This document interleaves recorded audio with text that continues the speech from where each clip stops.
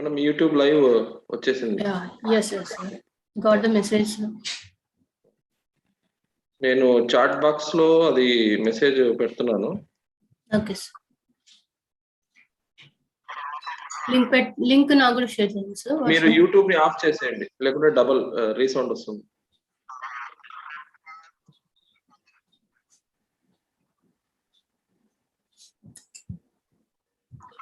Stop చేయాలా live streaming? Live streaming ఏమో of చేయొద్దు. మీరు యూట్యూబ్ సపరేట్ గా ఓపెన్ అయింది, మీ దాంట్లో ఓపెన్ అయి ఉంటుంది, దాన్ని క్లోజ్ చేయండి. I don't think so, sir. Stop Yes, sir. చేయండి. No, sir. I don't think so. It's there.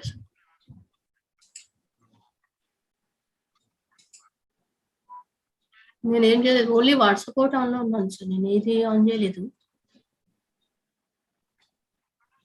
ఏదైనా అదే లింక్ అయిపోయింది. ఇప్పుడు డబల్ సౌండ్ వస్తుంది చూడండి.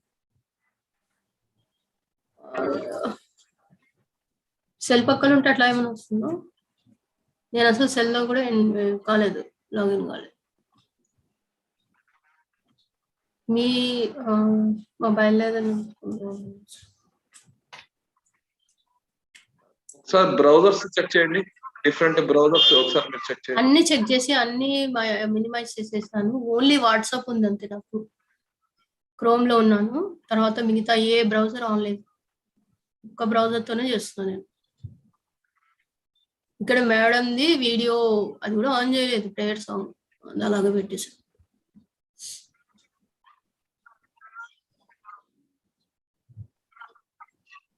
సరే, స్టూడెంట్ మనం పార్టిసిపెంట్స్ ఆటోమేటిక్ గా వాళ్ళే లాగిన్ అవుతారు కదా, మనం మేము అలో చేసేది ఏం లేదు కదా.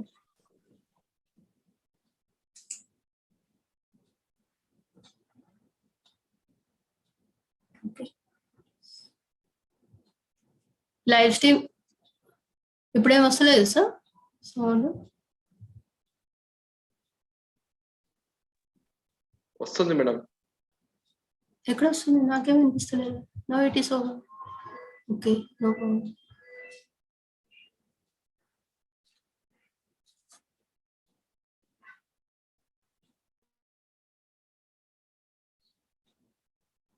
మేడం బ్రౌజర్స్ మేడం వాయిస్ చెప్పండి. Hello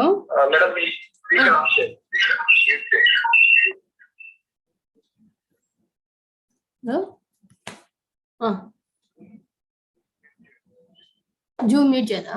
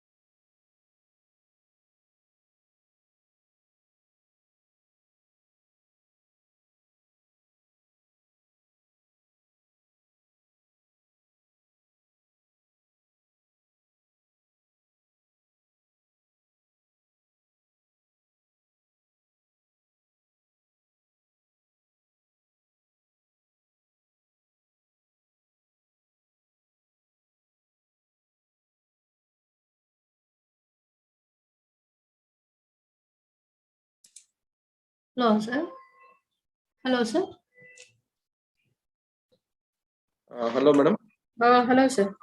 Now it's clear now, sir, without disturbances. Clear, no disturbance. Yeah. Brahmasri madam ని కూడా కో-హోస్ట్ చేసేయండి.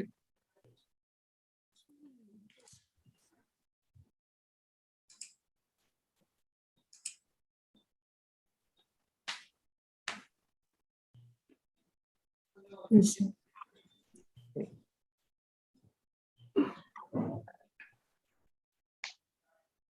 Or you can put it in that laptop, otherwise this.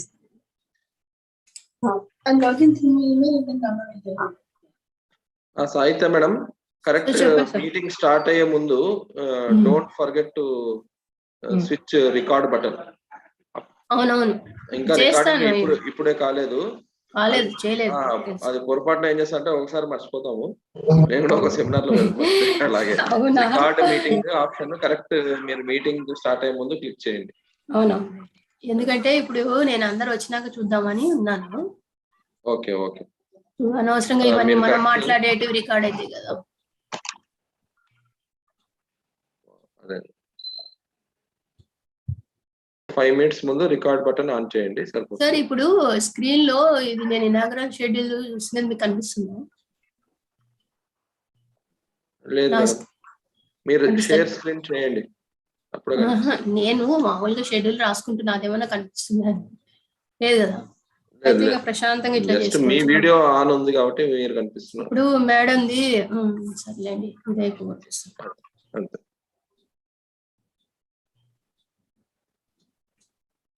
ఈమెది share చేయాల్సిందే కదా sir. Song prayer song by Shrimati KG Vijayalakshmi ఉన్నప్పుడు అది కింద నేను పెట్టుకొని ఉన్నాను. వాళ్ళు షేర్ చేయకుండా డైరెక్ట్ గా దీని ద్వారా పోతే వస్తుందా? ఒకసారి అదొకటి చూస్తున్నాం సార్. ట్రై చేయండి. You can use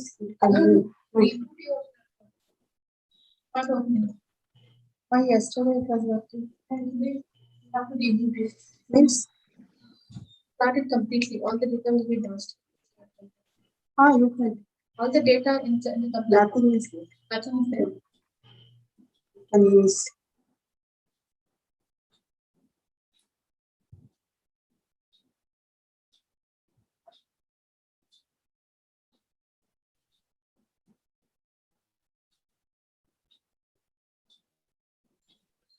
Good morning, sir.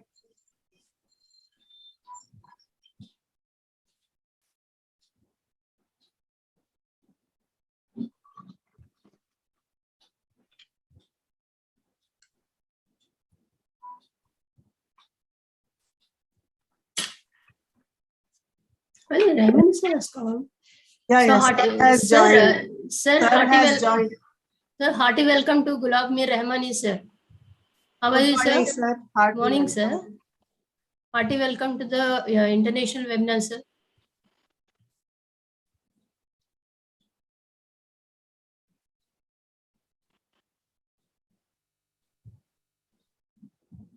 Madam, Sari is muted. You can please unmute him. Okay. Sir, sir, you can unmute yourself. You can unmute yourself, sir. Yeah. Now you're audible, sir. Audible, madam? Thank you so much, sir. It's really a good comeback for us, sir. Thank you very much, madam. And the audience are really looking forward for your great presentations. Thank you very much, madam. Thank you. Thank you for inviting me. Good morning, sir. Good morning, madam. So just wait for the guest of honors to come and the event principals. Okay, right. Because the inaugural will start to begin with them. Sir. Sure. Before that, I want to arrange some technical things. Yeah. Ma'am, Brahmara ma'am, ask your principal to join. Please contact your principal, madam. I think our principal, our KVR college is logged in. Our principal, madam, will join in few minutes. It seems we got a message.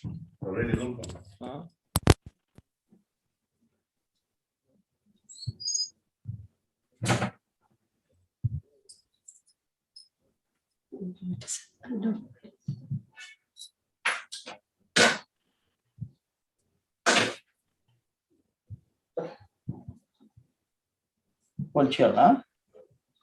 Toda.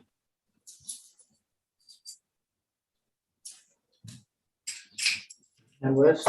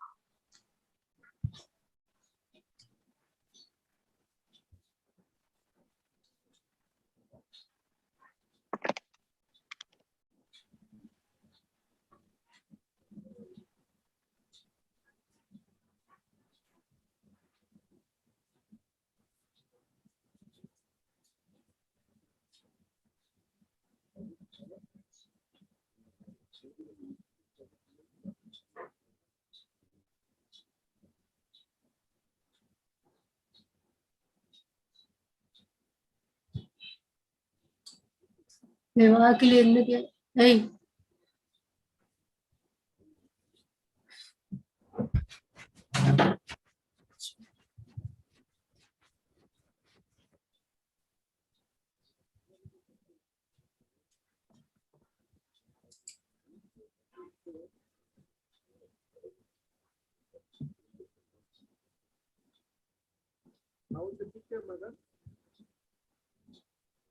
sir, you are asking something? Picture is it is not clear, sir. It's not clear. It's gloomy. Picture is somewhat gloomy, sir.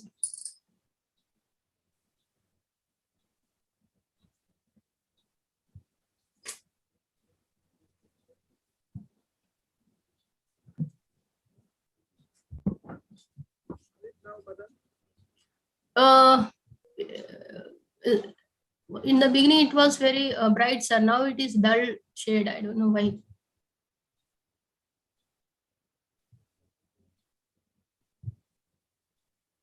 No. Still there is a lot of dullness, sir, in the picture. Dullness is there, sir.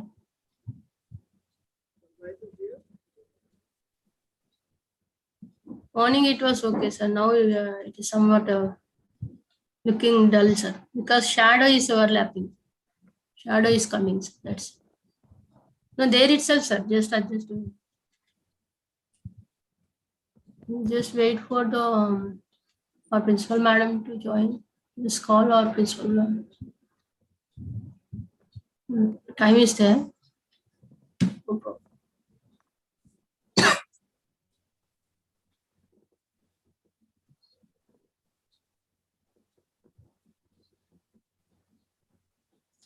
Just wait for Sai Gopal, sir. I'll just ask him. Sir, your voice is not coming. Hello, Vinith. You ask your classmates to join. No, Now it's okay, sir. it's okay. Now Okay. it's okay, sir. Right, Okay, fine, madam. right, sir. Madam, make me co-host. Okay, right, sir.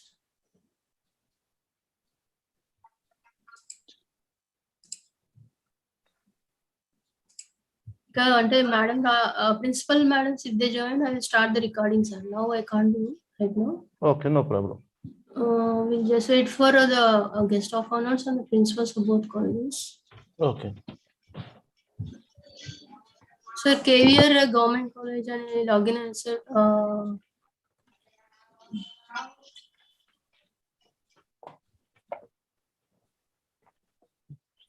Farida madam, principal madam, sir, call us.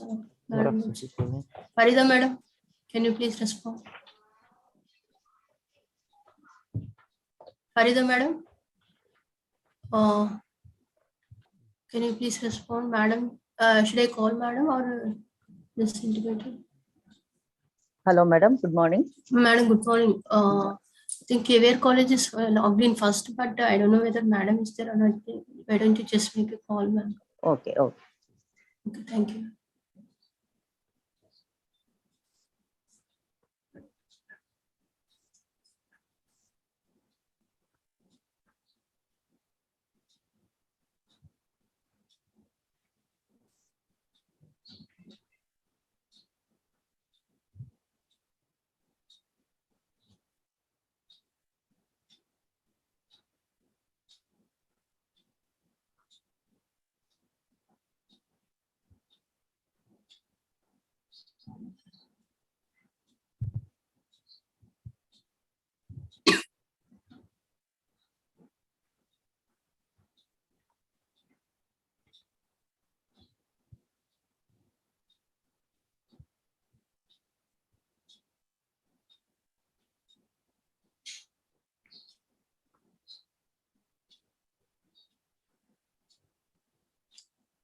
Madam, Brahmara madam, you asked your principal madam to join immediately as 9, it's already past 9. And we have 34 participants here.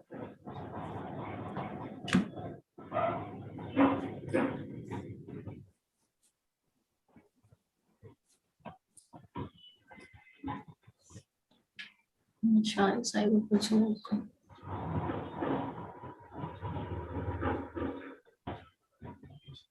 Madam is not lifting the call. Maybe she must be joining. I'll also call.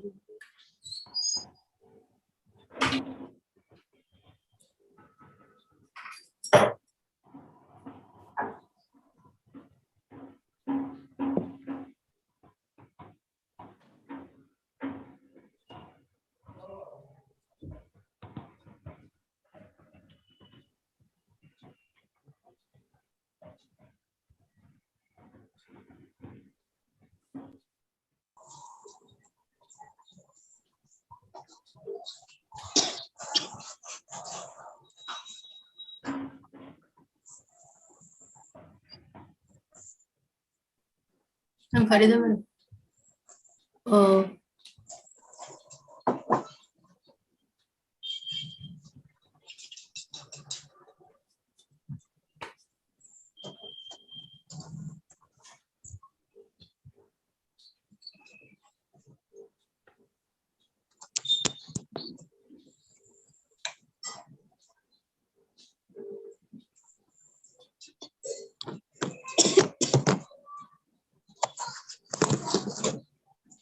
Sir.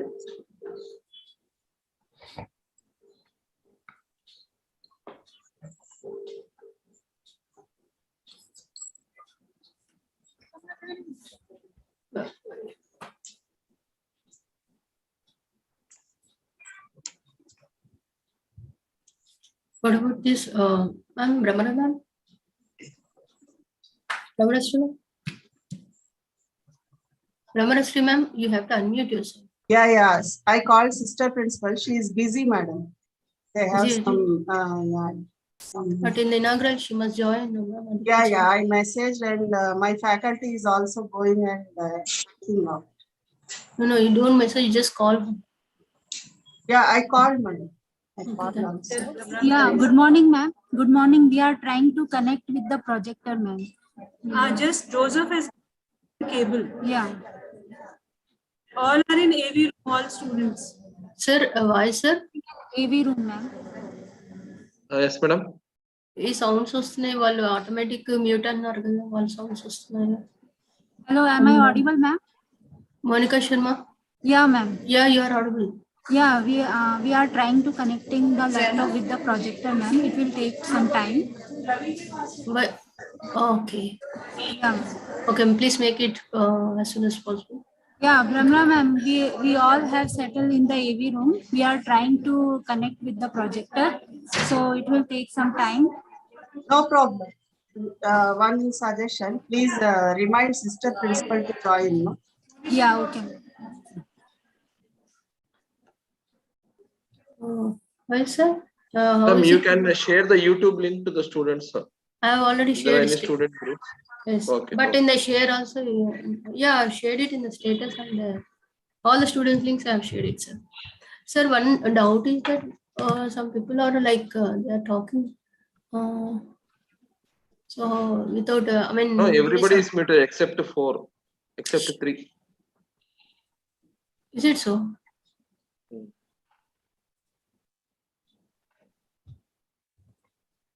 Gulab sir, sir is there. You are sir. Okay then. Okay, madam. Okay. Right, sir. No, it's okay, sir. It's good, sir. Yeah. Right, are you able to hear my voice? Sir, yes, sir. Hearty welcome to our webinar, sir. Sir, Are you able to we hear are, my voice? yeah, Not- yeah. Yes, sir. Your voice is audible, sir. Yeah. Yes, sir. Hello. Yes, sir. I'll just see.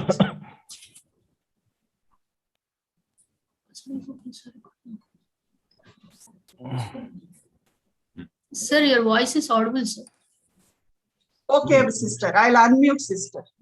Madam, can you unmute sister principal, Dr. Amruta sister?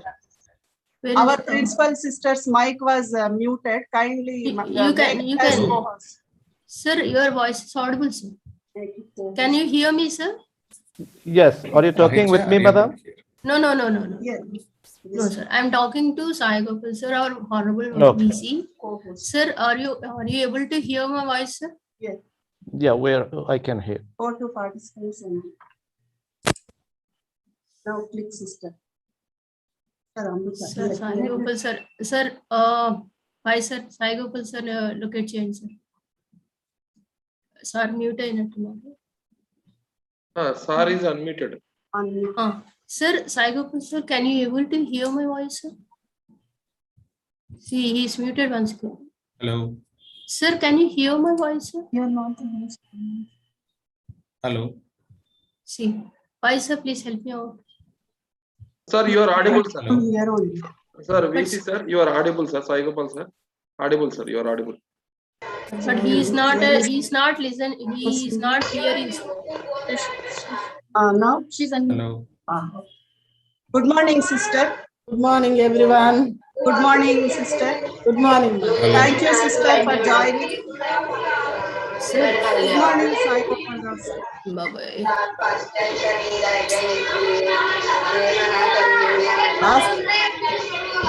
Lot of sound is coming. Lot of sound. Madam, Sai Gopal sir is not able to hear our voice. This is what happens. See how people are shooting. Why, sir? Please help me out.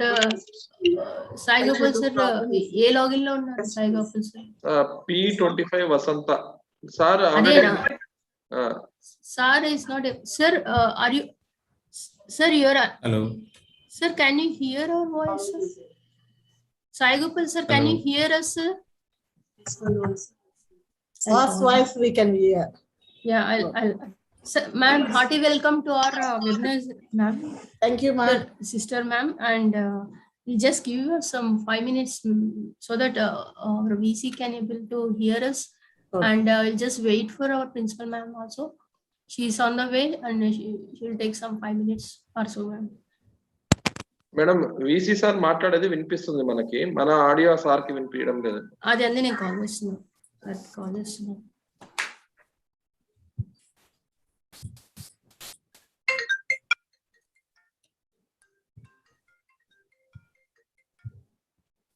Sir వినిపిస్తుందా voice? Sir వినిపిస్తుంది sir. మీ voice వినిపిస్తుంది కానీ మాకు మీ voice clear గా వినిపిస్తుంది sir. ఓ వినిపిస్తుందా? Right. నాకు వినపట్లేదమ్మా, నాకు మీ వాయిస్. అవును, వినిపించాలి కదా సార్. మేము మాట్లాడేది కూడా మీకు వినిపించాలి. అక్కడ అదే. అన్మ్యూట్ చేసుకోండి. అక్కడ మైక్ ఆన్ ఆఫ్ ఉందో ఒకసారి చెక్ చేసుకోండి సార్. మీరు లైన్ లో ఉండండి. ఫస్ట్ మీది ఇది అయిపోయింది, ఒకసారి ఆన్ చేసేయండి సార్.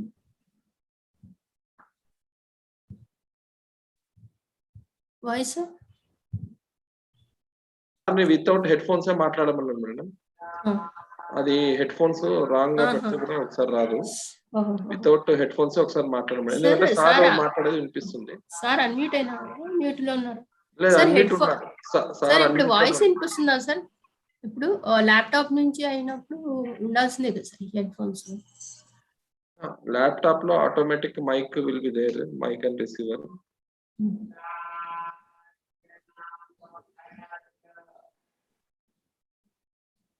సార్ ఇయర్ ఫోన్స్ ఏమైనా ప్రాబ్లం ఉందా మేడం? సార్ కొంచెం సరిగ్గా కరెక్ట్ పెట్టుకోండి. Yes yes yes.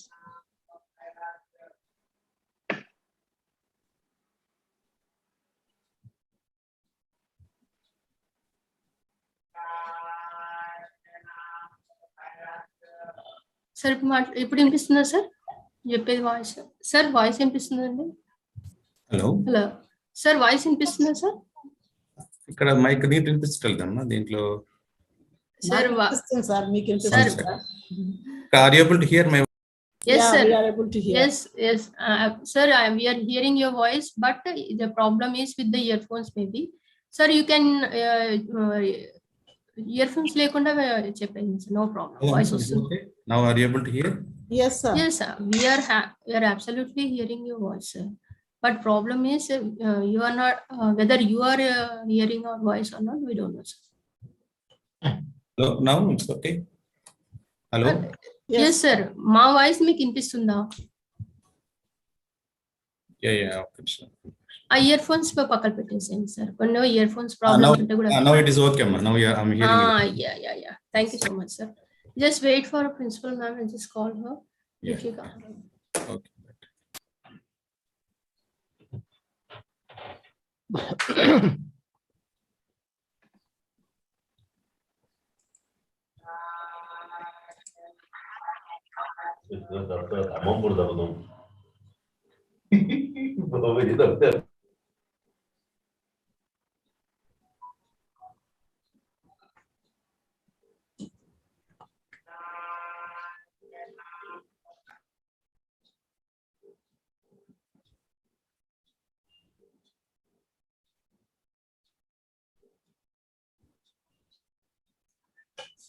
Madam Farida madam call చేస్తే లిఫ్ట్ చేస్తలేరు. ఒకసారి కనుక్కోరాదా? కేవీఆర్ ఆడయా జేకేసీ వాళ్ళు.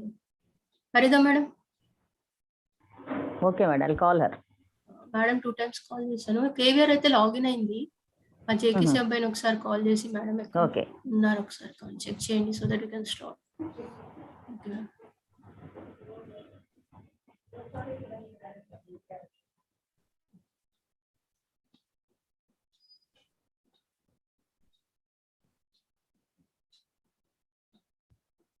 So meanwhile, I'll read out the schedule of the present today's program.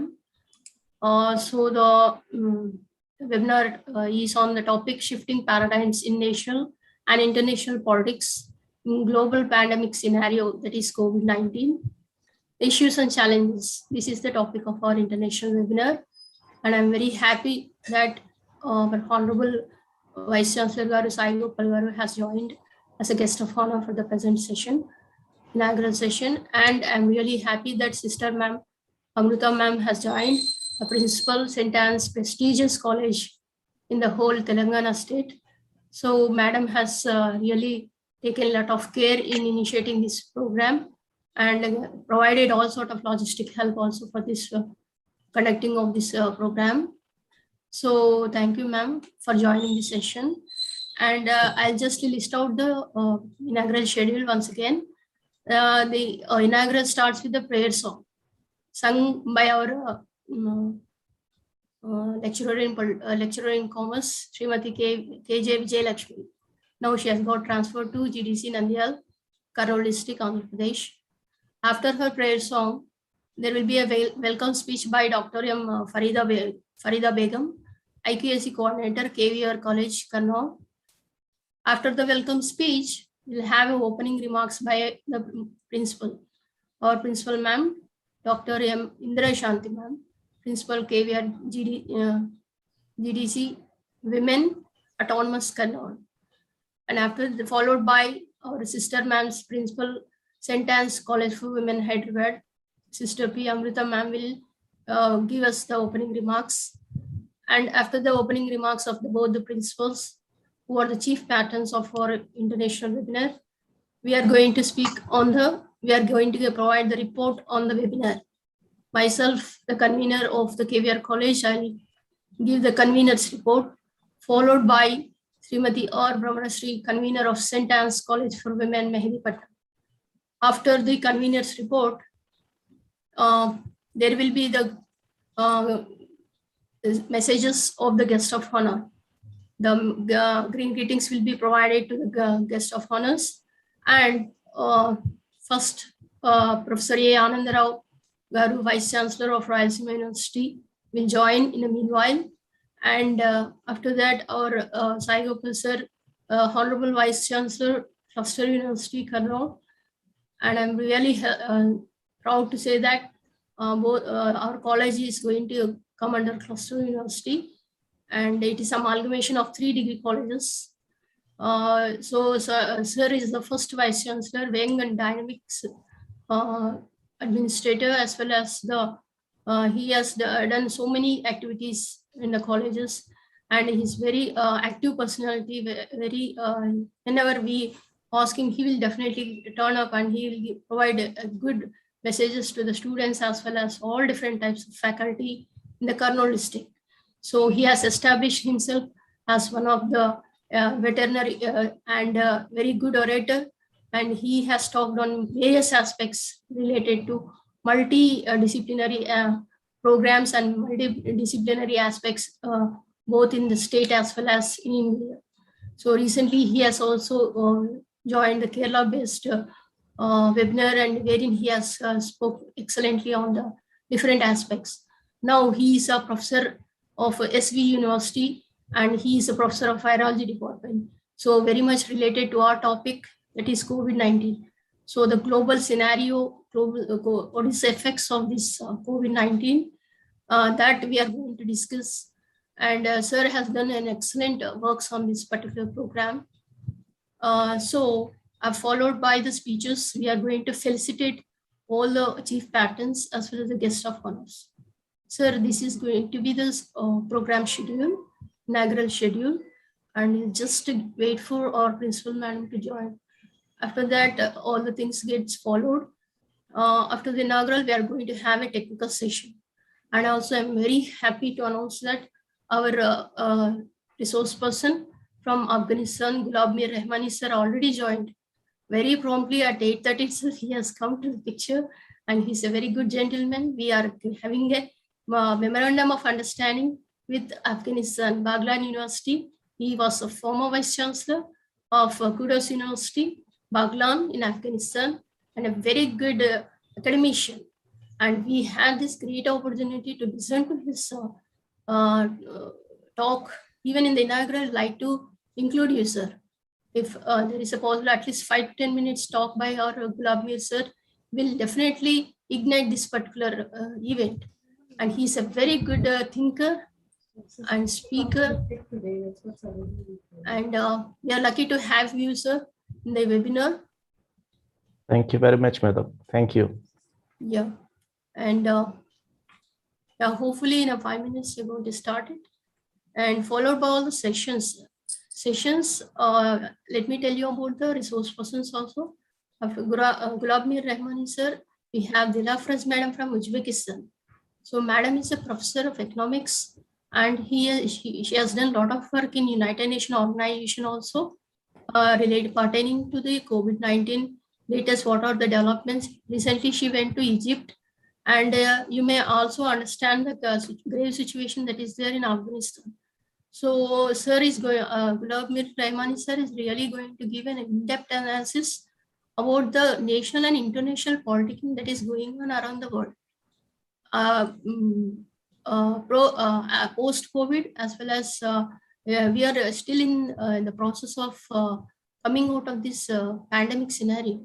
So that aspect, sir is going to read about it.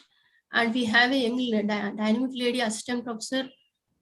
She's a Shraddha Naik. She's from Goa University, and she's an expert in IR, international affairs. So she's going to talk about the BRICS and so aspects relating to IR. She's a specialization in IR, sir.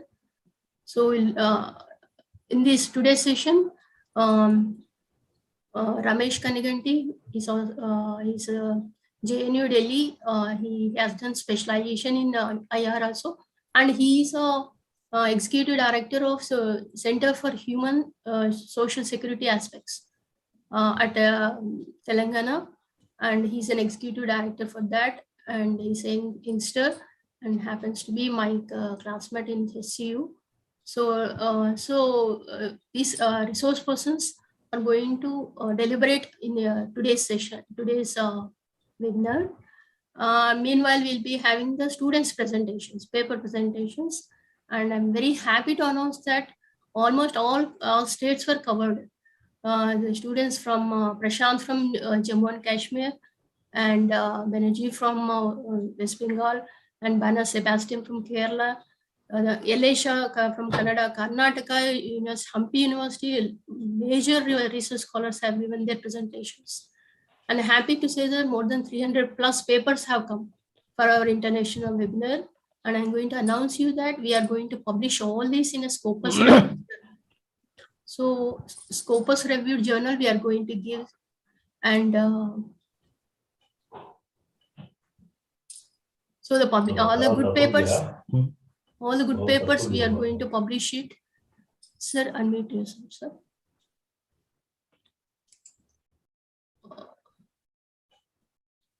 So that is the scenario right now. Farida madam, what's the problem? Madam has not joined. Why don't you join, madam? Farida madam join. I'm asking over the principal, madam. Back, madam. Call her back. Yeah, I'm very happy to announce that Dr. Sabu Thomas from Kerala is also in. Sir, hearty welcome to our webinar, sir. Good morning, sir. Welcome to the webinar. Sabu Thomas, he is from Montreal, Canada. And he's a great gentleman, and he is really person helped us a lot in fetching the resource persons. And he's a chairperson of International Political Science Association, and he's from Thalassery, Kerala, sir. And he has got the associate professorship recently, and sir is a specialization in IR and political science. Sir, Sabu Thomas, sir, can you please respond? Very good morning. Okay, sir. So how are you, sir?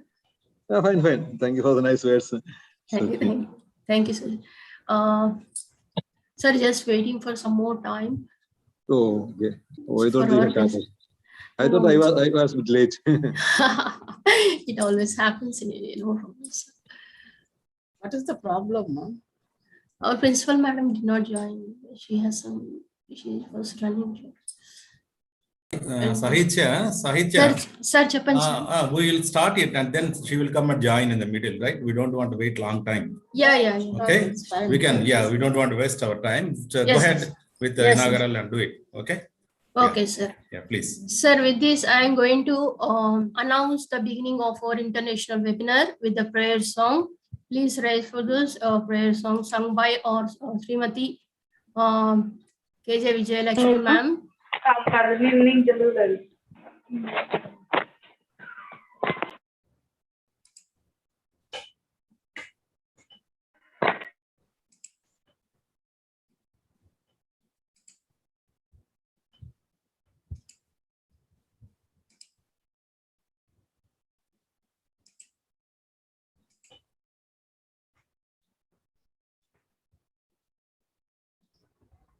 Sound of song. Why, sir? Madam, you unmute and play the song. Okay. Here the mic is off. You just press the play button.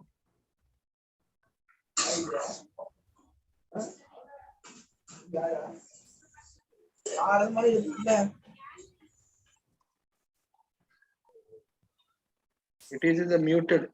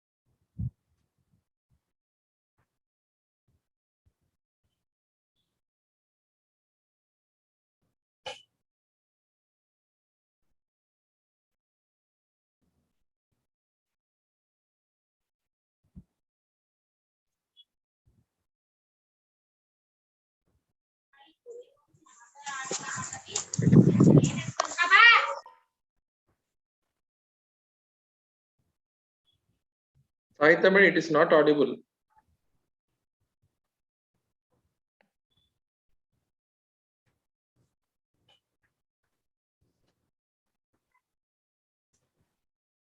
Sahitya madam. Sahitya, are you able to? I think prayer is not audible. Hello. Sahitya madam, you please unmute yourself. You are muted.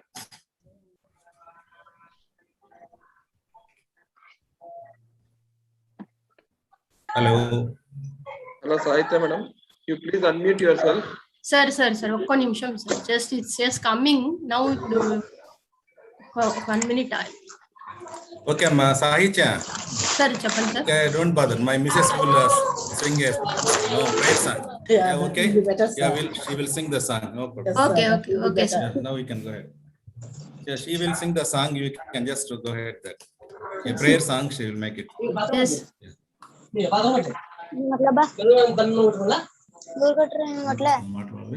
I can sing. Mahaganapatim manasa smarami. Mahaganapatim manasa smarami. Mahaganapatim manasa smarami. Mahaganapatim manasa smarami. Mahaganapatim manasa smarami.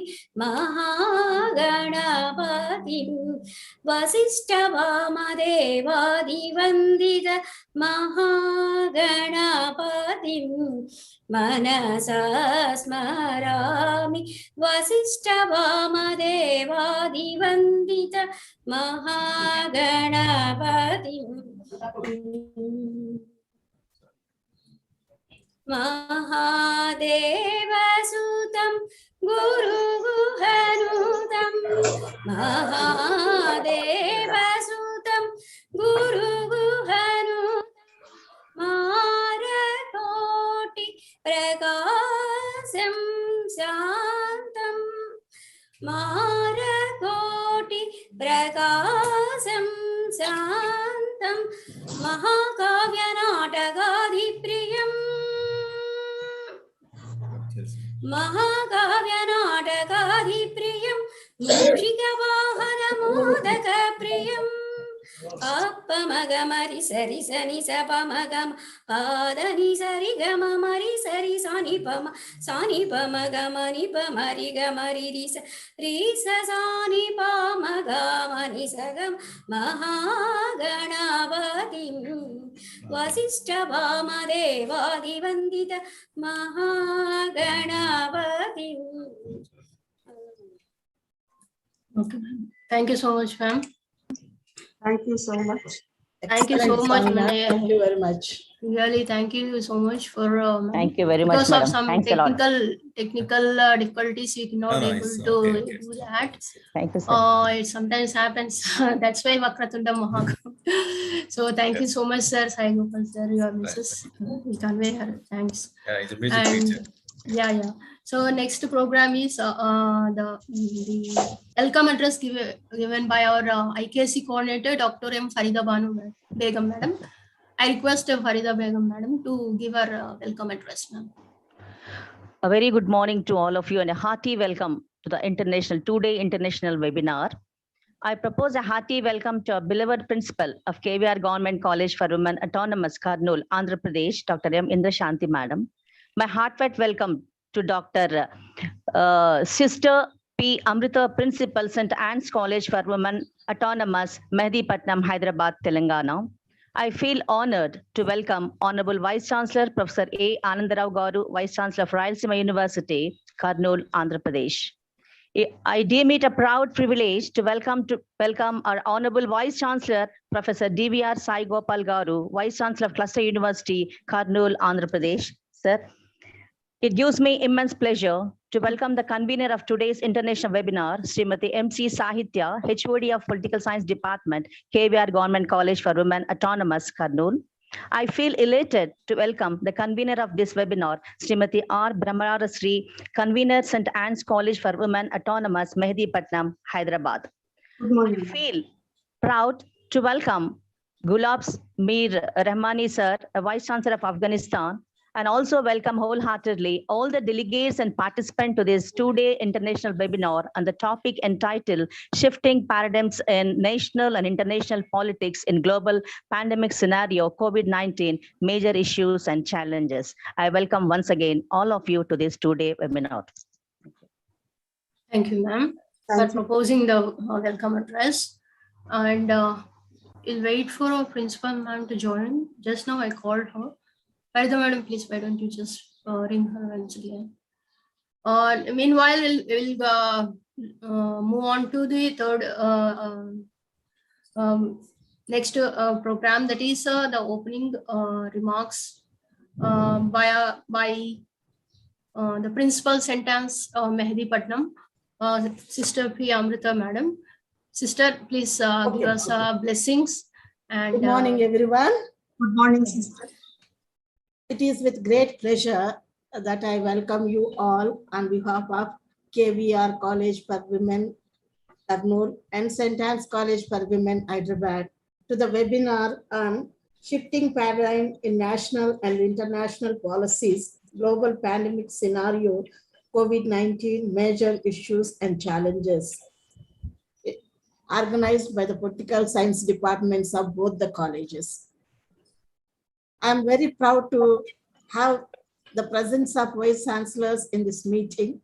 I welcome all the Vice Chancellors, all the resource persons, those who have come to this program with whole heart. Welcome, sirs. St. Anne's College for Women, an institution with a vision of academic excellence, skill enhancement, and value enrichment, was established in 1983. The mission of the institution is to empower women through a rich and individual curriculum and developing in them high standards of integrity and strong sense of personal accountability and civic responsibility. The college has emerged as a leading center for teaching, learning, and research in the field of higher education with vibrant campus culture.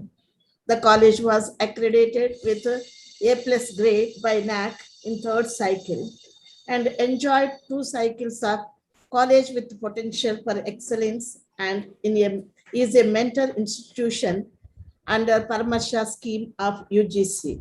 It has an active institutional innovation council by MHRD, Government of India, which fosters entrepreneurship among the student fraternity. Our strategy to accomplish the mission of the college is rooted in creating a favorable academic environment to promote teaching, learning, and research, monitoring standards to make quality as an integral part of the institution, and motivating commitment and dedication in all the students.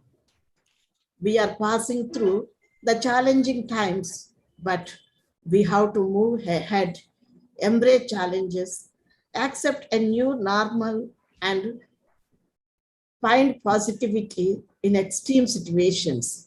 The management and faculty of St. Anne's has always been ready to explore changes and challenges, and this event is a small step in that direction. The Department of Political Science has been one of the pioneer departments established in the year 1985, offering political science to 7 combination of students, imparting the highest level of quality education. Organizing academic events is a way of life at St. Anne's to get exposure to speakers from pan-India and abroad. I congratulate both the colleges and all those who have worked very hard in organizing this program.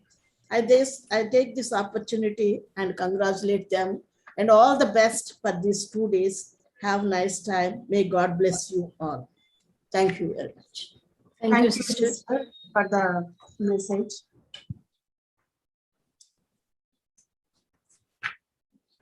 Okay, then we'll move on to the next program. Ma'am, Principal Madam had joined KVR Government College. Yes, ma'am. So we welcome Indra Shanti ma'am, the principal of KVR Government College for Women, Autonomous, Kurnool, Andhra Pradesh. Ma'am, hearty welcome to our webinar, ma'am. Good morning, madam. Morning, madam. Thank you, ma'am. Due to some technical glitches, madam could not join on time. So I'll just announce that the opening remarks by Dr. M. Indra Shanti, Principal, KVR Government College for Women, Autonomous, Kurnool. Madam is going to give us the opening remarks. Good morning, all of you. Good morning, sir. Vice Chancellor, sir. Good morning. Thank you, sir, for joining in this webinar. I want to just introduce about this college. This is the situation. So many transfers, and last night I got transfer orders of our college superintendent. So I am in that tension. So I'm unable to join in this program. So I want to say short message about this college. So this college, KVR College, is the first women college in Rayalaseema region, which is established in 1958 with the strength of 35. But now the strength increased up to 3,000. 1996, bifurcation GO. With the bifurcation GO, intermediate separated from this college, and PG courses joined in this college. So in 1998 onwards, the government started restructural courses to these colleges. So with this restructural courses and PG courses, the strength of this college is 2,200 and above. By this college, most women students are getting benefited, and this is first women college and reaccredited with an NAC with A grade, and it is autonomous college, completed 60 years and celebrated golden jubilee and moving towards platinum jubilee, and the only government college for women which is having with hostel facility, identified college, and nodal JKC providing to this with this college. NCC 1 unit with 200 cadet strength and 2 NSS units. A very large library we are having with 84,000 books and more than 16 online journals. So Urdu medium also is there in our college for Urdu students. So this college is having a lot of historical background, because at the time of shifting Andhra Pradesh,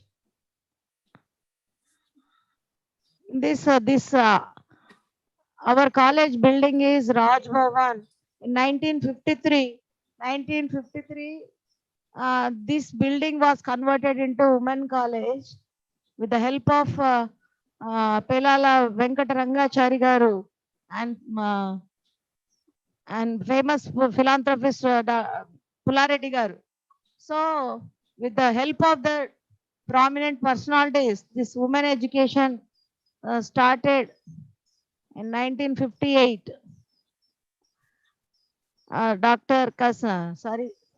Sri Kasreddy Venkatreddy garu provided 1 lakh rupees for the encouragement of this women education. By his name only, this college started, by his donation. So this is the information about this college. Now we are moving towards third cycle. we already submitted NAC SSR. So number of webinars, seminars conducted in this 5 years period. So in this pandemic period, COVID period also we have conducted. I agreed Sahitya for arranging, but very short period you have given me. So Thank you. thank you. Thank you so Thank much. you all. Thank you, I'm ma'am. handing over mic to Sahitya. Thank you. Thank you so much, ma'am, for your informative and good words. Thank you so much, ma'am. Thank you, Madam. madam, for the message. Thank you, madam. Now I request Sahitya ma'am, convener of the seminar, to give the message on the webinar. Thank you, Brahmarashri ma'am, who is my colleague and co-convener. So the reason respected dignitaries on the online platform and my colleagues, students and research scholars from all over the country, I thank one and all for joining this webinar. The reason why I have floated this international webinar is there is a lot of changes that are happening in the national as well as international aspects after COVID-19. COVID-19 has thrown open a lot of challenges and issues to the world. All the economies in the world has shaken, devastated, and ruined because of COVID-19. We never ever imagined that this type of scenario can come from a single virus called COVID-19. So this is something which is unknown to anybody. Till now, nobody knows what this virus is all about. So I'm not going into the biological or the this thing about the COVID-19, but the topic of my international webinar is shifting paradigms in national and international politics because of this global pandemic scenario that is COVID-19. So I wanted to say that there is a paradigm shift. Paradigm refers to a construct or a theory which was existing in the present. All the nations were really happy and they were merry-going, saying that we are the advanced countries, we can face any situation. We are the superior technologies, we can dominate any country in the world. So the developing countries were thinking that we are number one, we can have a lot of superpowers, we can able to construct, we can make a new global order. Whereas the least developing countries and underdeveloped countries, they were under the impression that we were under the help of some other countries. So that was the international scenario before that. And in the national politicking, countries used to give primary importance to development and welfare. But these things have changed within a span after this COVID-19. So COVID-19 has thrown open so many challenges to the countries of the world. Now the countries, they should the theory which was existing that we are superior, we can dictate the terms to other countries has gone. Now the most developing countries are to the loggerheads. Now they are not able to tackle this situation. This is the official statement given by Boris Johnson, who is the Prime Minister of United Kingdom, which is the most powerful economy in the world. Even German economy, Merkel, Vice Chancellor, said that we are the superior power. Now, but they are not, they were lacking the deathbeds. They were not able to deal the situation. Even the America, which boasts itself as the #1 country in the world, now it is throwing its corpse and dumping its corpse because of COVID-19. So the healthcare system, they were thinking they're superior, they can dominate the things. Now it is not possible. So the existing feeling is being shaken by this COVID-19. So every country, every place is being affected by this deadly virus. a single virus is able to do so much things? And what is the reason behind it? What is Sahitya.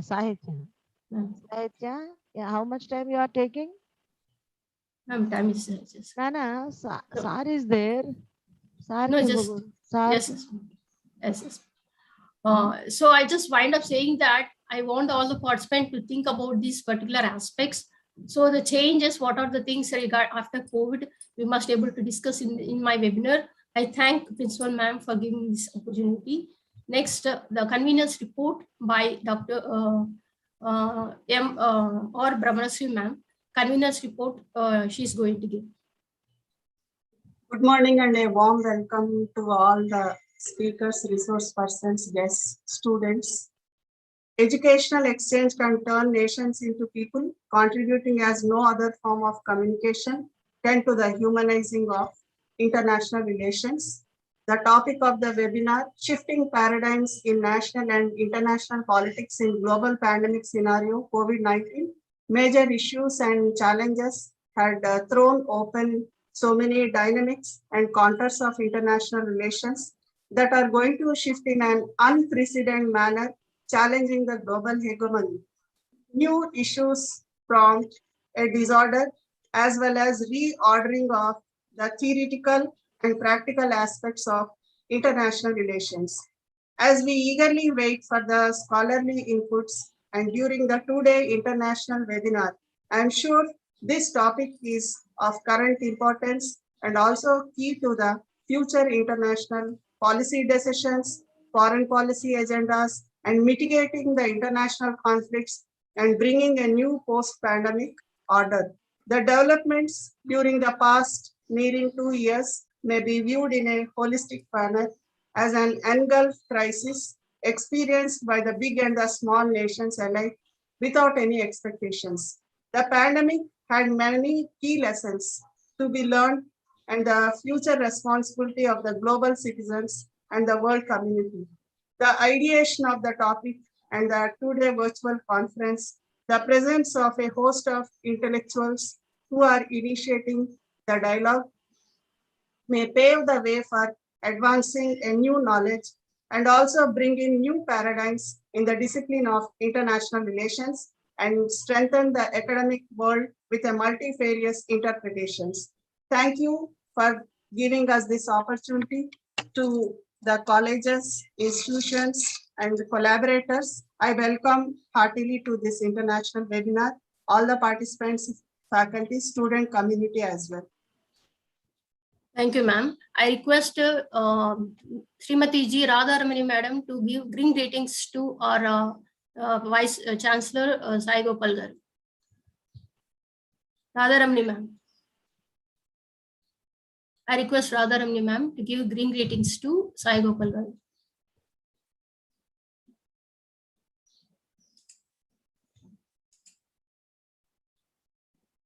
Madam, you have to unmute Radha madam. Radha ma'am, you have to unmute.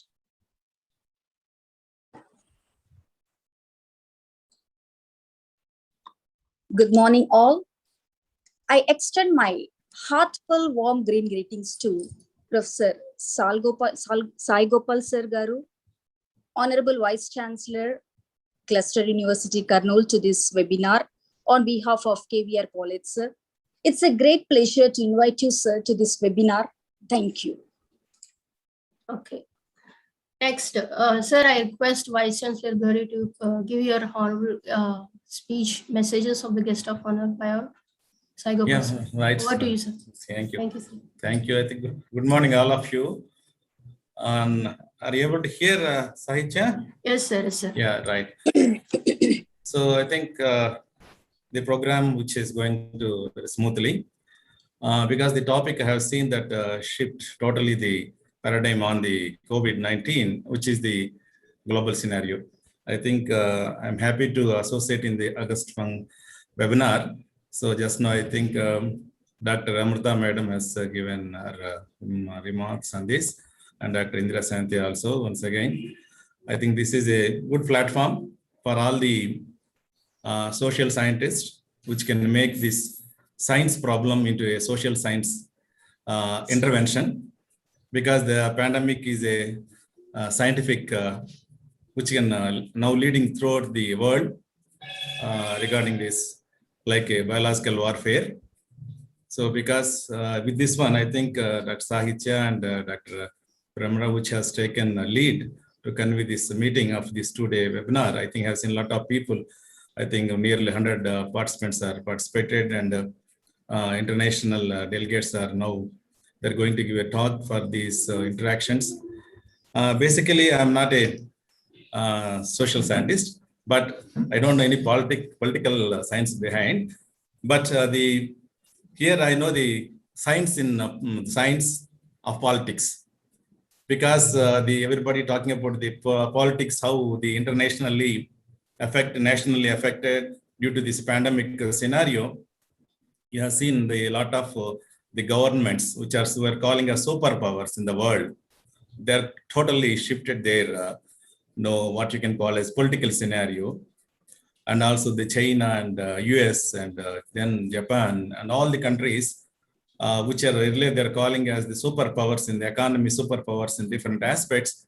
Now they become suppressors because it is COVID. Because the COVID, which can come into the picture of the society, earlier people are neglected.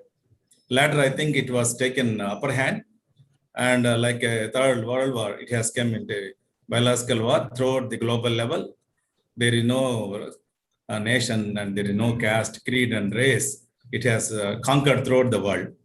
But due to this COVID, because as a virologist, I can say this invisible, which is, that's why people say it's more powerful than nuclear bomb, which has changed the scenario of the total political system, both economy, the GDP has gone down, lot of, due to the, what you can call as the mortality, morbidity, so a lot of effect in the social life, and also the human, animal, and environmental life.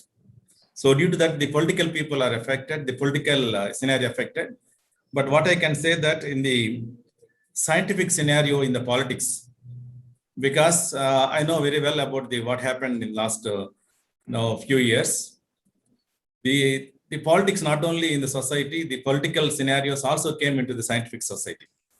Because due to this politics, which are national and international, especially you can see at the level of WHO, at the level of FDA, at the level of the ICMR and different organizations, where there is a political intervention or interference which can take in the countries in a different way.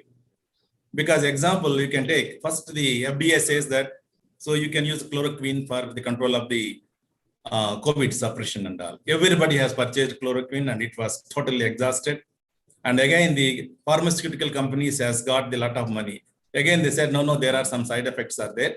Then you stop the chloroquine and start the hydroxychloroquine. Then they started. So like that, so they are going on different political scenarios, which can behind the screen of the scientific scenario, then the scientists and politicians, which can, what you can call as interlinked in the administration and especially the countries, various countries, European countries we can take, or other countries we can take, Asian countries. What happens, this political interference, then it leads different type of societal problems. Especially the layman is affected due to this scientific political interference and also the economical political interference where the economy affected and then human life is affected.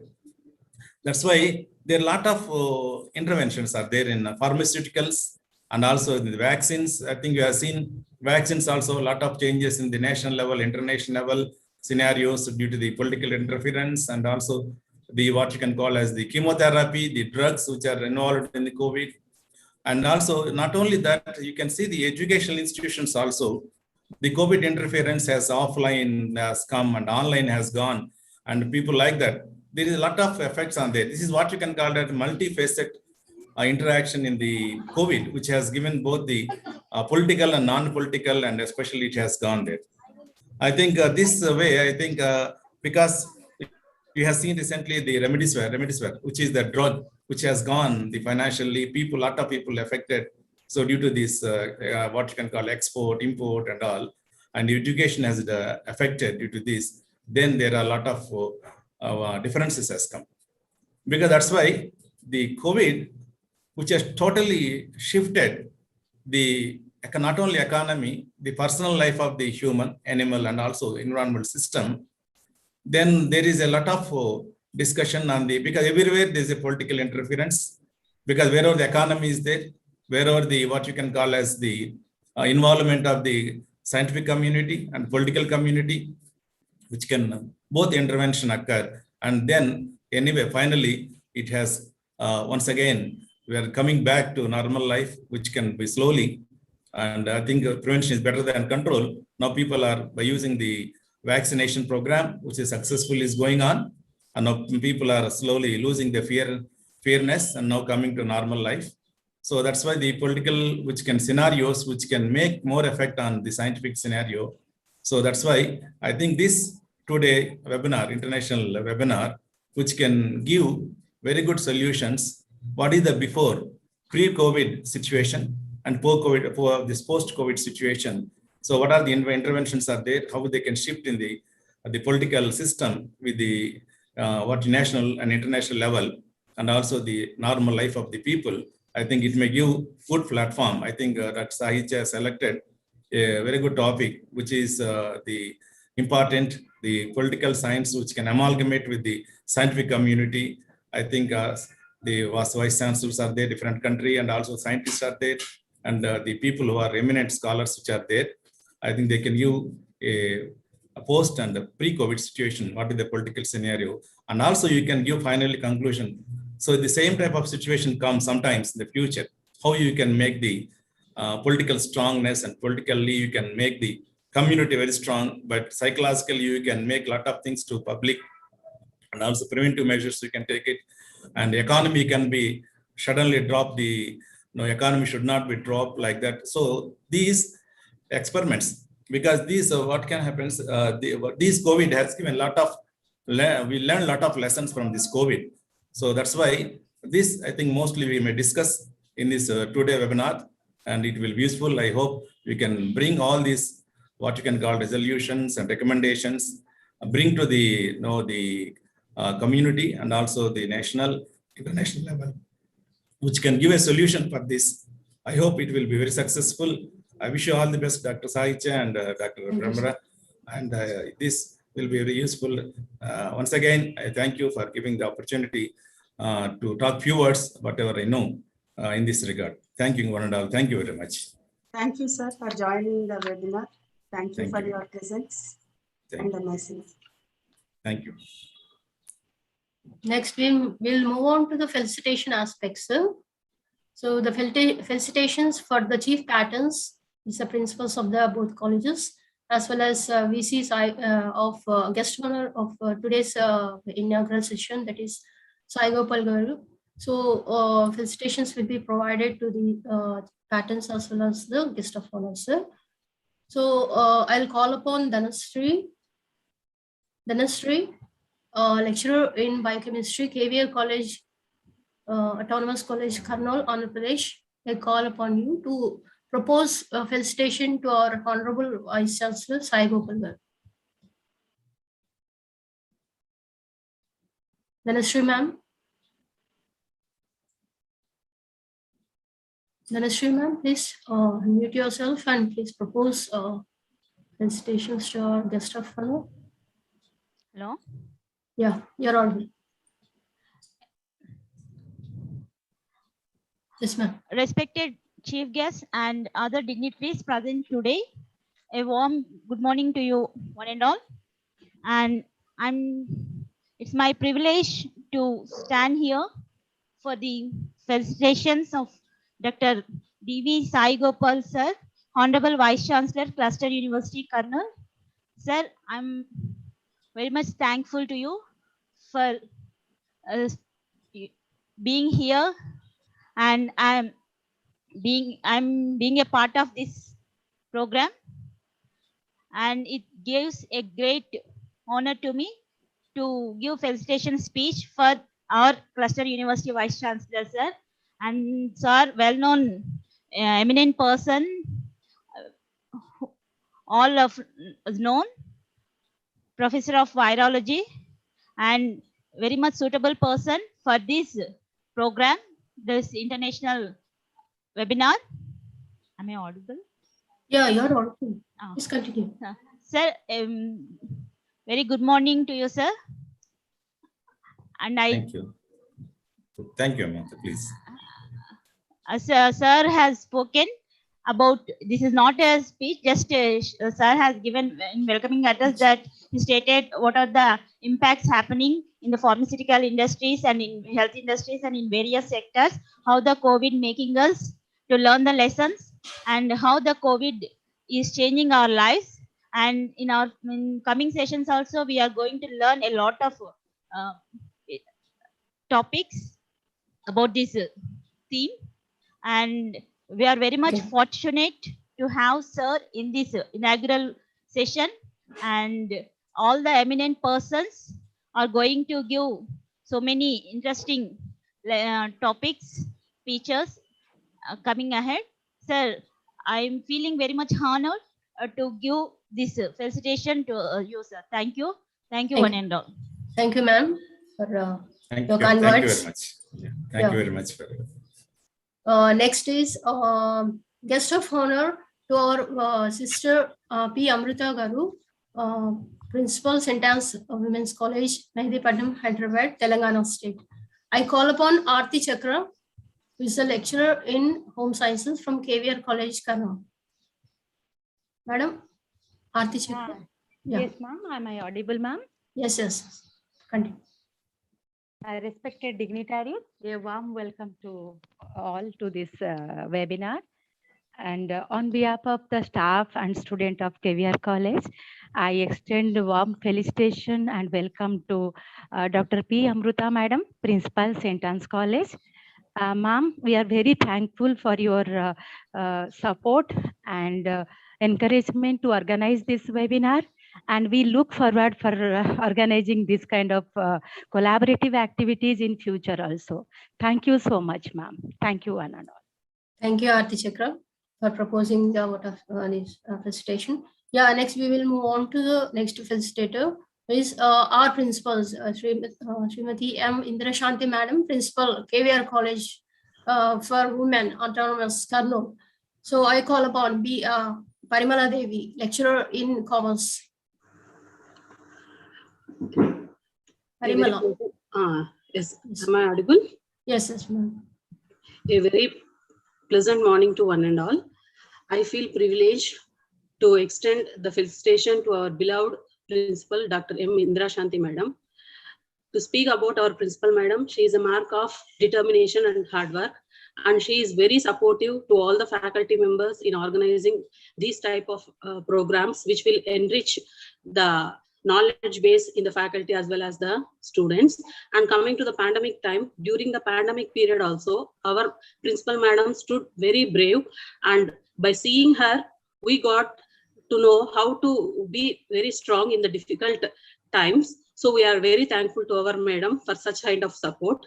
And on behalf of the faculty of the KVR College, I assure you, madam, that we will extend all our efforts by organizing these type of programs, and in order to take our institutions to the next level in the academic era. So I wish that the madam would extend the same type of support for all the faculty members in organizing such programs in the near future. Okay, madam, thank you. Thank you, one and all. Okay, thank you, Parimala, for proposing the vote of thanks, like felicitation to our madam. Next program will move on to the concluding remarks of the inaugural session. I call upon Dr. M. Indrashanti Madam, Principal Madam, to conclude the inaugural session, ma'am. I request ma'am to give the concluding remarks. Indrashanti ma'am to give the concluding remarks of the inaugural session, ma'am. Okay, what conclusion, Sahitya? Today what you told? No, you must say that the formally inaugural is concluded, then we will start the technical sessions. Okay, all the best. Thank you so much. All the best, all of you. Thank you, ma'am. Thank you, madam. And may I request Dr. Gulab Mir Rahmani, sir, to speak a few words on this particular occasion. Because sir joined at 8:45. Sir is really waiting. He's a technical, he's in the first session also. Sir, I would like to hear from you few words. Good morning, one and all of you. First of all, I would like to make a great of thanks to Satya Madam for inviting me in such a wonderful platform. This is not the first time. This is the second time which I'm joining in such a beautiful platform which is organized in the Kurnool University. And also I would like to make a great of thanks to Honorable Vice Chancellor which supported these programs, and he has given an academic speech over there regarding the COVID-19 situation and all over of the world and the impact of COVID-19 on education system. And also, I would like to make a great of thanks for the convenient of this program as well as technical themes, which you have arranged this program very nicely. Really, when visiting the technical issues, we can see everything is arranged on timely. All the delegates and researchers, students are standing over there to look over for the speech of the delegates and presenters. I'm very happy to join in your program. Really, I can see all the delegates have presented their own views and they have given their own suggestion. And really, I'm proud to be a part of these programs. I will present my my presentation as soon as possible. Thank you very much for inviting me in such a beautiful platform. Thank you for your kind words, sir. Thank you, sir. So we'll just break for 10 minutes, tea break. Then we'll start the technical session at 10:15, sir. 10:15 or 10:20 like that. So we'll just break for 10 minutes, sir. And meanwhile, I'll announce the technical session. I'll just share the technical session. One is being given by our Ghulam Mir Rahmani sir only on the aspects relating to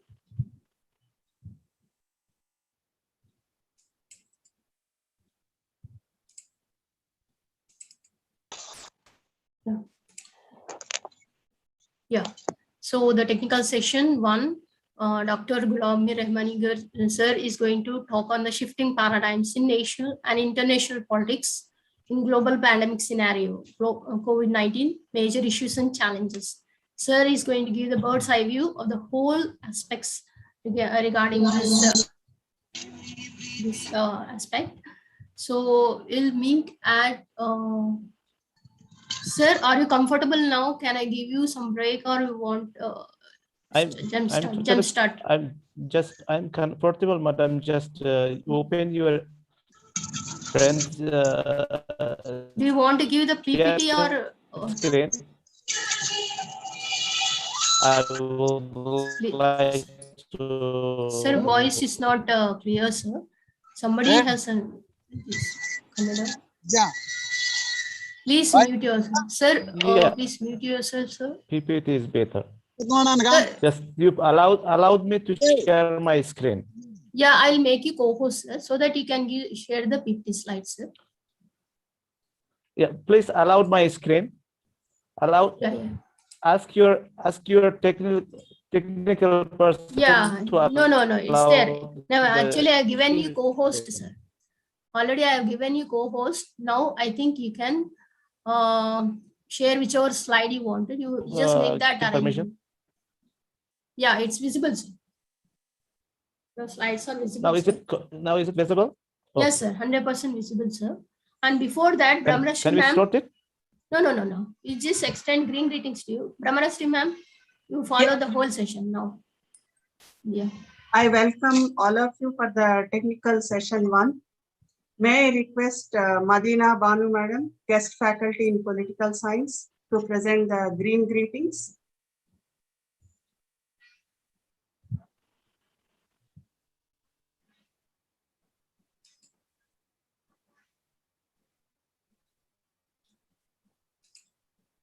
Madina ma'am. Madina madam, request you to present green greetings to Dr. Gulab Mir Rahmani sir, former Vice Chancellor of Kudos University and Assistant Professor of Department of Sociology, Baglan University, Afghanistan. Hello. Good morning to all sir and madams. Yeah, Madina, you talk. Yes, ma'am. I extend to Gulab Mir Rahmani sir, Vice Chancellor of Kudos University in Baglan, Afghanistan. Thank you. Okay. Thank you, madam. May I request T. Sunita ma'am, lecturer in mathematics, to present a profile reading of Dr. Gulab Mir Rahmani sir. Sunita ma'am. KVR College. From KVR College, T. Sunita ma'am. Thank you, ma'am. Am I audible, ma'am? Yes, ma'am. Okay. Once again, thank you, ma'am, for giving me this privilege to introduce Mr. Gulab Mir Rahmani sir. Mr. Gulab Mir Rahmani is the PhD research scholar, Department of Sociology, University College for Arts and Social Sciences, Usmania University, Hyderabad. His great academic qualifications are MA, PGD HR, PGD UN, PGD HRM, and PhD Researcher, Political Sociology, Usmania University. He has been awarded an appreciated certificate Best Director of Peace in Baglan and Samangan Province. He award the silver medal from Maharashtra University as the best researcher of 2016 and also awarded from Siva Sivani Business Management Institute as the best researcher of 2017. Coming to his experience, 5 years experience as a lecturer and 6 years admin experience he has, totally 11 years. Worked as the Vice Chancellor of Kudos University in Baglan, Afghanistan.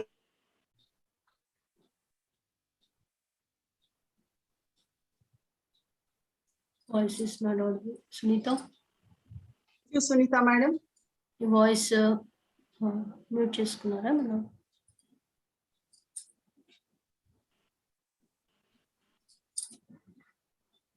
Ma'am, now, ma'am? No, it's Claria. Okay. Coming to his experience, 5 years experience as a lecturer and 6 years admin experience he has, totally 11 years. Worked as Vice Chancellor of Kudos University in Baglan, Afghanistan for 2 years. Working as Assistant Professor of Department of Sociology, Baglan University, Afghanistan since 4 years. Working as Head Department of Political Science in Hakim Sanai University, Baglan, Afghanistan for 2 years. Worked as Head Directorate of Social Reform and Peace in Baglan and Samangan for 2 years. Computer trainer for SPSS software processing for social sciences students for 6 months in Baglan University, Afghanistan, and participated in SPSS program in Usmania University, and been a civil activist and actively involved in social reformer and political analyst in different TV channels and writing papers to different electronic newspapers, entire Afghanistan and India. He has also media exposure as he participated as assistant professor in national debate in prominent media channels like Tolo TV in Afghanistan. His publications are authored and edited 2 books, History and Political Thoughts in Afghanistan, published 15 academic papers in different magazines, national and international journals and electronic media, participated in 20 seminars, workshops, training programs, and participated in many international and national seminars in India. And once again, I welcome you, sir. Thank you. Thank you, Sunita madam. Ramara ma'am? Yes, invite sir to start the session. Good morning, and I invite Dr. Gulab Mir Rahmani sir, Vice Chancellor of Kudos University, formerly supporting the administrative work and currently Assistant Professor of Department of Sociology at Baglan University, Afghanistan. Thank you, sir, for your presence. I would like you to say the message about the shifting paradigms in national and international politics in global pandemic scenario, COVID-19, major issues and challenges. Thank you very much, Madam, for your presenting my profile. Just before that, I want to start my presentation. I would like to know how long I have the time to give a presentation. Just I would like to calculate my time. Actually, 1 hour is allotted for you, sir. Okay, that is good. Okay, good morning, one and all. First of all, once again, I would like to make a thanks from Satya Madam for inviting me in such a international webinar. And also, I would like to make a great of thanks to your technical teams and also and separate greetings to Honorable Vice Chancellor of Kannur University and also guest of honor, the chief guest of these sessions, and also the delegates who participated from different universities in this session. Also, I would like to make a thanks from the participants, researchers and students, particularly the students who are a group of students in the class who are watching our webinars. I would like to greet thanks all of you.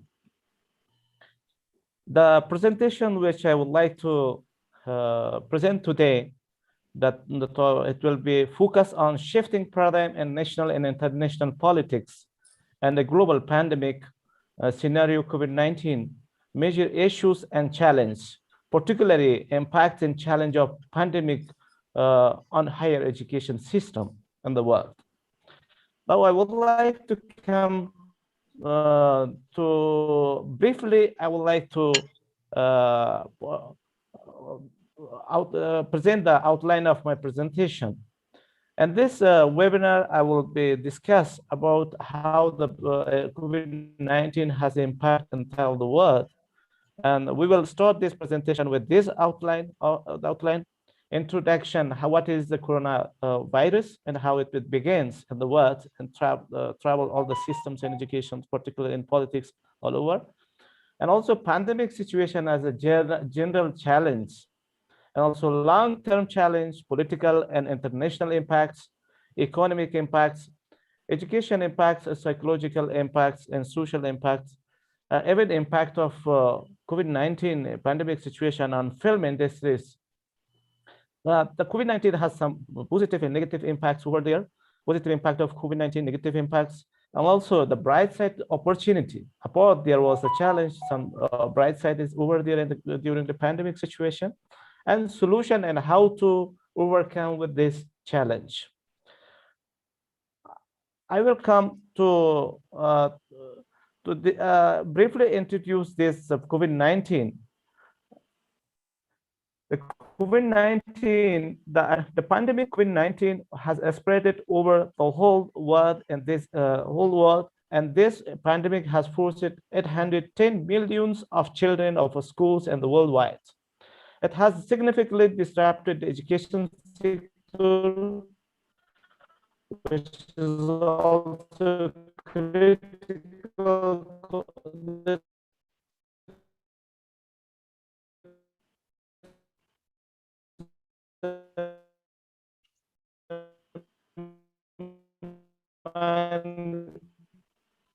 of countries on the impact on the economic futures, and also at different aspects. Even this COVID-19 has disrupted also, and international explain that 87% of also the coronavirus pandemic put their own impacts, got the people ill, die, school closed, and also the health care system is overloaded, employees lost their jobs, companies faced bankruptcy, and also stock markets collapsed down. And all the countries have spent a lot of billions on also the medical health also disrupted for everyone. Whether this directly hurt or not, COVID-19 is created a huge stress for entire the world. The COVID-19 has created many challenges and opportunities for the education institution and strengthening their technological knowledge. The lockdown also has given them an array of hopes for teachers, students to continue their education activities through online And also the teacher assigned work to students through the internet, deliver different applications like Zoom, Google Meet, and Facebook, YouTube, and Skype, etc. So this was a brief introduction about the COVID-19, what has happened in the world. But particularly, we are coming to talk about the COVID-19, the pandemic situation, also the impact, impacted this COVID-19 put their impacts on entire the world. And also we can say this COVID-19 has impacted from different aspects. For example, impact of COVID-19 on education system, and impact of COVID-19 on the political scenario, and also economics markets and different. So during this COVID-19,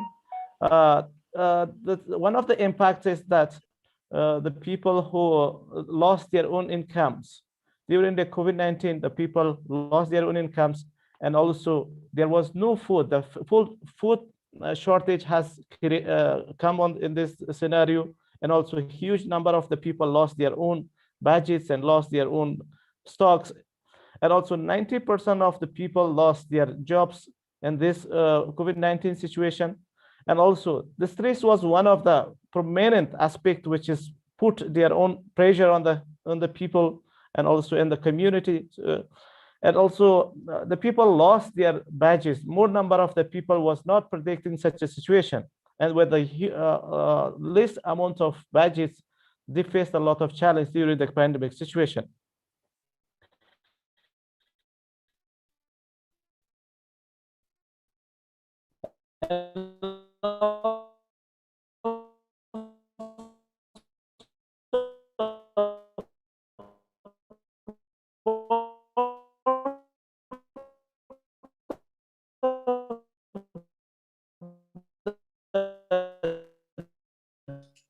So your voice is changing. So voice is not clear, sir. Sir, Gulab, sir. Sir, voice is breaking, sir. Sir.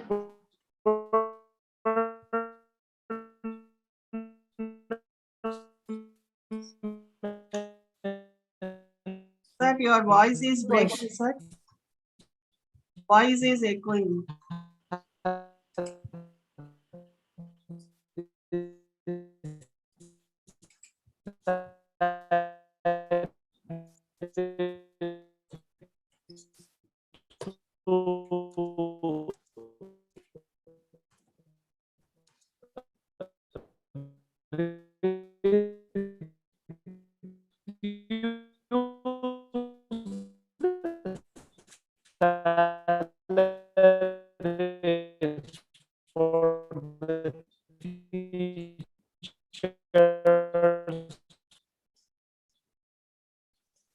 You asked her to use just message. Ma'am. Message him saying that your voice is breaking. Rita?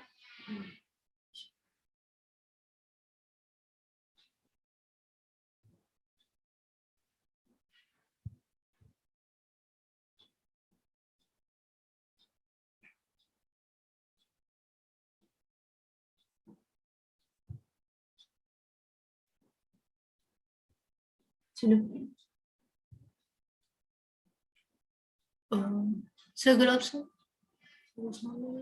Sir Katam. Ma'am, unmute yourself.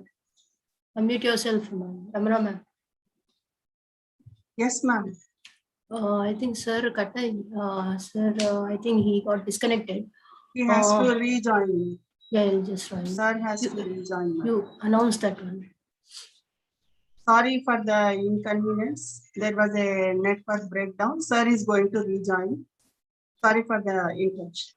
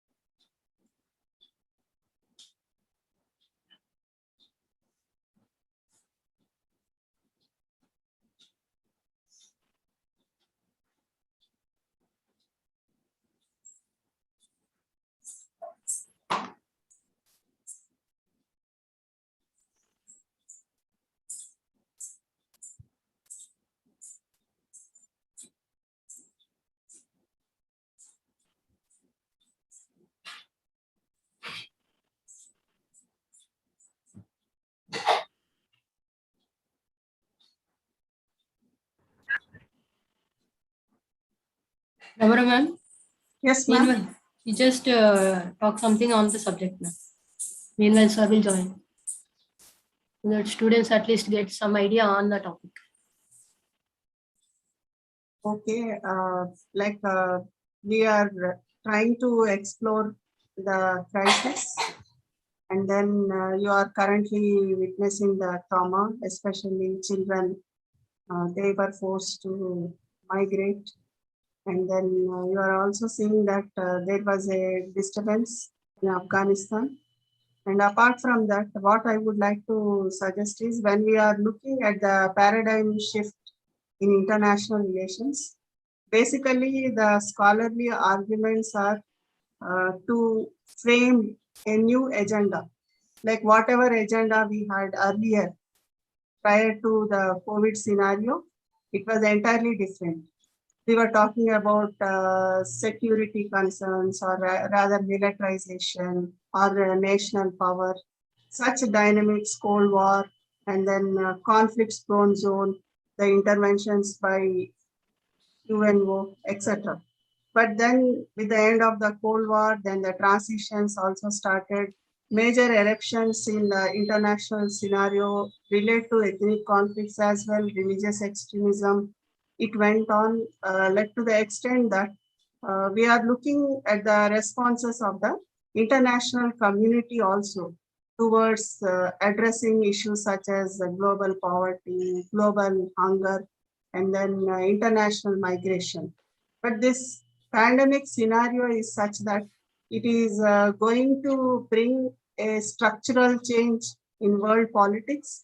It is also going to be more and more assertive in the sense, where are we going to locate the power, either in the nation state, or is it in their economic structures, or is it like in handling the COVID scenario, or even trying new innovative methods, innovative practices to move forward ahead and to forge new alliances. So this scenario is really dynamic in the sense we are trying to capture nearly from the past 1.5 years, more than that also. We would like to see how the reallocation of priorities is happening. And there is a great amount of human rights violation happening globally due to the pandemic scenario. You know about the lockdown scenario, you know about even like the emergency to meet health needs. Similarly, we are also looking at how the vaccination drives are being implemented by various countries. Like there is a huge rush. Public support system has to be activated also. Like quickly, we have to redistribute our human resources, our health resources, or even timely education. And apart from that, when we are looking at this scenario, like you are rushing one way, and the other way, you are also taking care of your family, your neighborhood, your community. And globally also, you are getting awareness, like this happened, this is a positive thing, let me try to replicate. There is also going to be a kind of crisis, like who will be the future leaders of the world? That is a crisis scenario. And another crisis is also which power is going to become more stable in the near future. Like you have to come out of this pandemic, but they are saying pandemic is a time, like some historical readjustments are happening. And then like the way it emerged, in the same fashion, it will withdraw. But during this transition also, there are some momentous times where we have to capture things. So what type of things are coming to our mind first of all? Like, you know, our health scenario, mental health, and then we are looking at the government policy. Sir has joined. Gulam sir has joined. Just wait. I will find up. And we can see that new packages are being announced across the globe. There is international support, even like, you know, we are trying to import the need of our whatever medicinal requirements are there. Or sometimes, you know, we are also exporting. Like this, the international community is also cooperating. So with this, I'll stop. I once again welcome sir. There was some internet issue. Can we start, sir, the session?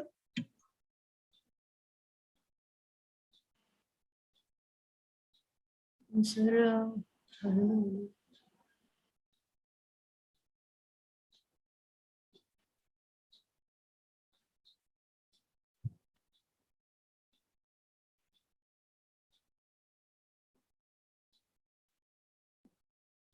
No, we just lost it. Oh, I think he lost the connectivity. Yeah, once again. Meanwhile, you talk. Engage yourself. Engage the session. Yeah. Now, when we are looking at civic engagement during the pandemic, how you are going to make use of this time? Like one good way was we saw lots of literature emerging. Even a common person had a narrative. They had a way of sharing their experiences. And then you can see that you are trying to portray the scenario in your own emotions. Pandemic is also giving us knowledge about the emotional capturing, like what I did not experience earlier, because we were moving freely, we had freedom, we were maintaining our daily routine.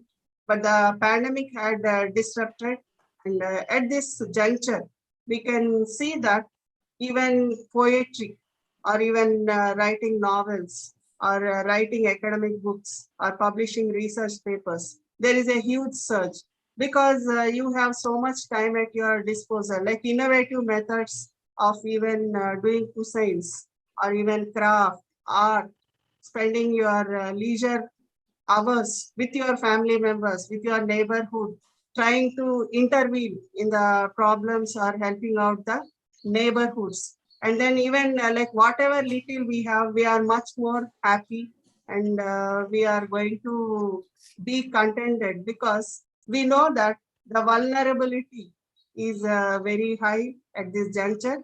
And then we are able to use the resources in a very efficient manner. This is a great learning lesson from the pandemic. And we should also thank the internet. Indirectly, it has kept us connected. Otherwise, maybe it would have been very difficult for us to do so many transactions. Still, we are successfully able to communicate to our friends, our relatives, family members, and we are able to carry on our office work, day-to-day jobs we are able to carry on. We are also able to provide health assistance. Like I saw so many of them volunteering during the pandemic, like online health services, like trying to connect to the doctors or health sector, or health workers, or even providing the immediate need. So this kind of transition has to be captured. Like how efficient is a global community in managing the crisis. It is not a war, but then we are seeing it like a crisis, and then structurally how the governance at the international level is going to affect, just as it impacts even the national governments also. So both the way we are going to see the conflict zones, the peaceful zones, the interventions, and then a new public policy. Whatever was lost is also being rebuilt. Like, some lost their family members, but there is a spirit that let me serve, or let me rise to the occasion. We can also see that there is one more interesting thing, like whatever you thought was correct earlier, maybe you are thinking that cannot be implemented. Now you are trying to rectify, you are modifying, you are trying to be innovative and very articulative, and then meet the challenge. So crisis is inevitable, but it is also one of those occasions when we can prove that as a human society, we existed, and we are able to provide the much needed care to the world, to our family members, and even to the civil society groups. So during this pandemic, another way of looking at it is like we are conserving our energy also, like in a different way. like taking up leisure activities. That is important because you need good physical health. You also need sound mental health, and you have to see that there are some emotional breakdowns, and there are crises or war-prone zones in the international system. So how to avoid that? That is also like an experimentation. We can even see one more important issue that is going to emerge, like which country would be successfully placing herself at the zero level of COVID pandemic. So this is going to be the toughest assessment, we can say, like which country will successfully also take the initiative. Madam, I think sir has joined. Hello. Yeah, I joined, madam. Yeah, sir, please. I'm so sorry. This is Afghanistan, madam. There are a lot of technical issues. Okay, sir. Now you can please proceed, sir. Please allow my presentation, madam. Yeah, yes, sir. Please go ahead with your presentation. Good luck, sir. I'll Thank mute you, madam. myself. Okay, madam. Welcome back to Dr. Yeah. Gulab Mir Rahmani, sir. Sir, please proceed with your presentation. Sure, madam.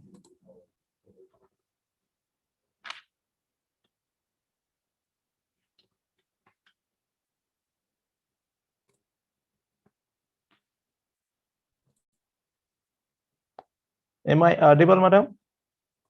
You are audible, sir. Okay. You are audible, sir. Yeah, thank you very much. I apologize for the technical thing. This technical issue happened, and this is Afghanistan. Sometimes it is happening, madam. Yes, no problem. Yes, sir. No problem, sir. No problem. Now I am coming to the part of the pandemic situation has created a challenge all over of the world, and also some elements of the challenge which is created as a generally. That was one of the prominent aspect of this challenge was no income, and because this was the pandemic situation. This was a basis which was unpredictable for the all over of the world and also different countries.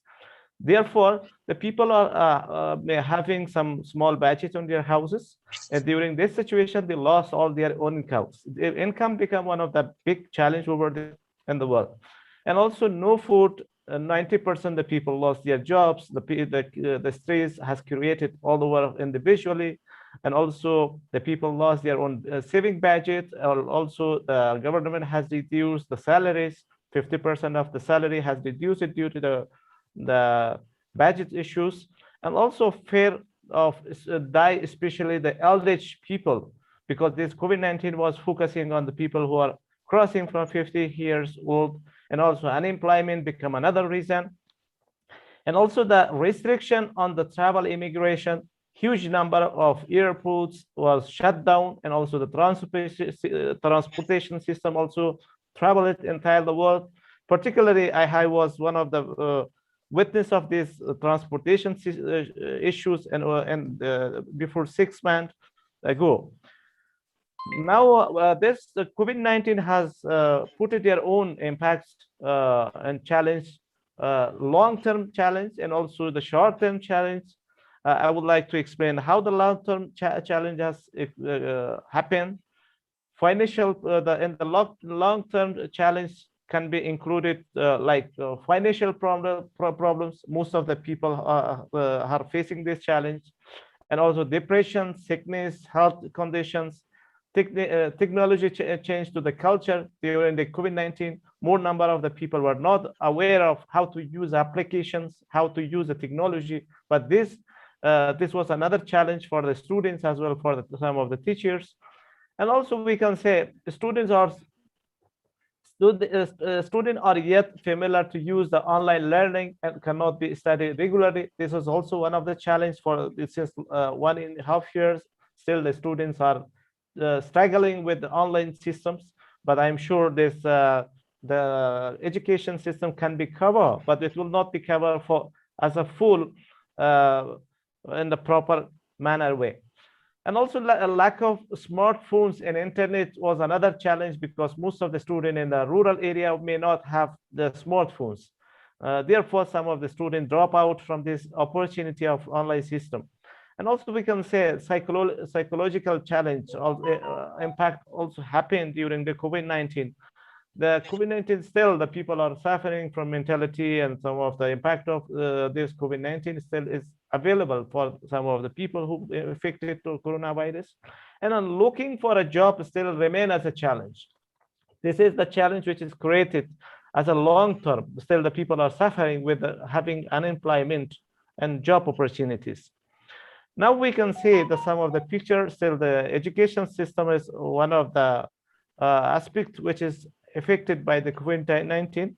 Even now some of the countries are come back to their own normal life, but still they are trying to have their own precautions. This is the situation, the picture we can see what COVID-19 has affected. Another factor, the challenge which is COVID-19 put their own impacts, that can be economic factor impacts. The economic impacts can be tourism. Tourism was one of the big income of every countries, and different aspects like huge number of flights and transportation system technology also has shut down, and also impacted on the income of the governments. And also we can say employment become one of the aspects that most of the people lost their own jobs, and also manufacturing goods, because huge number of factories were producing their own goods, but then during the COVID-19 everything has stopped down. The transportation flights like airport, car, taxi, everything based on the transportation closed down. Student, for example, some of the students, the private sectors also disrupted during the COVID-19, because when the COVID-19 has shut down the institution, all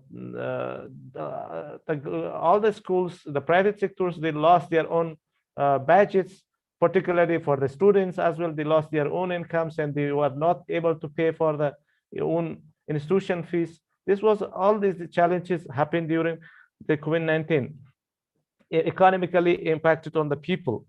We can say not only the factors, since our presentation is based on the related to the political departments, we can say that COVID-19 also impacted their own challenge on the international political relationships. Some of the politicians, they have to participate on their own debates, on their own political relationships and friendships and bilateral debates, relations. All these things has disrupted because of the COVID-19. During the COVID-19, for example, we can say international domestic politics. Some of the, for example, in India, during the COVID-19, all the political meeting was conducting through online system, and also political even during the COVID-19, the election system has postponed, and even due to the high stress of political pandemic situation, some of the politicians lost their own credibility in the country. For example, we can say Donald Trump was one of the president who lost his election, who lost this election in the United States of America due to weakness of his management during the pandemic situation. Even the huge number of the people critically criticized against of him. He could not manage the COVID-19 disease protection over there in America. Therefore, this was one of the factors he faced the challenge to lose the election. Apart of that, in the region, I want to express that when the COVID-19 has covered the regions, the SAARC countries also come together and join together to how to fight with the COVID-19. Particularly this SAARC members, we can see in the picture, they come together and they started their own meeting through political relations and also through the conference to come together and join together to fight against of the COVID-19.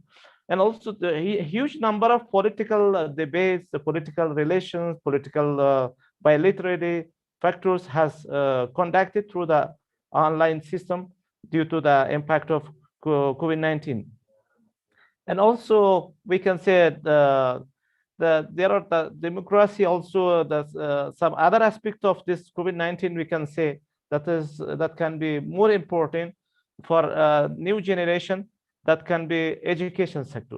The COVID-19 has impacted on education sector, admission process. The first things that happened, for example, India and Afghanistan has a close relationships. Huge number of Afghan scholarship was coming over there in India, and also some of the students from India is getting admission in the UK, USA, and some other countries.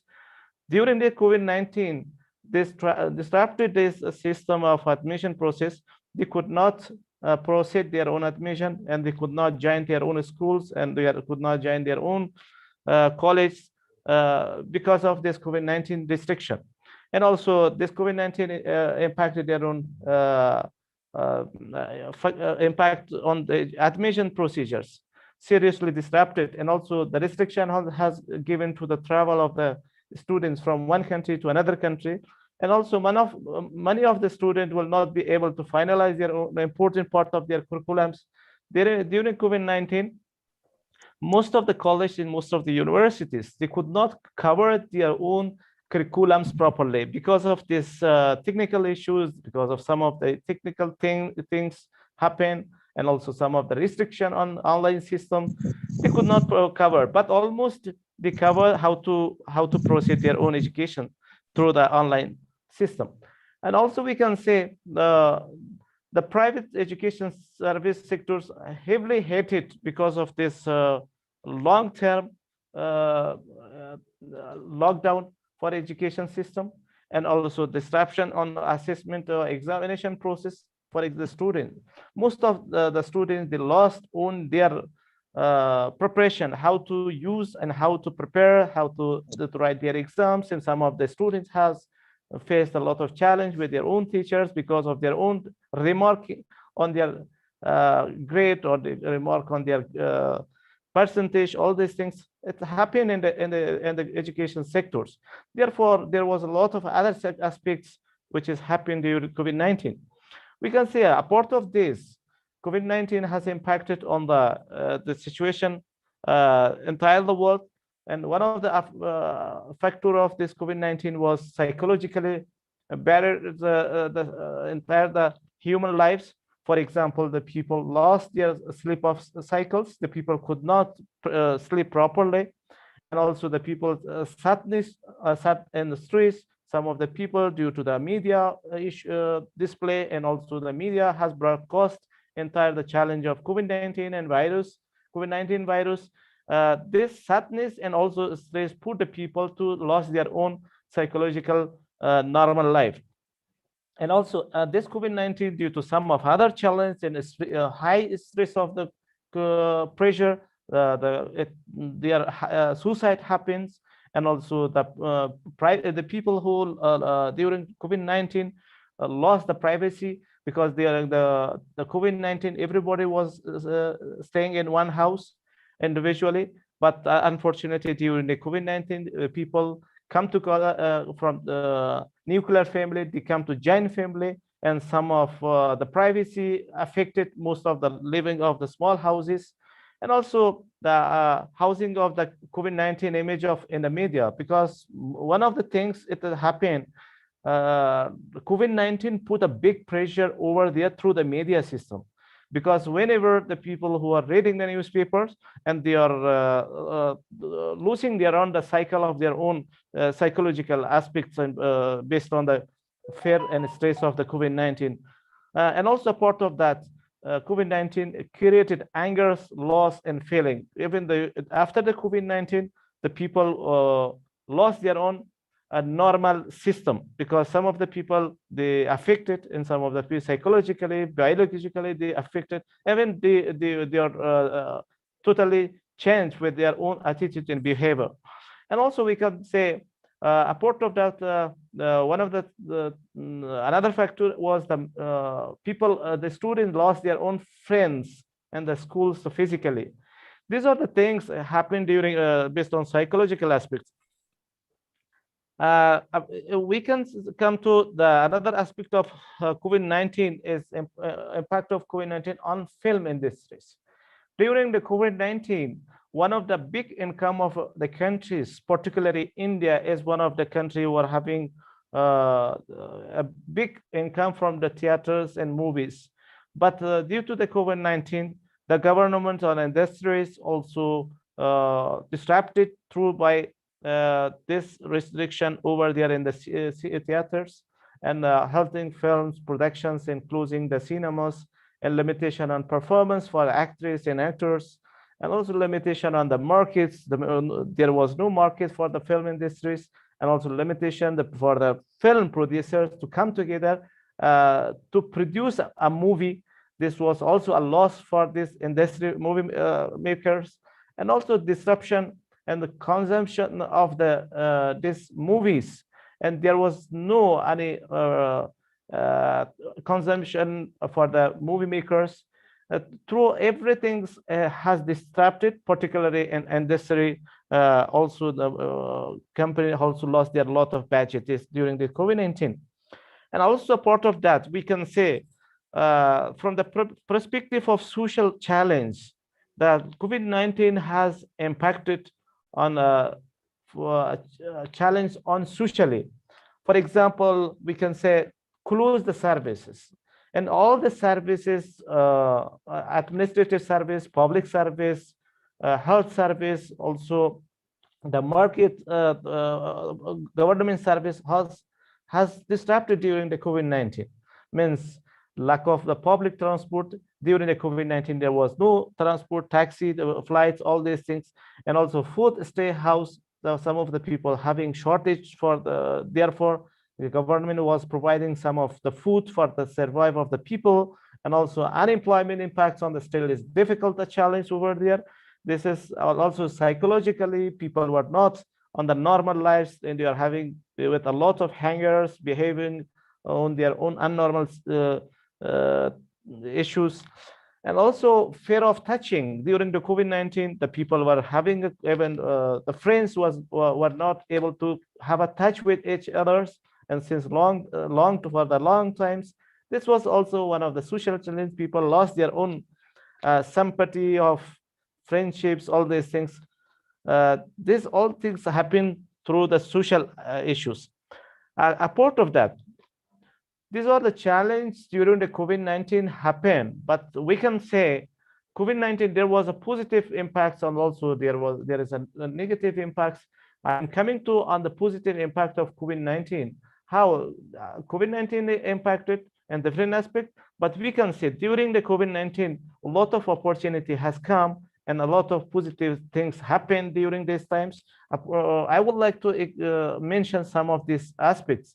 Enhancing digital literacy.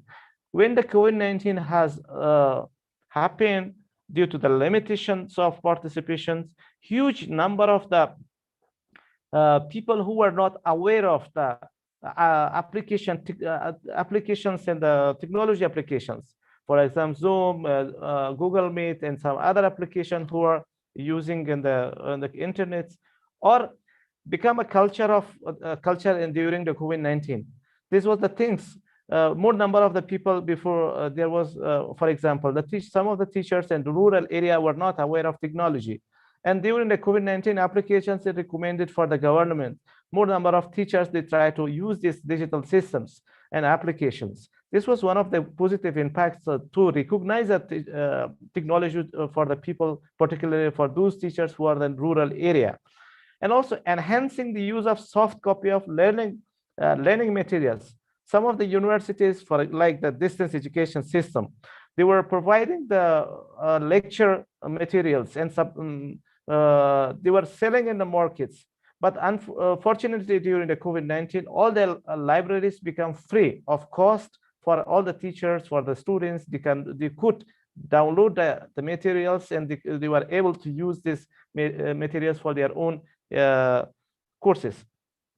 And also raise an online meeting. Online meeting was not that much as like a culture.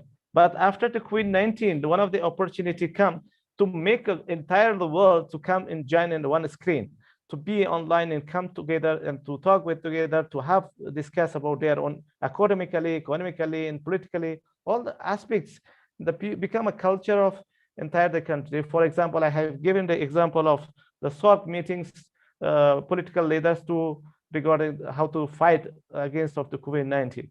Like this, this become also one of the positive things the people perform to use this technology. And also increase the responsibility of the parents to educate their words. And also a part of that, most of the time the parents were not aware what their children are doing in the schools, how their education system is running over there. But after the COVID-19, the parents become a part of the children to be monitorize their students, to monitorize their own children, how they are following their education, how the teachers are teaching the students, and how the quality is going on over there. Because this become a responsibility of the parents to be joined with their own children. And also worldwide exposures, and also be a better time management. This COVID-19 provided opportunity to have a better management through the online system. Also, demand for open distance learning. Before, there was no that much students were not interesting to join in a distance education system, because they thought this is a regular system, and the distance system may have different quality and different to how to learn knowledge. But after this COVID-19, the people confidential of the people become increased about distance education system. The distance education system today become one of the important institution to more number of the students trying to get admission from the education system, distance learning system. And also train teacher how to instruct, engage with all the students through the online system. We can say now the things which I explained that was regarding the positive impact. The COVID-19 also impacted through the negatively on education system. For example, education activity hampered due to a huge number of college institutions, all these things. Once upon time, the government schools and the government universities overloaded for the how to cope up with this challenge. Therefore, it has become hampered through the impact of negative impact of COVID-19. And also impact on employment. Huge number of the people lost their own opportunities and jobs, all things. Then also unprepared teacher student for online education, because during the COVID-19, the teachers, one of the negative impact is that because the students, for example, now I was giving a presentation. During my presentation, this breaking has happened, and also the technical issues happen. This technical issue may be for a long time. Then in this session, the students also may face a challenge, and the students may lose their own times or opportunities. So this is one of the negative impact of COVID-19, because if physically we can give presentation, we can give lecture normally, but then during the COVID-19, there's impact of COVID-19 puts this limitation over there, and reduce the global employment opportunities. Huge number of people lost their own opportunities to go and work abroad, and also access to digital world. And a huge number of the countries were approached to use the online system, but there is no opportunity, there is no any budget, there are a lot of things to be done. It is this created a challenge. Access to global education. A huge number of people are not able to travel to different countries to use the education system, and also lost outstanding activity. More number of universities, college, companies, they're supposed to do outstanding activity through their own organization, but this COVID-19 has created this challenge to put in and the limitation. loss of payment full salaries. The teachers lost their 50% of their budgets. Also payment of schools, colleges become still delayed, and students are still struggling and challenging with the private sectors how to cope up with this budget. And also we can say there is COVID-19 situation. There are some pictures you can see the classes are empty, and also the teachers coming through the online system, and all students are noting down individually. These are, we can say this is can be covered the education system, but there is a lot of negative impacts, may not be cover the curriculums and classes properly. And also the bright side of opportunity for higher education. A part of this challenge, all these things, there are some opportunities in education system. The first opportunity can be opportunity to write a book, an article, and stay more with the family, children, and parents.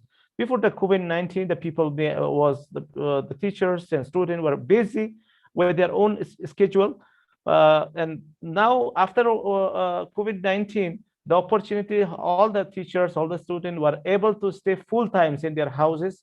And from this full time, they may have opportunity to write article, write a book, and to join in different classes and different meetings through online system. And also another part of that, most of the times before the COVID-19, the teachers and parents were not able to stay with their own children full times. This COVID-19 created a chance for the opportunity for parents to stay with their own children, and some of the husbands may not be work together with their own wives, or they may not be staying in one places. They may, husband and wife was working in different states and different places. COVID-19 has created opportunities to the families to join together and work together through online system. This was an opportunity. Give opportunity to improve our technology skill through online system and match accessible to technology skills. I know some of the teachers and some of the students before the COVID-19 were not able to work through online system, will not be able to use the technology. But this forcibly after COVID-19, they try to use the application, they try to use the technology and come to join to be a part of the culture of technology. A part of the looking, giving opportunities and nature, for example, during the COVID-19, before, for example, this environment also was one of a challenge. For example, in New Delhi, and before the COVID-19, there was a big environment pollution. Well, this environment pollution was created a lot of challenge, health issues for the humans. But after the COVID-19, this for the long-term lockdown created, filterized the air, and also clarified, filterize the air pollutions and bring a big change over there in the nature. Now we can see in this picture that this is the New Delhi pictures, and the before COVID-19 and after COVID-19, how a change has come. And also we can say, I would like to come in the last part of my presentation, solution, how to overcome with the challenge and how this created a challenge. They said there were some negative impacts and also positive impacts, but however, how we come to cope up with the challenge to bring ourselves in the normal lives. For this purpose, I have some solution, and also there are challenges how to cope up, how to come up from this challenge. For example, the first things we should do during the COVID-19, we have to read books and we have to write articles. It doesn't mean the COVID-19 put us in the brutal time to stay at home.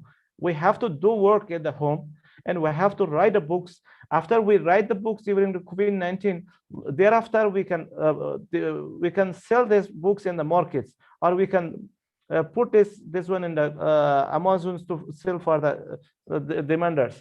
So, and also write articles for academicians. This is a chance to stay at home, write articles to popularize their own academic image over there in the world. And also the second part, we learn and teach classes through online classes.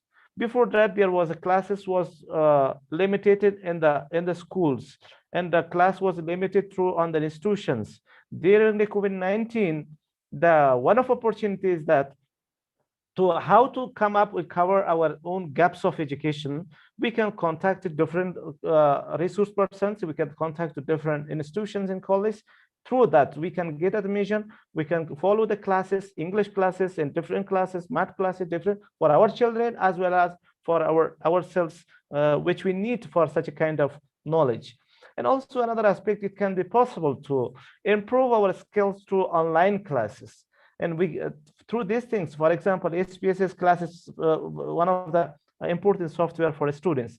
For researchers, the researcher can learn this SPSS through online experts, that we can contact two experts and we can learn through this admission of these classes, like tuitions and different, and also improve our networks with different webinars.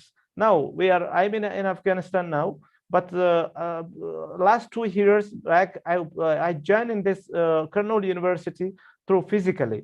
I was there was an international conference, and I have given the presentation. I have seen all the students. I have contacted with the professors and different delegates. But today, again, this opportunity has created through online system. Now, through online system, once again, I join in this program. I am very happy and pleasure to be a part of this program today. And also, it can be possible to happen these things forever. Move your offline business to online. For example, sometimes we can, their business market is there through online. We can purchase some things, we can sell through the online, and there is a market, online market is going on still in the world, and we can do some business, we can do create something in our house, we can sell it through online procedures or corresponding system. And also another part, lost quality of one thing is there.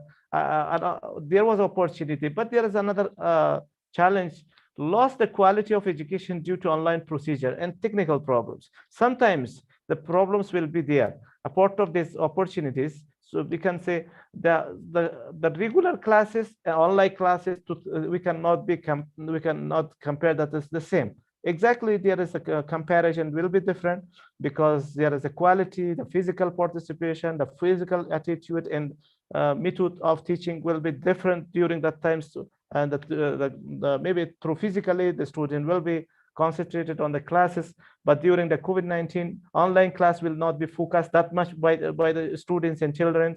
So this also this COVID-19 prepared some copy and paste to send it to the students, and they may not be explained anymore. So these things will be there, the quality will be impact on the quality of education. But apart of that, we can say add contactless deliver options for to your stores, and also let use orders to protect online and pick up them to other stores. For example, these are aspects so for a suggestion for the solution of this challenge to come up regarding to make our body strong.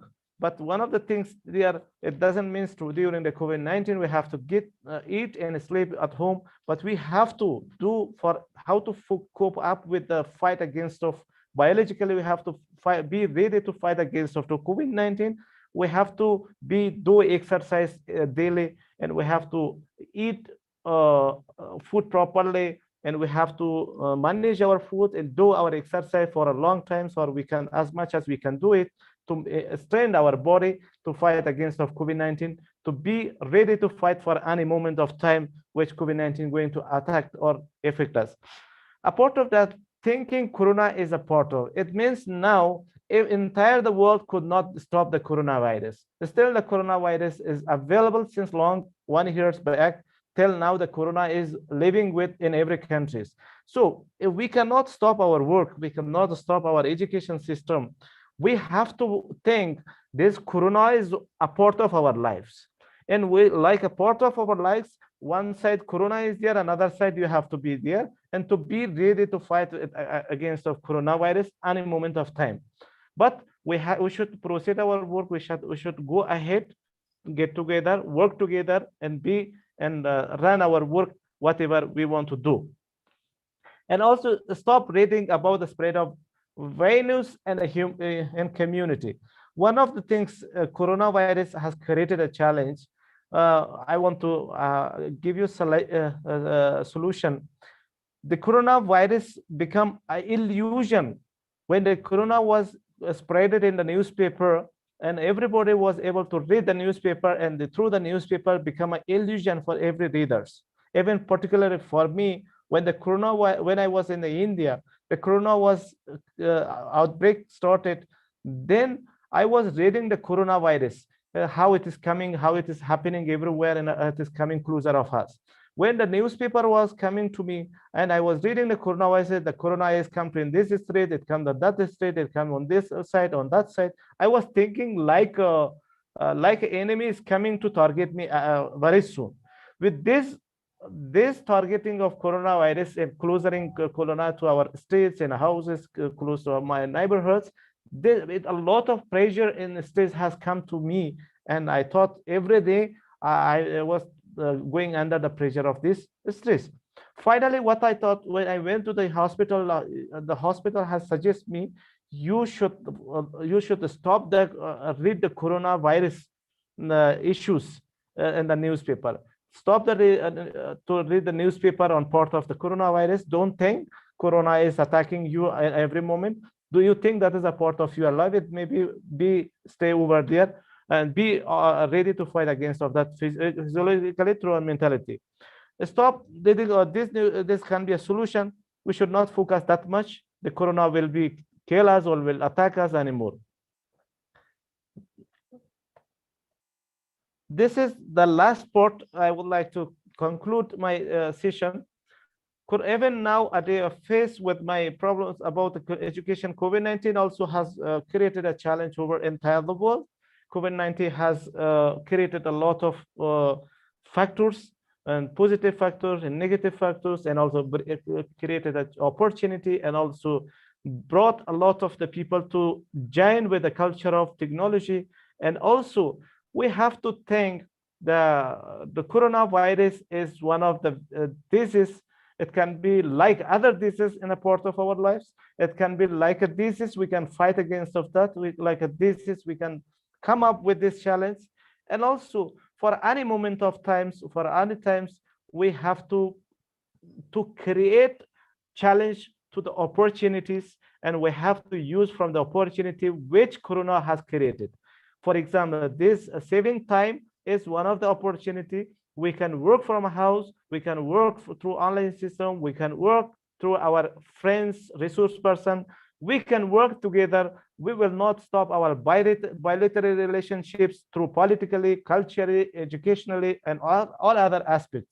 For example, 2 years back, I was in India, but today, during the COVID-19 situation, against we join in this, we are using from the privilege of this international conference, means we in the conclude, we can say, we are facing with all the challenge, with this corona has created challenge. We will try to change this challenge to the opportunity. Very soon, this corona will be, after the vaccination, this challenge will be run away. We will come up in our normal life, and very soon these things will be finished. This challenge will be finished from the entire world. But now we will continue our work. We will continue our normal lives. We will do on our work in the best way.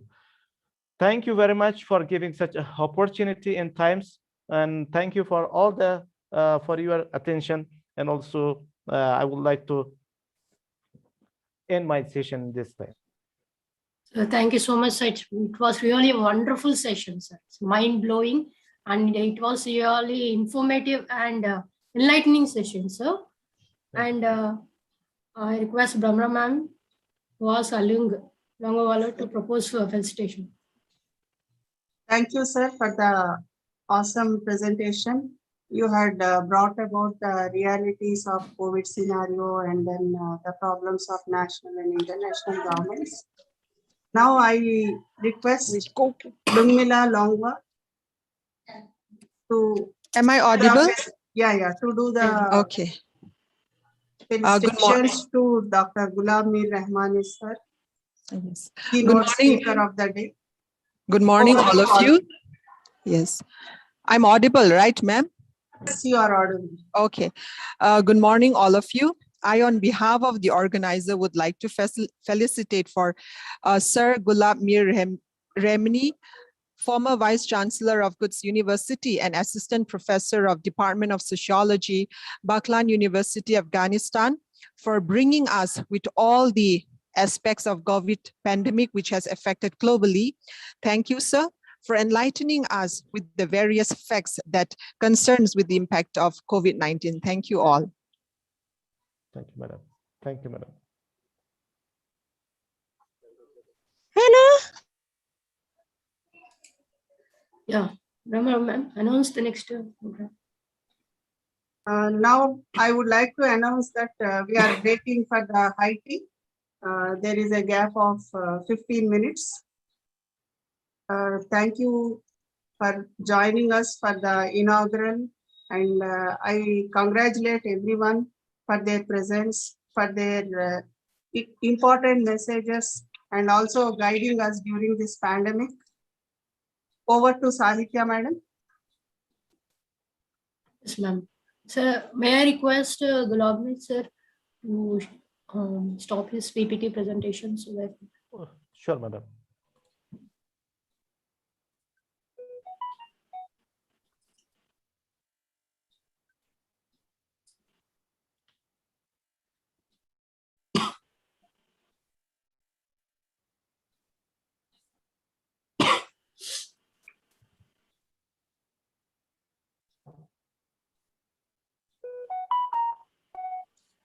You just have to type stop sharing, sir. It's on the top corner, red button will be there. Stop sharing. Yes.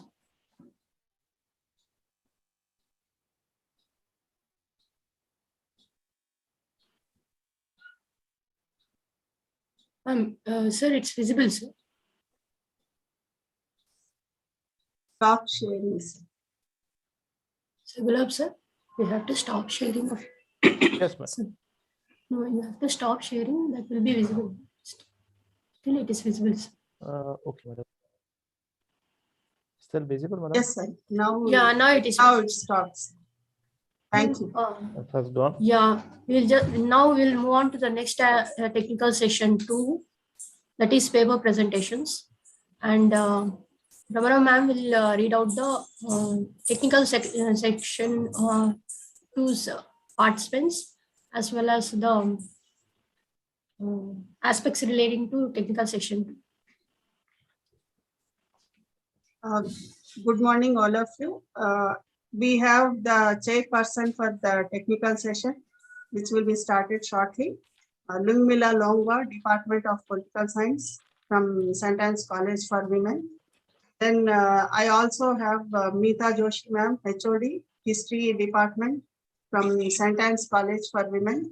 And I also request Sunita ma'am, HOD, Department of Economics from St. Anne's College for Women, to join and then unmute themselves so that the paper presenters can start their presentation.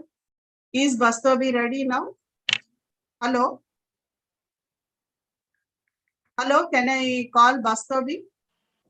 K. Vennela? Yes, ma'am. Yeah. Yes. I also request all the chairpersons to switch on their videos. One more thing, ma'am. They have a list of paper presenters. Alung has a list of student paper presentation. I have the list of presentation, ma'am. Can we just take a few minutes break? Please have tea. Because we thought it's at 12. So ma'am went out for some work. No, we'll just give you 10 minutes break, ma'am. Have a good coffee. Okay, so 11:30, no? 11:30, right? Yes. Meanwhile, I have the list. Yeah, you have a list. You pronounce the names. Accordingly, students will come. And meanwhile, can we have a question and answer session to Gulab Mir Rahmani, sir? Anybody, please post your questions on the chat box. Asking any question regarding, because sir has a completely comprehensive way here covered every aspect of the COVID-19. Social, economic, political, psychological, how it is affecting the different age groups. and its impact on education system, on the new learning, teaching and learning methodologies. So anything relating to those aspects, if the students are interested or any research scholar, anybody participants here, have any question, Q&A, I'm just opening the Q&A session. That is a question and answer session. Anybody have any genuine questions? Please post your question in the chat box so that sir can view it and sir can answer your questions. Is it okay, sir? Gulab, sir? Sure, sir. Sure, Yeah, sure, yeah. sure, madam. Yeah. Welcome. If you have any Even- questions, yeah, please. Even if the student are having any direct question, they can ask me, no problem. It's No, if also they start comfortable. opening means everybody start shouting, sir. That's a problem. Everybody, if they have. Can you please post in the chat box, girls, students? Damini, do you have any question? Damini? Shall I unmute Damini? No, they can talk. Yeah, if they are interested, you can unmute.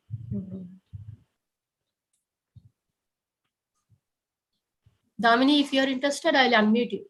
You can ask question. Or anybody from KVR College, girls. Divya or Gauri. Yeah. Some question from Parul. Yeah, you can ask. Parul, you can open your mic and you can ask. Will be online. Yeah, you ask question. Parul has asked one question, sir. In the chat box, it is there. He's asking. Yeah, there is one question. Yeah. Navara ma'am, can you read the question? Good morning, sir. How did you, how COVID affected Afghanistan? Like, how did it affect the people according to you? This is from Venela, sir. One more question by Parul. No, one question at a time. One question. Okay, sir. Then let us take the second question. How did COVID affect Afghanistan? Yeah. Let me answer from the first question. There is one of the students participant has asked me the question, do you think the future of learning will be online? I'm not sure. The online will be continue anymore in education system, but it can be possible. Some countries who are still affecting, they can continue this online system based on the condition of every country. For example, today Afghanistan is one of the countries. They removed the online system. We don't now that the government has announced to the schools and university can open their university. They can come to their own normal system and they can start their classes through online, through regular and physically. Some of the countries still are continuing online system, but I think before the online system, there was no COVID-19, the vaccine.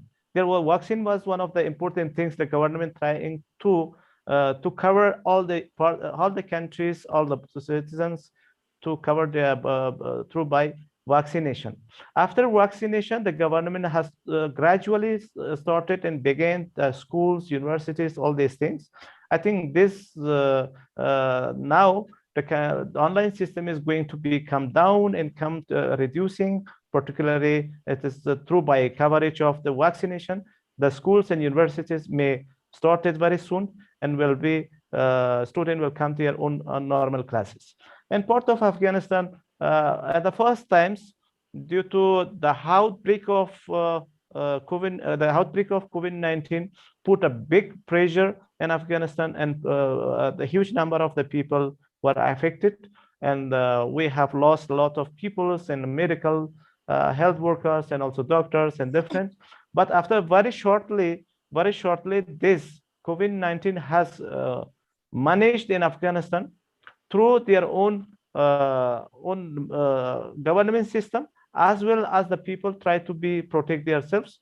But nowadays, the COVID-19 has gone from Afghanistan, means there is no vaccination also bring a protection for the people.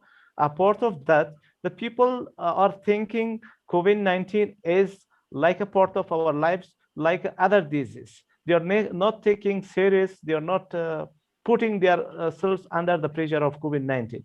Therefore, with taking easy these diseases, people try to cope up and they try to empower their own strength of their own body, and physically they are still standing against of COVID-19. Any moment of time, many times they can be thinking this is COVID-19 is like other diseases, like a cool other these routine diseases in the country. So nowadays, COVID-19 also almost 90% has managed and protected from the affecting, and the government could be able to control this COVID-19. But almost we can say that COVID-19 has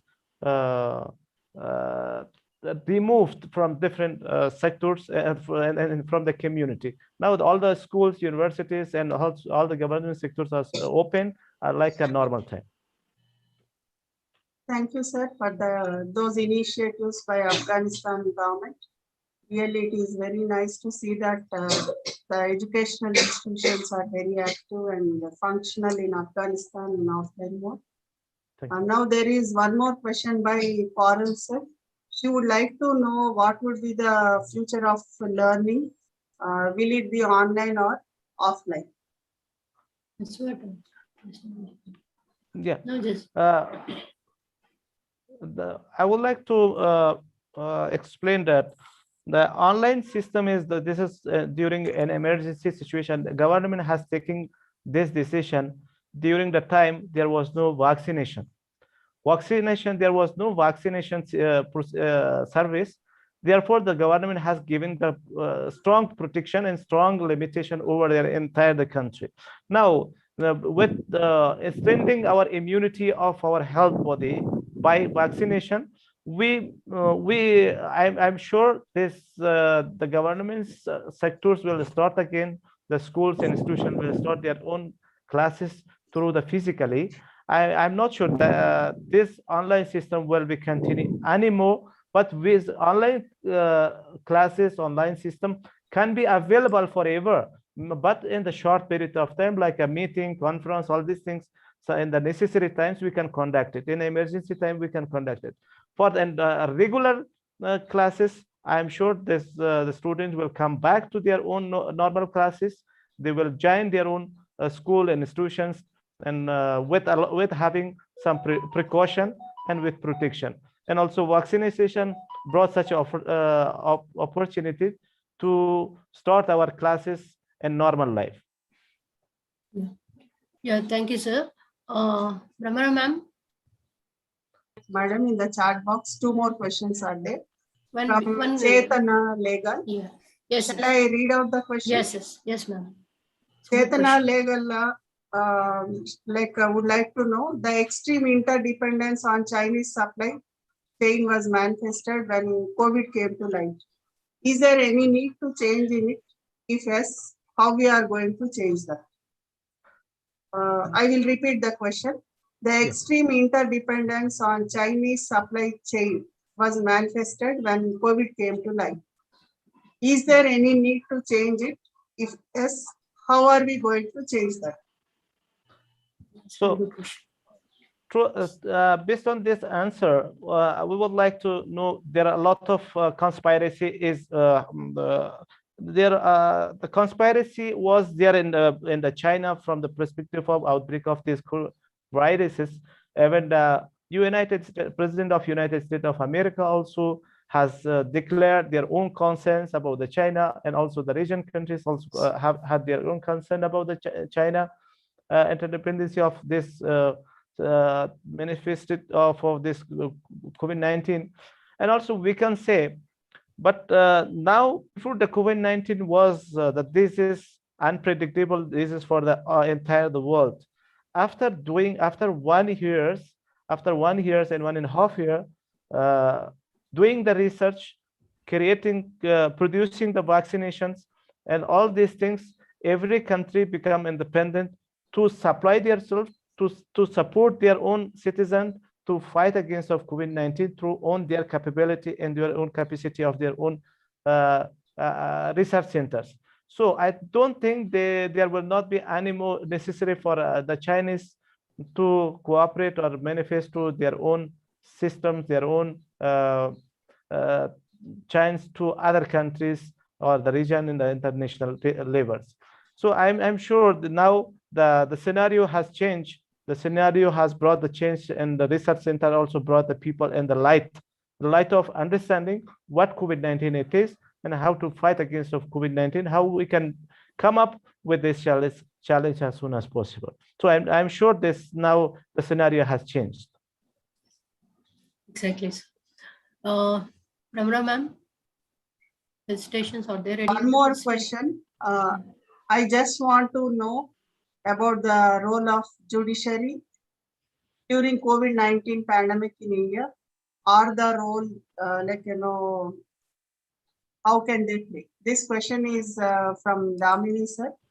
She would like to know about the role of judiciary during COVID pandemic in India, or what way they can play also, like positive or negative, both the ways.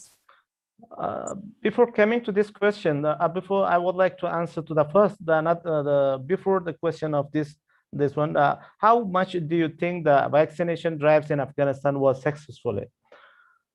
Still, the vaccination has come to in Afghanistan through the support of vaccination to donation of India, donation of China, donation of United States of America. But before I can say there is a positive impact will be there over there for the protection of immunity of the body.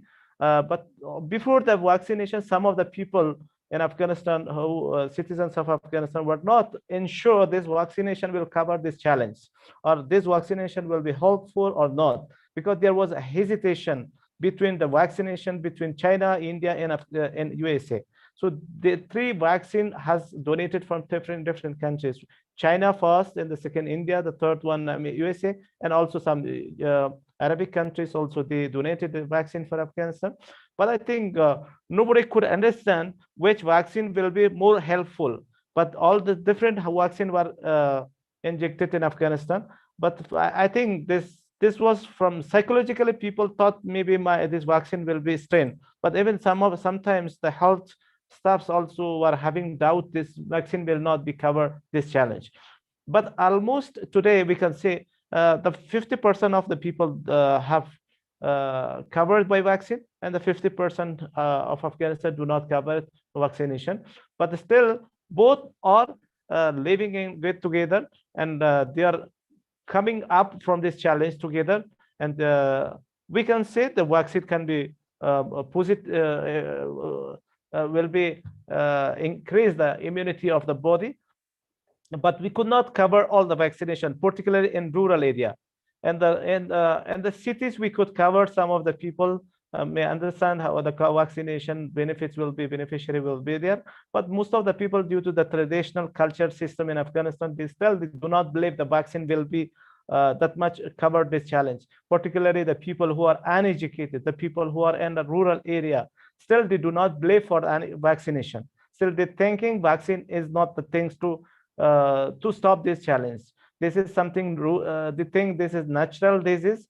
This natural disease we have to fight with this challenge. So means, but I as an educated person, I agree this vaccine can help, and the vaccine can increase the immunity of the body, but it doesn't mean it will stop the disease on your body. We have to be precaution with the immunity of your physical system. But another question was related to the judiciary system.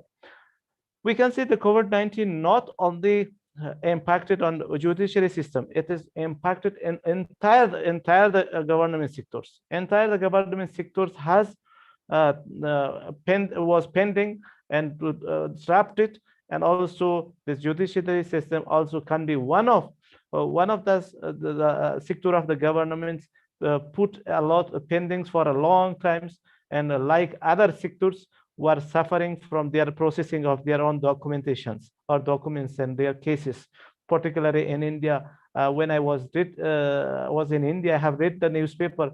this huge number of documents was under the process and physically. After the COVID-19 has come, all the documents was put it and the pending, and their system also was disrupted through the COVID-19 situation. I hope this now this system may started physically, may started over there. But COVID-19 now has brought opportunities to do something online, but we cannot do everything online through the judiciary system. Means judiciary system needs some investigation, some witness, they need some to prove all these things need to be clarified through physically. But from now, I think the vaccination protection has brought the change to the judiciary system as well, with the protection and precaution. They can process the documents, government are able to do the cases, proceed the cases as soon as possible, or may do their own best.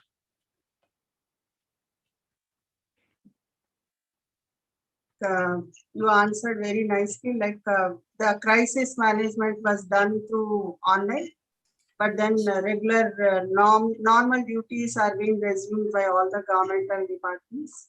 Yeah. Any more questions? Anyone is interested in asking any question to the resource person? Dr. Gulab Mir Rahmani sir, any questions? I think no more questions, ma'am. Shall we move on to the next? Yes, ma'am. You can move on to the felicitation aspect.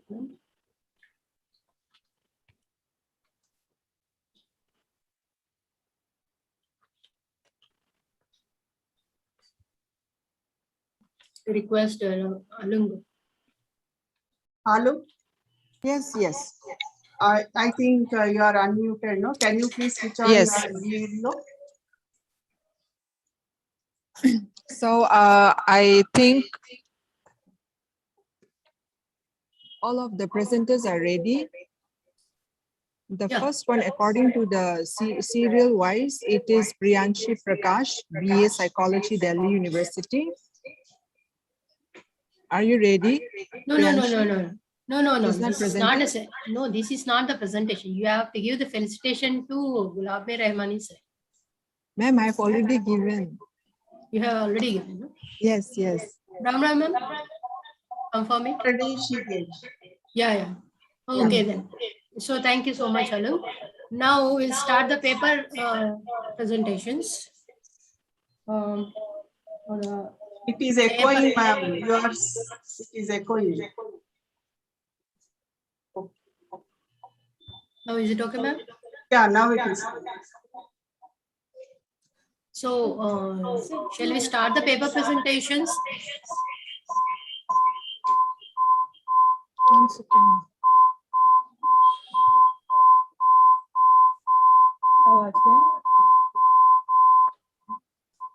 Yeah. Now this is the technical session 2, wherein the paper presenters are given a chance to present their papers. There will be a committee of 3 members, and they are the persons who are going to write down your name, and they will announce the name of you, and you have to. I also forgot. It will get stuck again. They will announce your name, then the particular person or the student paper presentations. So the students should unmute themselves and give the presentation. So now I request Alung to announce the name of the first person according to the list, ma'am. Okay, so according to list, the first presenter is Priyanshi Prakash, BA Psychology, Delhi University. So if you're ready, you can start presenting. Yes. Hello. Yeah. Good afternoon. I think I'm audible, right? Yeah, you are very audible. Yes, but yes. why don't you on your video? Yes. Just a minute. Priyanshi. Oh, all right. Yeah. Can you see me? Only half. Yeah. You just adjust your camera. Yeah. Now you are completely. Right. Thank you. Yeah. Please go ahead. So good afternoon, everyone. I am Priyanshi Prakash, and my greetings to the conference chairs, the organizers, and the participants for this wonderful session. And Today, I'm going to present my paper on COVID-19 and its effects on mental health on different age groups or demographics around the world. So I'm just going to share my PPT here. Ma'am, can you? I have to make you co-host for that. Yeah. All right. I'll make you co-host. All right. Now you can make. Okay. But Priyanshi, you don't have, if it is possible, why don't you make it extempore? Because there will be very little time for you left. Only 3 to 5 minutes is allotted, at the max 10 minutes. If possible, make it extempore. Otherwise, if needed, means you can do it. Yes, ma'am, it's just for 5 or 10 minutes, 5 to 6 minutes. Yeah, just to give the glimpse or synopsis of it. Yeah, sure.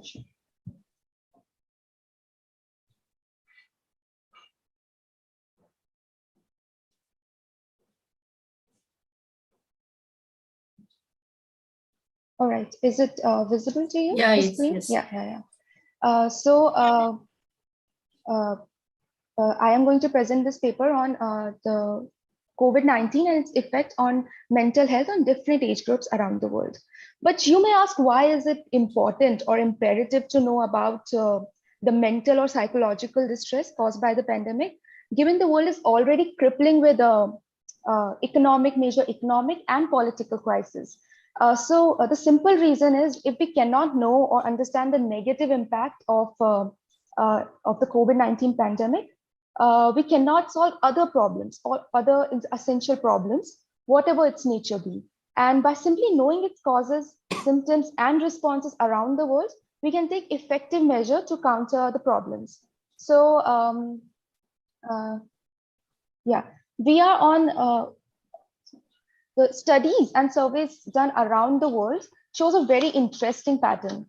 The mental distress faced by the people around the world due to the pandemic has manifested in the form of anxiety, depression, aggression, loneliness, disruption in routine, negative changes in eating and sleeping pattern, and increasing substance use. And all this is further deteriorated by increased use of social media, as you can see on the screen. So let's begin with the age group of children. So they have inadequate understanding of the virus, and they have a limited communication and coping skills, making them more prone to several psychological issues like anxiety, depression, insomnia, among many other. And also one very important research done on the children of US shows that quarantined children show 30% chance of developing post-traumatic stress disorder. So wherein a person or an individual fails to recover after experiencing something very terrifying. So also the children of frontline workers, they have suffered from adjustment difficulties. There might be a negative impact on their psychosocial abilities. Other than that, there are increasing chances that they might develop fear of death of their parents or themselves. And so many noticeable evidence also suggests that sexual, psychological, and physical abuses has increased during the COVID-19 pandemic. And this makes the children more vulnerable to psychological disorders. And this might impair their daily areas of functioning, as we can see. Another age group which is at significant risk are adolescents. You can see here. They being very high on spirits, always want to try something new. And other than that, they are predisposed for constant craving for social interaction. Now, lockdown and social distancing has led them to face disproportionate difficulties. Many studies have found that there is a higher percentage of self-reported anxiety and depression accompanied by emotional and behavioral changes because of the pandemic. Other than that, there might be the compulsive use of social media, which can have detrimental effects on their well-being. In a recent study, it was shown that compulsive use of social media has increased during the pandemic, hence making teenagers more susceptible to online bullying. They might watch objectionable content, which is in itself might affect their mental health negatively.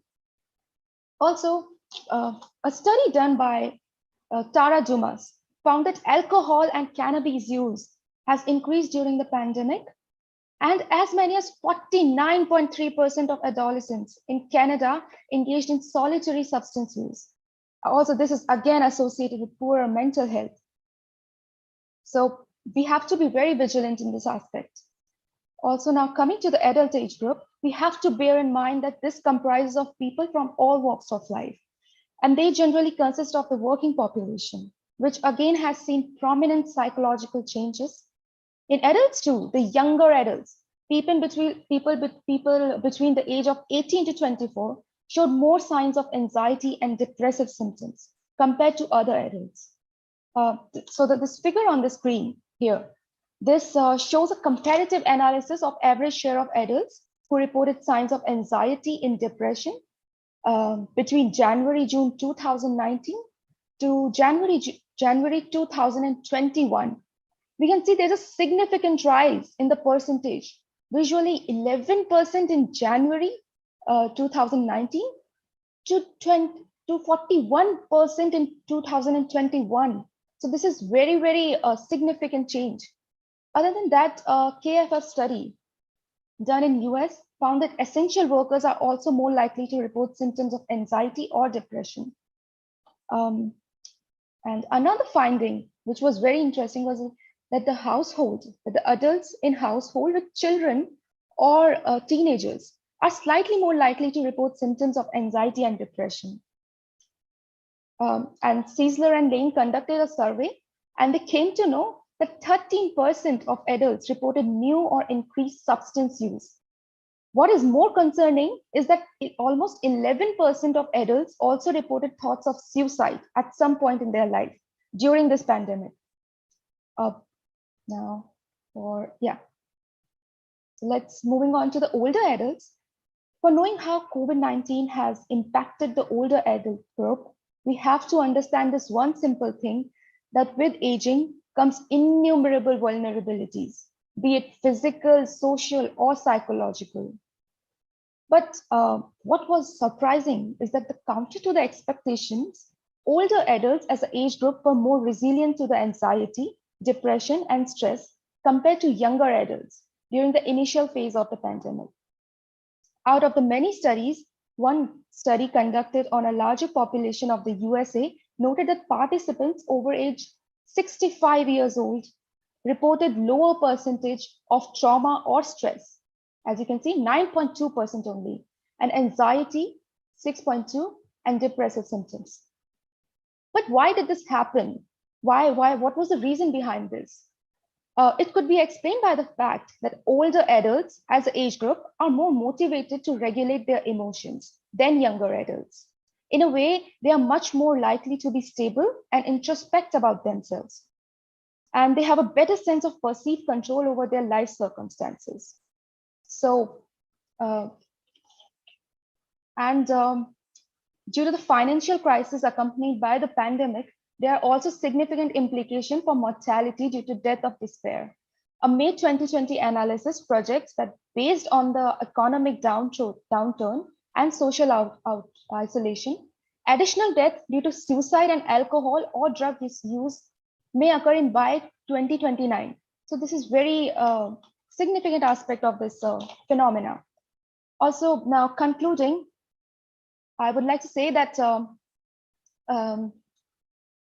these studies included in my paper are not free from its limitation, in the sense that it does not represent an entire world population. It is not representative of the entire world population, and there are still lack of cultural and population diversity. Nevertheless, it does provide us with some valuable insights about certain age groups in different countries. And through these examples, we can make a judgment about how it might have a huge impact on us as well. And so there is an urgent need for us to do more and more research and studies to have a more profound understanding of this topic. So with this, I would like to conclude, and thank you very much for listening very patiently and for giving me this opportunity to speak over here. Thank you, KVR Government College, Kurnool, and St. Anne's College for Women, Hyderabad, for giving me this opportunity. Thank you. Very good, Priyanshi. It was a wonderful presentation. Thank you, ma'am. Thank you. I very much. congratulate you. Presentation. Very good Priyanshi. presentation. Thank you, ma'am. All the best. God bless you. Thank you. Yeah. Alung. Yes. Announce the second person. Yes, yes. Thank you, Priyanshi, for giving such a good presentation. Now we have Nancy Jaswal, Masters in Clinical Psychology from Institute of Clinical Research in India, Mumbai. I request Nancy to take her time. After which, Bastopi, please be ready with your presentation. So, good morning, one and all present over here. I'm Nancy Jaswal. I've completed my graduation from Delhi University, and I'm pursuing my master's in clinical psychology from ICRI Mumbai.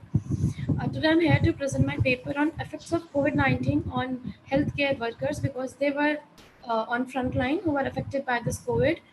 So I'd like to share my screen and show the presentation. Yeah, wait. Nancy, I will make you co-host, okay?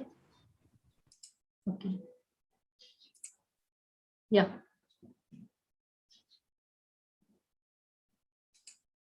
You are now co-host. Ma'am, I'll show.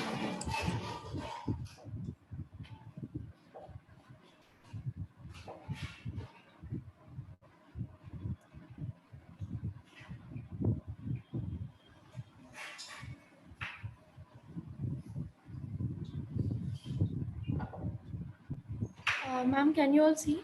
Yeah. So many slides are there. Yeah, we can see. Let's find out first. So I'll start. As coronavirus disease 2019, it's named COVID-19, was first identified in Wuhan city in December 2019, after which the disease spread throughout Hubei province and other parts of China. After causing significant morbidity and mortality in China by February 2020, COVID-19 has spread to numerous other countries, including the USA, Italy, Spain, Germany, France, Iran, India, and many more countries. As of April 18, COVID-19 spread to 198 countries, infecting 2.4 million people and causing 115,000 deaths across the world, and therefore is considered as global pandemic. Healthcare workers. Healthcare workers are mostly the people who were very much infected by this infection. So China reported 3,387 healthcare workers, while 22 healthcare workers died. Similarly in Italy, 20%, Spain 40%, in France 50%. So this was the rate of healthcare workers who were infected by this COVID-19. The literature on the health consequences of healthcare workers provide care to the COVID-19 patient in proliferating, and no review is available to guide the practitioner and leaders on the efficacy of various interventions. One study found the status of anxiety, depression, and insomnia symptoms among healthcare workers during the early phase of the COVID-19 pandemic. The prevalence of anxiety, 44%, depression, 50.4% symptoms among healthcare workers in the study was higher than those found in a recent study conducted among the several population during COVID-19 pandemic, which shows that 31% respondent reported anxiety and 34% reported depression. This might be because healthcare workers were at higher risk of acquiring COVID-19 infection in comparison to the general population, and also due to stressful, demanding nature of the job. So the prevalence of anxiety, depression, and insomnia in the study was lower than that in healthcare workers from China, where 44.6%, 50.4%, and 34.0% of healthcare workers were reported to have anxiety, depression, insomnia, respectively. A mental health outcome among healthcare workers affect their work performance, and to address this, specialized mental health services are required. The higher risk, perceived risk, and having a stay in quarantine during the epidemic might not just result in short-term impact, but also lead to long-term mental health consequences among healthcare workers.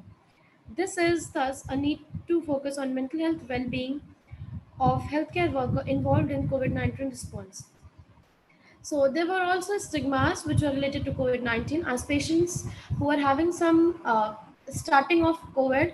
So they were very much afraid of not going to doctors. This was also the main reason why COVID was increased and it was transmitted from one person to another, because the symptoms which we see early are cough, cold. So these patients were very much stigmatized that this is COVID, which in some patients were not seen. So this was also the main reason why COVID-19 increased. A similar finding observed in Italy where health workers facing stigma during COVID-19 were found to have more burnout, fatigue, and psychological distress. It is thus necessary to increase the morale of healthcare workers who are stigmatized in fear of getting infected or spreading infections to others. Importantly, the drivers and facilitators of a stigma in healthcare worker need to understood for developing an effective response that might require extensive interpretation. The COVID-19 pandemic also affected women at some point, as 70% of women who are working as healthcare workers had to go to their home, perform their job, and they could not get away from their children. So it was affected in children also. They were having some household activities. They were women have too much role to perform, so they were also affected too much from this pandemic. There was disconnection between the demand of parenting and expectation of scientific community, as shown by ultra short timelines for COVID-19 related grant proposals, which further depended the divide between women and men. In the study, inadequate precautionary measures were significantly associated with higher odds of anxiety and depression symptoms among healthcare workers. Lack of precautionary measures, including PPE, can lead to compromised working conditions, a sense of insecurity, and increased exposure to infections. As a large proportion of COVID-19 cases are asymptomatic, lack of a proper sense of protection among healthcare workers might increase their psychological distress and affect their mental well-being. The finding also showed that governments of the urgency of arranging adequate precautionary measures for reducing mental health burden among healthcare workers. In one study, health workers who had a history of medication for mental health problem had higher odds of exhibiting anxiety, depression, and insomnia. The review collates evidence on the health impacts of healthcare workers due to COVID-19. Findings suggest healthcare workers are susceptible to various healthcare consequences due to COVID-19. For those with COVID infection, the most common symptoms were fever, cough, which were similar to those seen in the community. Several risk factors were identified: long duty hours, working in the high-risk department, lack of PPE, diagnosed family members, unqualified hand washing, and improper infection control. There was also seen finding shows that high level of depression, stress, anxiety, distress, anger, fear, post-traumatic disorder were seen. Females and nurses were disproportionately affected more from mental health consequences. Frontline female nurses work in close contact with patients for longer working hours, which may result in fatigue, stress, and anxiety. However, this finding warrants for further research to better prepare. At last, I would also like to say that as we were affected by COVID, so in India, still this stigma that we don't need psychologists, but people were mentally too much under pressure. They were facing so much mental problem like anxiety and all. So they should consult psychologists and visit and take a proper session to overcome their mental problem. As in India, we see the treatments are done on cancer and many other diseases. So mental health is also such a thing which can be cured. So you should visit a psychologist to consult and overcome your mental weakness and fight with COVID-19 mentally and also physically. Thank you for this. Thank you, Nancy. Thank you for the wonderful presentation. Very good presentation by Nancy. Very good. Alung, announce the names. Yes. Bastobi, are you ready? Bastobi from St. Anne's College for Women, Hyderabad.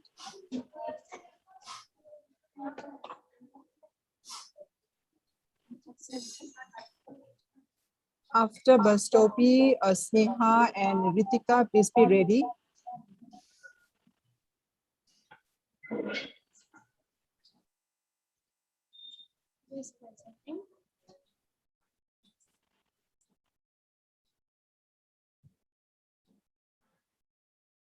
She's not responding. So you move on to the next participant. Yes, yes. Let us know if you are presenting and if you have any problems from your side, technical problems. Sneha and Ritika, are you ready? Yes, ma'am. Okay. Then you can start sharing. After Sneha and Ritika, Gayatri and Rebecca, please be ready, okay? Excuse me, ma'am. You want to have a PPT presentation, Toby? Yes, Are you ma'am. presenting? Yeah, I'll give you co-host. Ma'am, I had some technical issues, so I left the meeting. Is it okay if I present now or later? No, now you have to present as your name is announced. Okay, ma'am. Okay, Sneha, wait for a few minutes. Let Bastopi finish and then you can continue, okay? Can I please share my screen? Yeah, Vastobi, you can start. Am I audible, ma'am? Vastobi, can you hear me? I can hear you. Yeah, please start the presentation. Is my screen visible? Yes, yes, yes. Good morning, honorable resource persons, panelists, dignitaries, and my fellow friends. My name is Bastubi Borsekia. I'm from third year St. Anne's College for Women.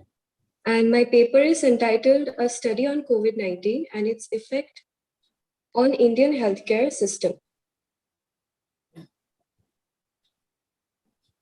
Coronavirus, as we all know, is a transmissible disease that has spread rapidly throughout the world. In March 2020, the World Health Organization declared the COVID-19 outbreak as a pandemic. The reason I chose to research on this topic is because I believe that COVID-19 exposed some serious fallacies in the government priorities and the dismal state of Indian healthcare system. The pandemic has ravaged economies, healthcare, social and political structures throughout the world, and India remains one of the worst affected countries by this disease. So my paper attempts to understand the emergence of COVID in India, the strategic response to it by Government of India, and most importantly, the current state and plight of healthcare fraternity and vaccination stages, followed by exploring the areas which are in dire need of prioritization and reforms that can be introduced in healthcare to make the system more equipped to function at an optimum level, even in intrinsic scenarios. Starting off with the response by government, the earliest traces of COVID-19 in India was found on a 20-year-old female from Thrissur, Kerala in 2020. Since then, the government has released a number of protocols and guidelines both for the general public and healthcare sector. For the masses, the immediate response was to spread awareness by the Ministry of Health and Family Welfare about COVID-19 appropriate preventive measures like wearing masks, washing hands, using alcohol-based sanitizers, avoiding crowds, and quarantining infected people. A nationwide lockdown was announced and traveling was heavily regulated. For the health sector, the clinical management in COVID-19 hospitals was strictly organized. There were specific areas allotted for health desk, immigration counters, triage area, temperature recording station, isolation facilities, etc. And all these areas were constantly under CCTV surveillance. Training programs were organized for healthcare staff across the country regarding the donning and doffing of PPE kits, use of ventilators and oxygen concentrators. Large-scale training programs were also organized for the lab technicians for nasopharyngeal swab collection. A lot of emphasis was given on the proper disposal of biomedical waste related to COVID-19. Efforts were made to digitalize the collection and delivery of COVID-19 reports, All reports were sent to people via SMS and government mandated applications like Arogya Setu. This was done to avoid the hassles of crowding.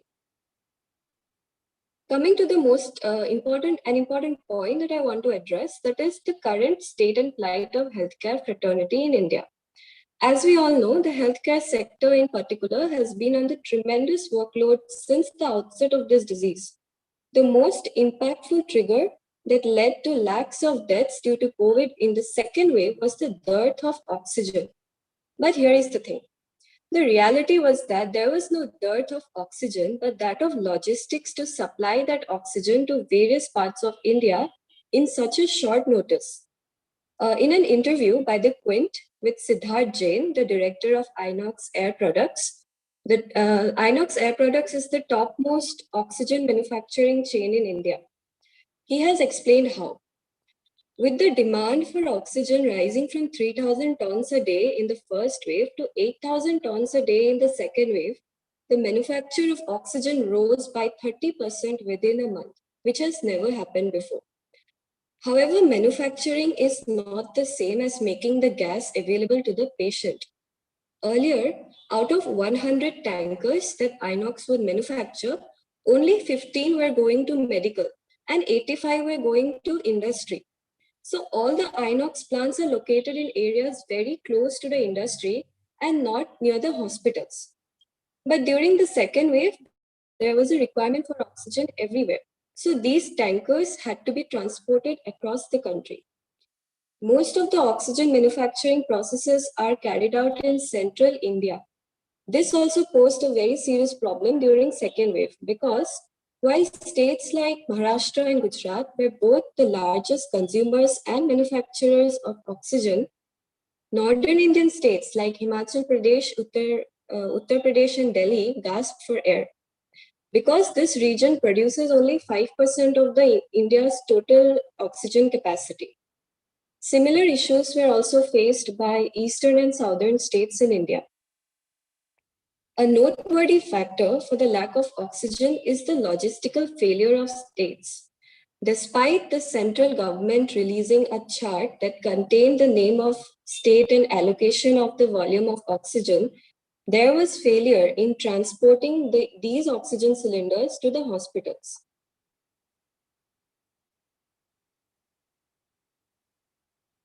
Another factor that took a toll on the health fraternity of India was the lack of medical supplies. India witnessed a heavy shortage on the number of doctors. The doctor population ratio in India is 1:1,456, as opposed by WHO's prescribed ratio of 1:1,000. To top this off, there were several unfortunate events of doctors being physically assaulted by patients' families. This broke out in almost every part of the country. A dark side to the COVID-19 management was the black marketing of remdesivir. An online racket unfolded in many states where the demand for remdesivir and similar drugs rose. The racket was such that people were made to pay huge sums of money for a single drug to a bank account, but never received the drug as promised. Numerous complaints were lodged on this issue, and police arrested many culprits, and even international culprits were found to be involved in this black marketing. The government of India, however, took steps to minimize this. With the intervention of the government, major manufacturers of remdesivir voluntarily reduced the maximum retail price of the injection.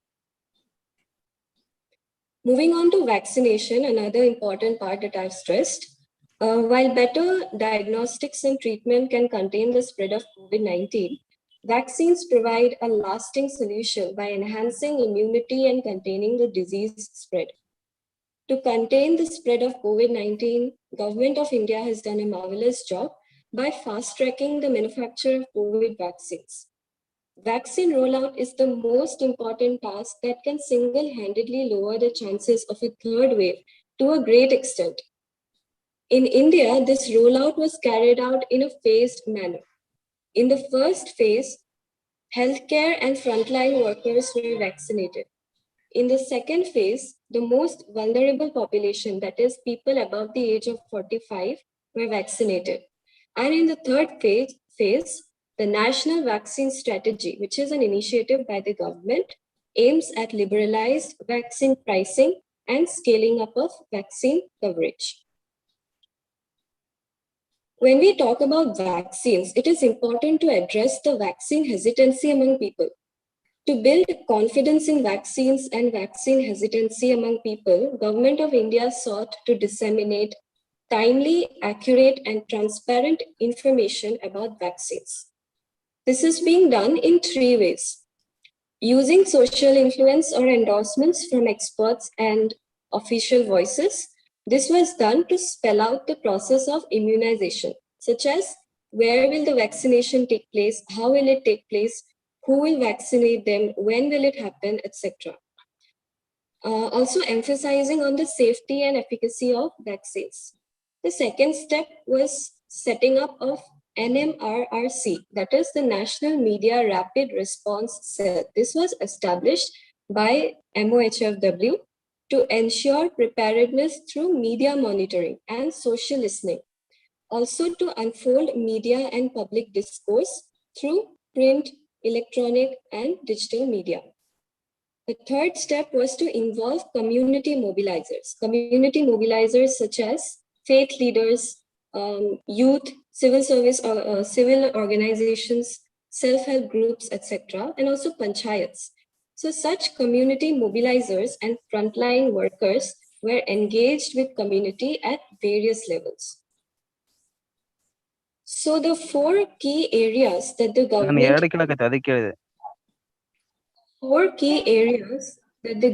aimed to address through these 3 steps were information on the new COVID vaccine, vaccine hesitancy, vaccine eagerness also, and COVID appropriate behaviors.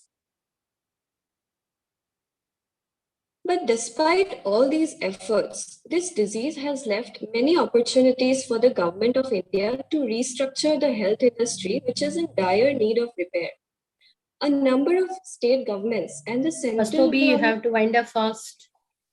You have to wind Yes, up. ma'am. I'm concluding my speech. Please conclude. So a number of state and central government itself have very low amount of funds allocated for the healthcare sector. As per OECD, India's total healthcare spending is at 3.6% of GDP, which is extremely low compared to the average spending from GDP of other countries, which stands at an average of 8.8%. Also, in a global pandemic scenario, stringent law enforcement is an indispensable part of tackling the disease. Upon research, we find that while laws for almost all persistent challenges already exist, there is some degree of absence of law enforcement that enable these problems to still prevail. We have seen a very steep rise in the violence against doctors and healthcare staff by citizens, but there are laws against this. At least 19 states, including West Bengal, which was the epicenter of the protests, have passed what is called the Medical Protection Act. We also witnessed that the cost of remdesivir and other essential drugs were sky high, despite the government releasing an official memorandum to lower the costs. The implementation of government mandates regarding healthcare policies, methodical planning and protection of healthcare fraternity to handle health emergencies like COVID and other intrinsic scenarios depends on the efficiency of law enforcement and administrative service. Also, there are areas such as budget allotment for healthcare and infrastructure development, which are the duties of central government. And in this aspect, there have been several promising efforts and radical changes by the government in this sector that reaffirms the goal of achieving healthcare excellence in India. With this, I would like to conclude my presentation. Thank you for giving me this opportunity, and thank you all for listening. Thank you, ma'am. Very good presentation by Mastobi. Wonderful presentation. Keep it up, ma. We'll move on to the next participant. Yes. We have Sneha and Ritika from St. Anne's College for Women. I hope you guys are ready, after which I request Gayatri and Rebecca to be ready with their presentation. See that you don't extend the time, don't take 10, 15 minutes. See that you try to finish on time.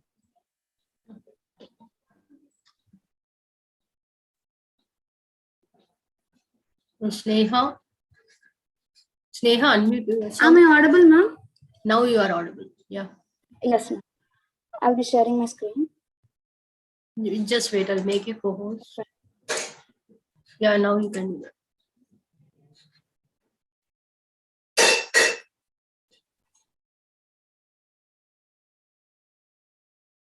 Ma'am, I have logged in from another name. There's also Snake.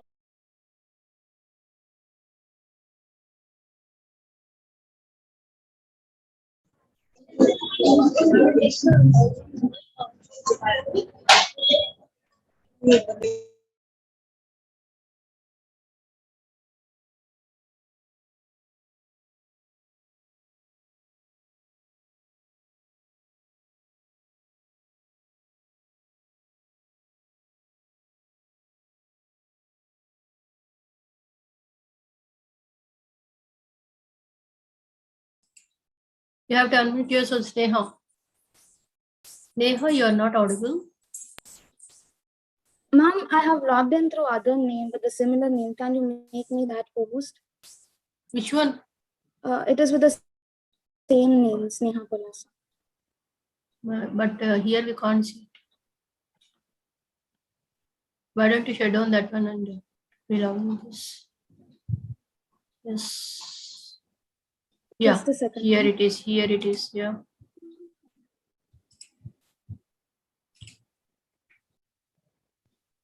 Okay then.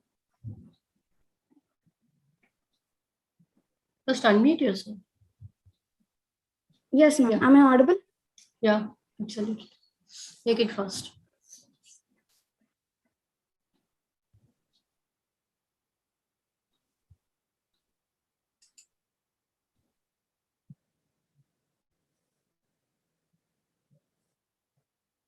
A very good afternoon to one and all. Firstly, I would like to thank you for all the organizers who have given us a great opportunity to work on our research papers.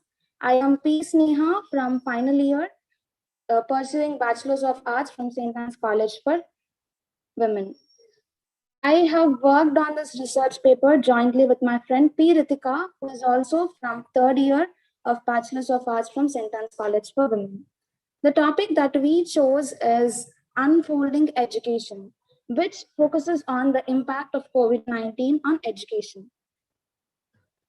The main objective of this research is to analyze the impact of students on schools, colleges, and those pursuing their education abroad, the effects of online learning, and the suggestions to carry out educational activities during pre and post-COVID. Coming to the methodology, we have used both the primary data and the secondary data. Primary, we have interviewed the students from schools, intermediate colleges, and graduates, including parents and teachers. Secondary data, we have taken the resources from articles, reports, and websites. The presentation which I'm giving here, the paper, it includes an introduction which consists of a little bit about coronavirus and the effect of education all over the world and in India, impact on primary and secondary education, higher education, international education, and employment, effects of online learning, positive sides, and few suggestions on the resumption of classes, and also for the betterment of the prevailing situation during pandemic. And at the last, I'll be concluding the session. Beginning with the introduction, as we all know, the lockdown was announced on March 25th, 2020, and then it led to the complete closure of all the educational institutions. According to UNESCO's 2020 report, 87% of the student population, that is over 1.5 billion people, are affected due to the closure of schools. And 320 million learners approximately alone from India are being affected through this. It has left no student uninfluenced, varying from pre-primary to students planning to study abroad. Beginning with the impact on primary and secondary education, the first major concern is the digital divide. It is the unequal access to the internet across the territory. According to the data, 15% of students in rural areas and about 42% in urban areas do not have the access to the internet. In such a situation where all the learning is taking place through online, we have only a less percent of students who can actually access the internet. And the second problem is that all the students are simply promoted to the higher classes without being conducting examinations. So this has lessened learning abilities. And also the students from 9th to 12th are left in a dilemma about the career paths they want to choose.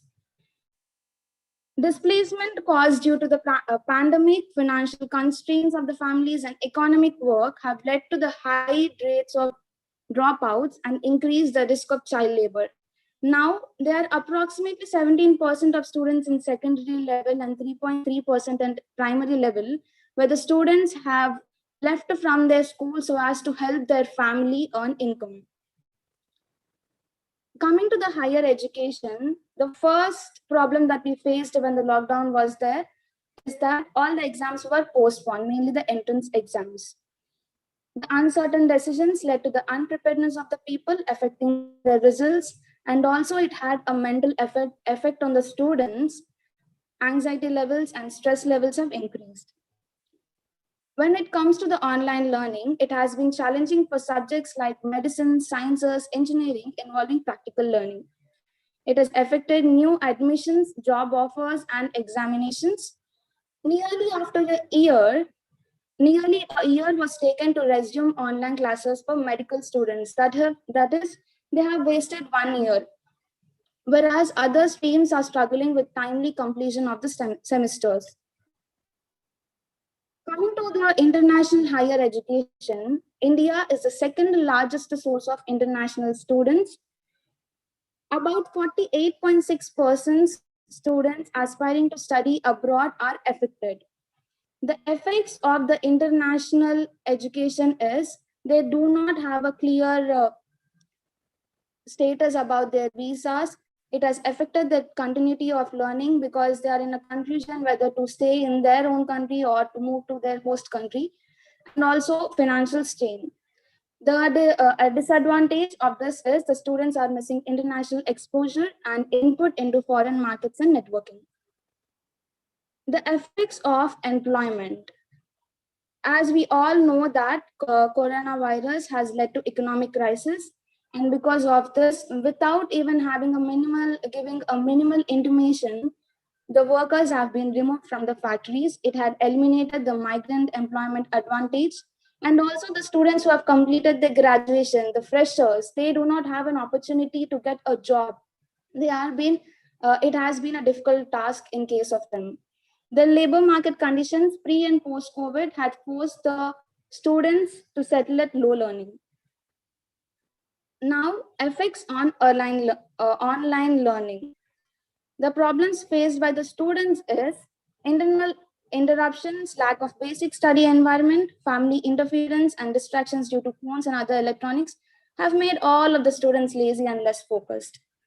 According to the survey that we have conducted, out of 10 members, 7 members feel that online learning is difficult.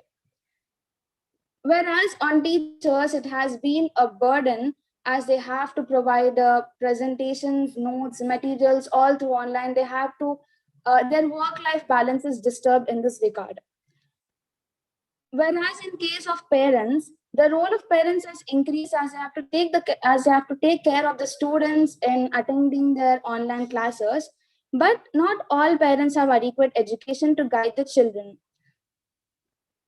But on a positive note, online learning has been, as we are trying to understand the curriculum and adapting new teaching methods, this could be the first step towards entering a digital world in the near future. The outcome of apps such as Gmeet, Zoom, or have been the groundwork for future advancement in education. The availability of resources to anyone from anywhere in the world has helped children learn in their way at a pace they are comfortable with. Pandemic had also increased the demand for distance education, helping children establish autodidactic nature. These are only a few positive signs that we have presented in the PPT, but there are more in the research paper. Now, a few suggestions that we would like to give regarding the pandemic. The first one on the resumption of classes is when the schools reopen, it should be opened in phases. They should be accommodated with change in curriculum. Remedial classes should be given so as to revive previous academics. Starting with shorter learning sessions and making them progressively longer can be helpful. And when it comes to the pre-pandemic, when it comes to online learning, switching on the cameras is highly recommended as we have faced this problem.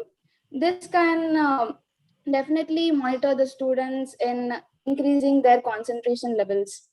Providing the training about the advancement and use of technology to both students and teachers should be encouraged. And as we know that there is digital divide, most of them do not have the internet access. They should attend the classes provided by the government through television and radio. Awareness about multiple initiatives taken by the government such as Swayam Prabha, Diksha, Manodharpan is needed. I would like to conclude that it cannot be ignored the fact that COVID-19 has been the greatest disruptor of education. The exposure to an environment which children need the most is hampered. It increased the confusion of career goals, unemployment, and challenges of online learning are the major impacts of affecting the students. But to conclude it in a positive note, had there been no pandemic, learners would not have been exposed to a huge variety of digital formats. Had there been no pandemic, the role of parents in a child's education and teachers in caretaking would not have been permanently established. The benefits of online education and technical training must continue to prevail. Strategies should be directed in a way they can recover the lost learning and be prepared to accommodate for the changes in educational style. It should be measures should be taken in such a way that no student should be left behind. Thank you. Thank you, Sneha, for the paper presentation. Now can we have Gayatri and Rebecca? Are you guys ready? Yes, ma'am. Okay. First of all, you stop sharing the screen, Sneha. Stop sharing the screen.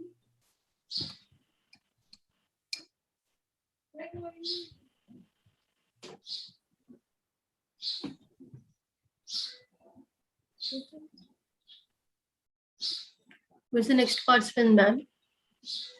Rebecca, I think.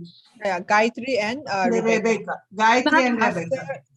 After Gayatri and Rebecca, Sumaya, please be ready. Yeah. Can I present the screen? Yes, madam will make you the co-host. Yes, I'll just make you co-host. First of all, I have to remove her. I have to remove this girl once again. Yeah, Gayatri, I'll make you co-host, right? Yeah. You can start your presentation.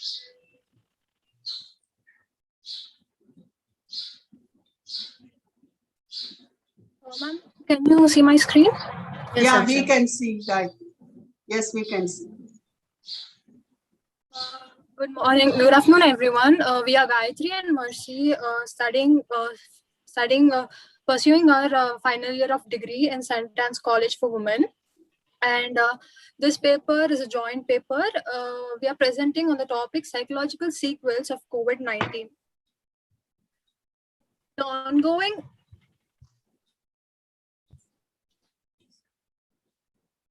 The ongoing COVID enforced individuals to maintain distance from each other and were isolated. Although these initiatives were necessary to prevent the spreading of the novel coronavirus, the experts say that they are causing a widespread of physical sickness, deaths, and psychological effects.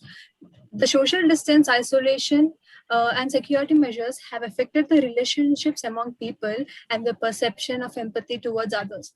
The children and young adults are at a higher risk of developing anxiety and depression symptoms. The aim of this paper is to bring awareness of the psychological disturbances in different age groups and psychological unfortunate consequences of COVID-19.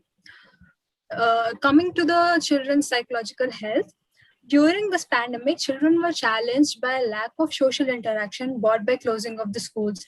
Grief, fear, uncertainty, social isolation, increase in time, and parental fatigue have negatively affected the mental health of children. All these factors can be coped up with, but escalated fear among the children.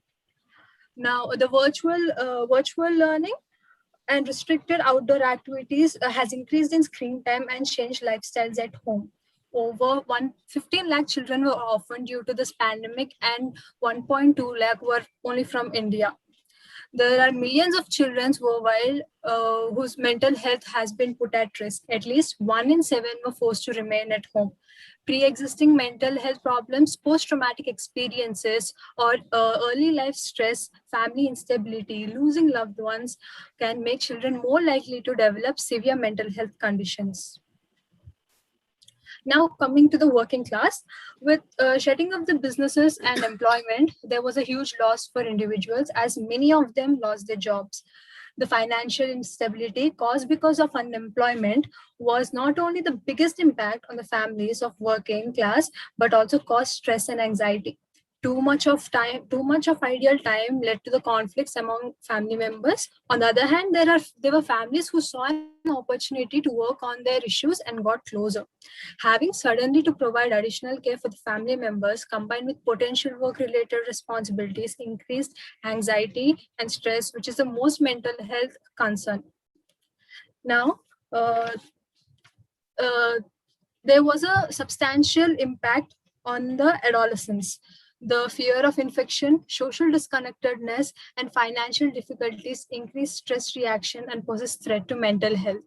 Adolescents who experience early life stress are more likely to develop disorders. They avoid threat experiences, they have difficulties in emotional regulation, and avoid risk-taking behaviors.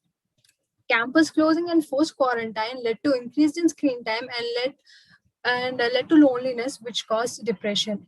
During this quarantine, adolescents learn to deal with their emotions either by escaping from them or by facing them. Coming to the hepatitis of both adults and adolescents, majority of the patients suffered with neuro issues. It increased the risks of insomnia, and there were also signs of blood clotting. And 2 out of 5 patients have compromised lung capacity and persistent cough. This is a sign of inflammation, which is still present in some of them. People feel breathless at times after recovering, and experts say that this should be looked into. Now, I would like Marcy to walk you through the rest of the synopsis. Good afternoon. This is Rebecca here, and I would like to take it from here. COVID-19 pandemic is impacting the global population in drastic ways. In many countries, older people are facing the most threats challenging at this time. Although all age groups are at risk of contracting COVID-19, older people face significant risk of developing severe illness if they contract the disease due to physiological changes that come with aging and potential underlying health conditions. WHO, that is the World Health Organization, reported that older age group and those with pre-existing health conditions are identified as most vulnerable to COVID-19. Also, there is lack of awareness of mental health in the elderly compared to older other age groups, is why there is less work being done there. Coming to the general view, The general public experience stress directly and indirectly from the pandemic. The pandemic is a novel, dangerous threat to their loved ones and themselves, which may contribute to anxiety that creates fear.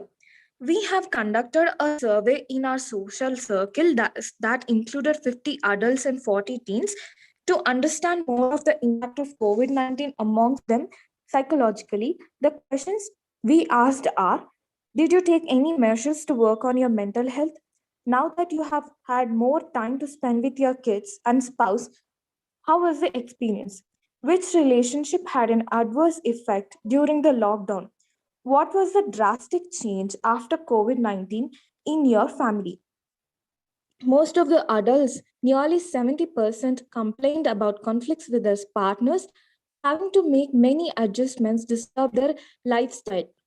Over 40% of the adolescents were glad to spend time with their families as the relationships got stronger with their parents and siblings. Coming to the healthcare providers, the healthcare providers have been particularly at risk for psychological distress during pandemic, particularly healthcare providers who spend significant amount of time in direct contact with patients who have been quarantined and those whose workplace do not have personal protect equipment, that is PPE, HCP, who faced social stigma because of their profession, who don't receive sufficient time off. And those who do not receive clear communication from superiors may also need extra moral support. The intense focus on personal protective equipment is likely to have specifically heightened the impact of COVID-19. Their usual practice has been significantly disrupted, and many staff have been asked to work outside of their usual workplace and have been redeployed to higher risk. Also, in order to decrease their likelihood of developing psychological distress is by getting regular exercise, seeking psychotherapy services, talking with colleagues or support groups, or practicing meditation. Staff also should keep an open dialogue. Rebecca, try to wind up. How Yes, many ma'am. minutes more? Yes, ma'am. Yeah. It's done, ma'am. I'm Okay. concluding. Yes, ma'am. Staff also should keep an open dialogue with the manager on how they are dealing with the situation. Already prior to COVID-19 pandemic, they worked in challenging conditions, whether in the community. This is way too challenging. By this, I would like to conclude. Thank you all for giving me such a great opportunity. Once again, a good presentation by Rebecca and Mercy. And we shall move on to the next participant. Ma'am, can you announce the names? Yes. Sumaya, you can start presenting. Okay, ma'am. After which I request Sahil Bains, student, School of Social Sciences, Indira Gandhi National Open University, to give your presentation.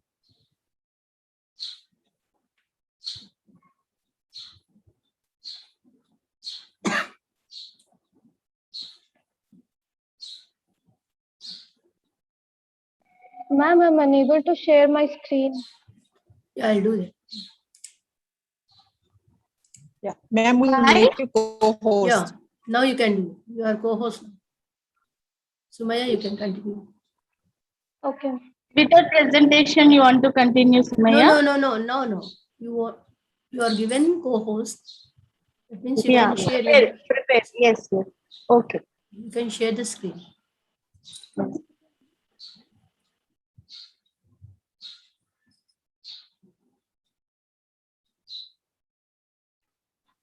Ma'am, you've made the wrong account co-host, ma'am.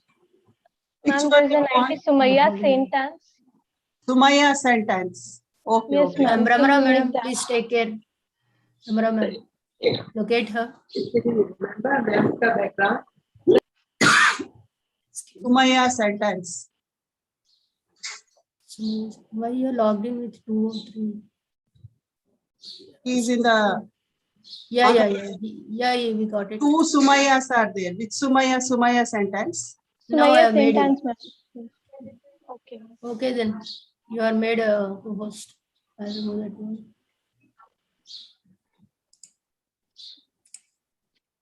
Okay, now you can continue, Sumaya. Yes.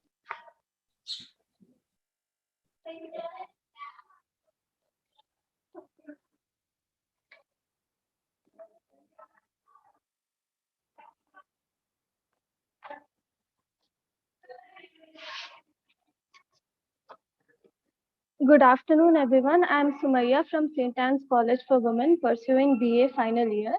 I'm going to present a paper on the topic Economic Crisis and COVID-19, both global and Indian perspective. All the countries across the globe have been impacted by the effects of COVID-19. Over 230 million people were infected, while 4.7 million people lost their lives. USA, being the largest economy, was the worst affected, followed by India, Brazil, UK, Russia, and so on. Worldwide lockdown and restrictions had badly hit the economic activities, including manufacturing and related sectors, killing millions of jobs. The overall global loss was around $90 trillion, which is 5 times higher than the US GDP.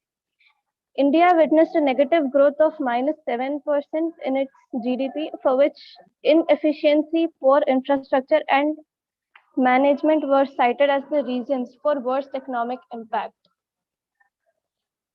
In this paper, I made an attempt to bring the note of how COVID-19 impacted the Indian and global economy, along with the measures taken on both national and global level.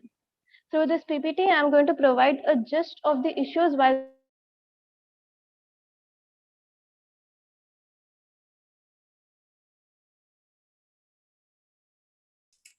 Unmute yourself. Sumaya, unmute yourself.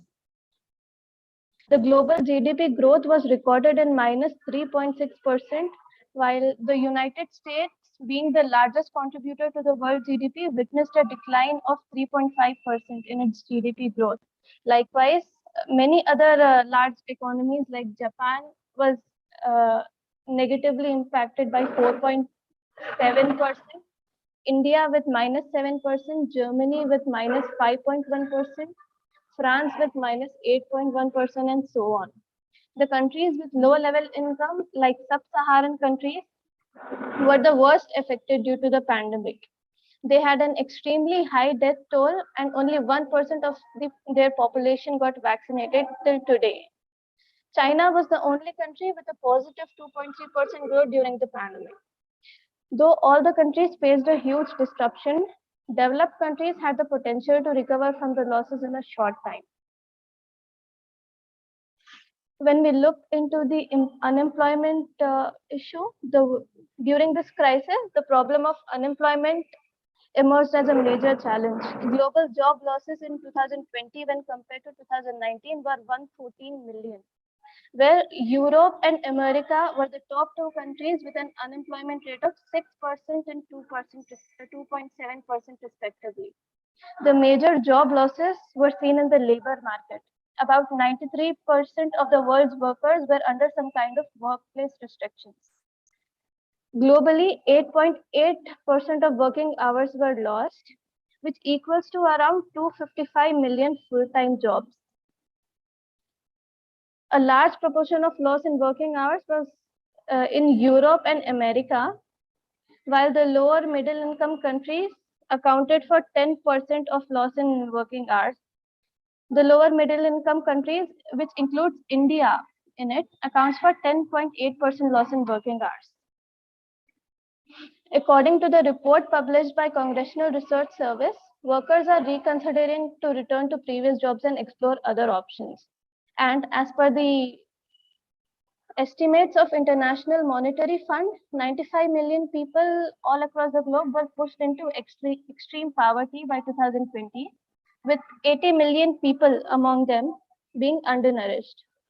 Moving on to the worst hit sectors all globally, apart from the labor market, the virus have caused a serious impact on other areas also, such as tourism, airlines, oil and gas drilling industries, restaurants, and other leisure facilities.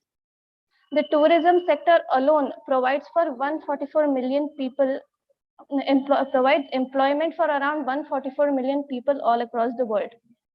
And it contributes to a 2.8% of world's GDP.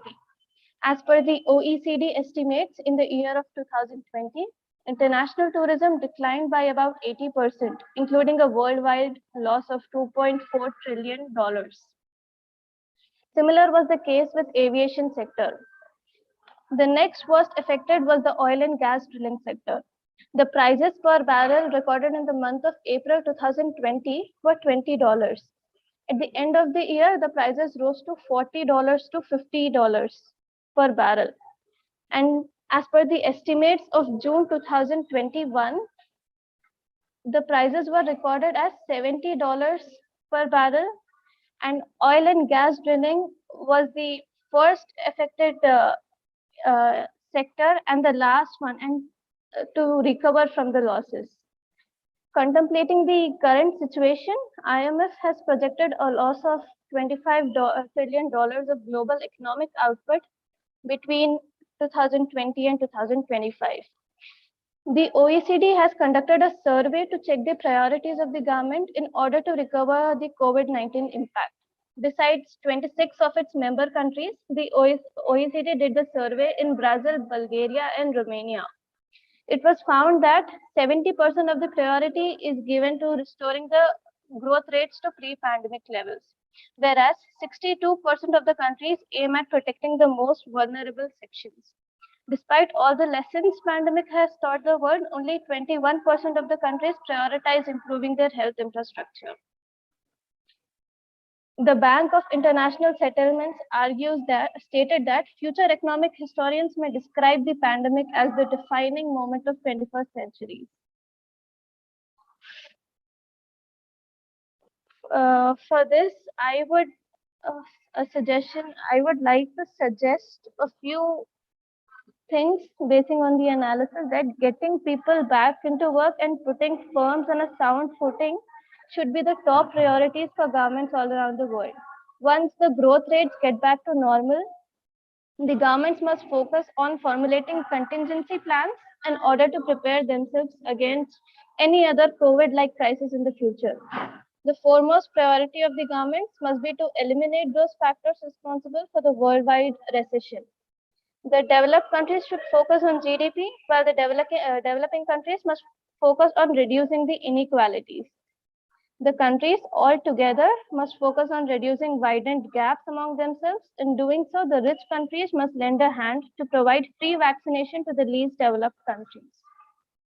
The United Nations must be the implementing agency of the above targets through its Sustainable Development Goals. They include no poverty, which is Sustainable Development Goal 1. Second will be the good health and well-being, Goal 3, decent work and economic growth, Goal 8, and reduced inequalities, Goal 10. Moving on to the Indian perspective, India has previously witnessed economic recessions 4 times in the past. First will be the balance of payment crisis in 1958, which led to a slowdown of 1.2%. Next will be severe drought in 1966, which led to a slowdown of 3.7%, energy crisis of 73, resulting in 0.3% decline, and oil shocks and BOP crisis again in 1980, which resulted in a decline of 5.2%. Due to the ongoing pandemic, India had experienced— Samaya, how many more? A few more points, ma'am. No, try to finish. It's already 7 minutes. Okay, ma'am. Okay, 2 more minutes. Because of India's diverse geographical features and high population, India was very vulnerable to the disease. It was also observed that India was already facing a pre-pandemic slowdown for 3 consecutive financial years due to demand-driven constraints. Apparently, the current pandemic has only deepened the pre-existing risks. Impact of COVID-19 on economy resulted in twin shocks, that is, on both supply side and demand side were interrupted, which had a contagion impact on the critical sectors such as manufacturing and real estate sectors. With factories and workplaces shut down, millions of migrants workers had to deal with the loss of income, and no means of transport were there for them to go back to their native places. As per the World Economic Forum estimates, 139 million migrants were affected due to this, and 230 million people in India were pushed into extreme poverty during the first wave of the pandemic itself. The external sector was the least affected in all this. For the first time in 17 years, the current account of balance of payments was in surplus, and there was very few imports during the recession. Considering the ongoing distress, the finance minister had to go for the best option suited to our economy. Our finance minister introduced 4 mini budgets, which included three economic packages of Atmanirbhar Bharat and one for the Pradhan Mantri Garib Kalyan Yojana. Apparently, there were certain policy dilemmas. The first dilemma was, as the government had borrowed money to invest in asset creation, it caused a dilemma between fiscal discipline versus fiscal stimulus. Secondly, there was a trade-off between economic growth and inequality, as in the case of a developing economy like India, where the size of GDP is small and 22% of its population lives in poverty, it should focus on GDP growth, because higher GDP leads to increase in per capita income, which further results in fewer poor people. And thirdly, there was a trade-off between saving lives and saving livelihoods. Keeping in the mind the vast population density and a large number of senior citizens and poor health infrastructure, the response was taken following the humane principle. There was a need to save lives. This was done through imposing the nationwide lockdown to mitigate and prevent the spread of virus. These measures were seen as short-term pains but long-term gains, therefore a win-win strategy. I would like to conclude my PPT by saying that, economically speaking, all countries, big and small, have now mastered the art of survival, and it might another 100 years or another pandemic like COVID to destabilize their economies. The economic revival has begun and it will continue at a full pace. Thank you, ma'am. Alung, I have a small suggestion. Can you keep this watch to, put a buzzer or something, because But we are very nice extending the presentation. time limits. But actually, the paper is so nice. That's why It's really wonderful presentation. Very No, good the research paper. presentation is wonderful, no doubt, but time is a constraint. Yes, ma'am. yeah, we can understand. But if we stop, it will be a small discourage to the students also, because But They prepared very well for the presentation. but very good research orientation. Very nice. At this age, she must try for civils. Yeah. exactly. She's so nice. Very nice presentation. Okay. Then we'll move on to the next participant. Yes. Sahil.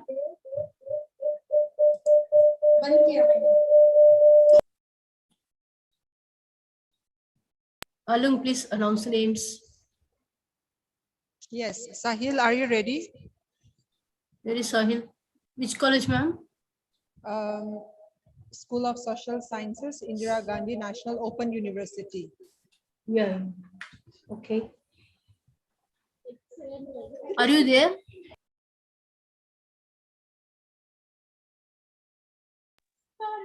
Sohali is there, madam. Sahil Sohali. Prince. Sahil Prince. Network bandwidth. Okay. Are you there? Okay, then we will go with Bhargavi. First BCom, St. Joseph Degree College. Sunday Bhargavi, are you ready? St. Joseph College, ma'am. Yes, ma'am. Yes. Karnool. Yeah. Okay, please go ahead. Sunday Bhargavi. Yes, ma'am. Yeah. Please start your presentation, Sandhya. Yes, thank you, ma'am. First of all, thank you for the organizing of international webinar on shifting paradigms in national and international politics in global pandemic scenario, COVID-19 major issues and challenges. This is Sunday Bhargavi from St. Joseph Degree College from first BCom. Today, I'm going to present my paper presentation about impact of COVID-19 on environment in major cities in India. Environment is no one's property to destroy, it's everyone's property to protect. On late December 2019, In Wuhan city in China, coronavirus is identified. Impact of COVID-19 on environment and also humankind. Humankind depends on environment to achieve more and more developments. There are positive and negative impacts on environment. Positive impacts like reduce air pollution, reduce water pollution, reduce noise pollution, and ecological restoration, etc. Negative impacts like biomedical generation, solid waste generation, etc. According to India's Environment Report 2021, 17th Sustainable Development scored 61 point out of 100. World Earth Summit 2021 organized by United Nations Conference on Environment and Development. This protection held at Rio de Janeiro, Brazil, to protect these urgent problems of environment protection and social economic development. Me and my friend together prepared this paper presentation, and my friend Dhanalakshmi will continue this paper presentation. Good afternoon, one and all.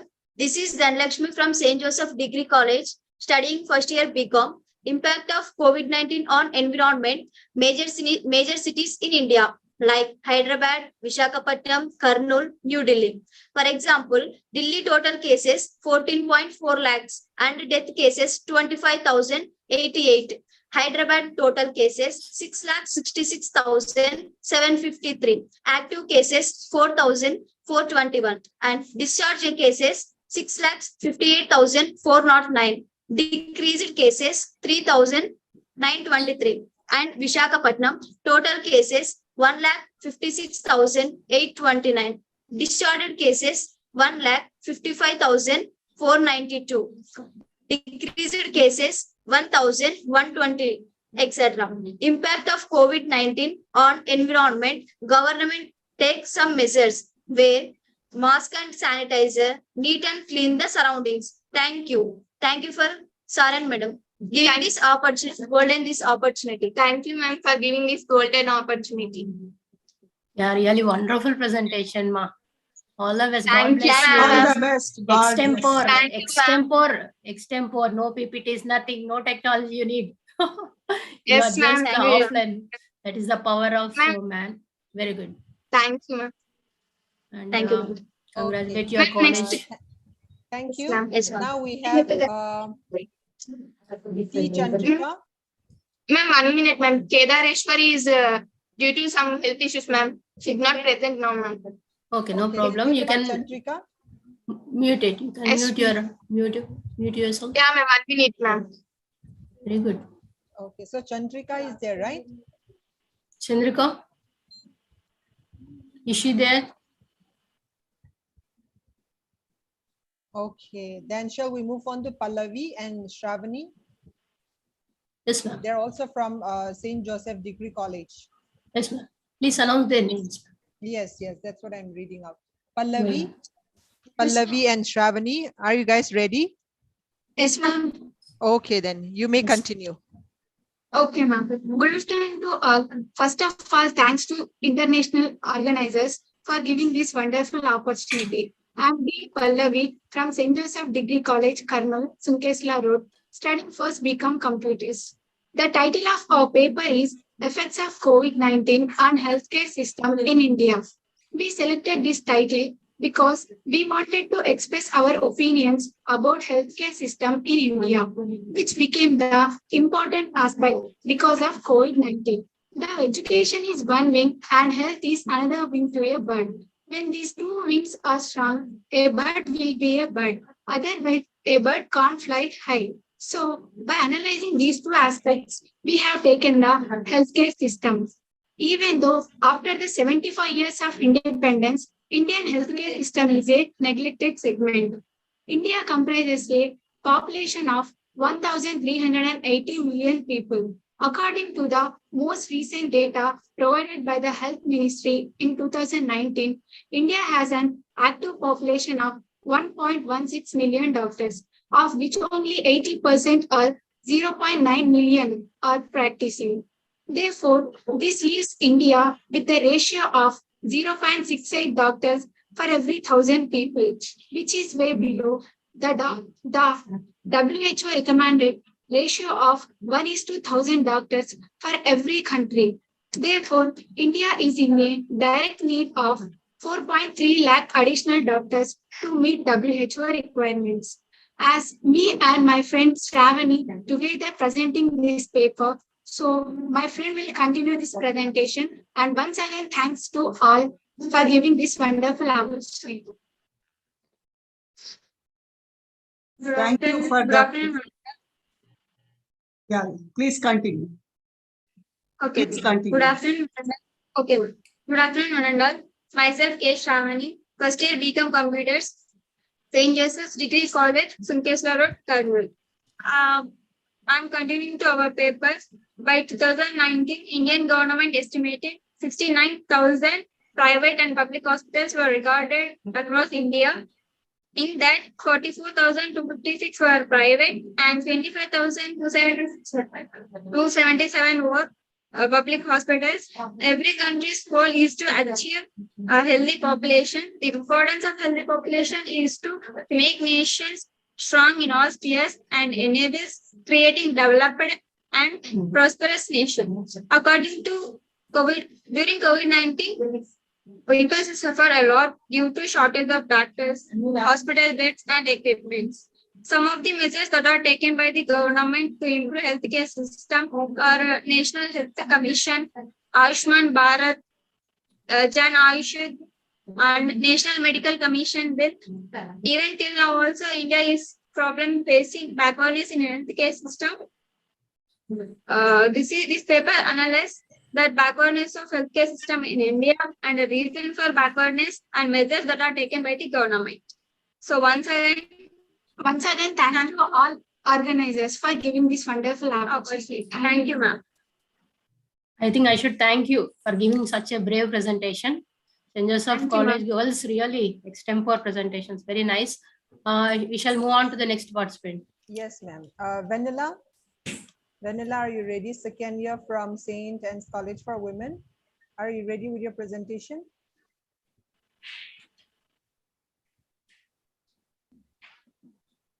She was here only, Vanilla. Now I can't see her. Vanilla, can you please respond, Vanilla? Okay. Yes, ma'am, she has responded. She is having some network issues.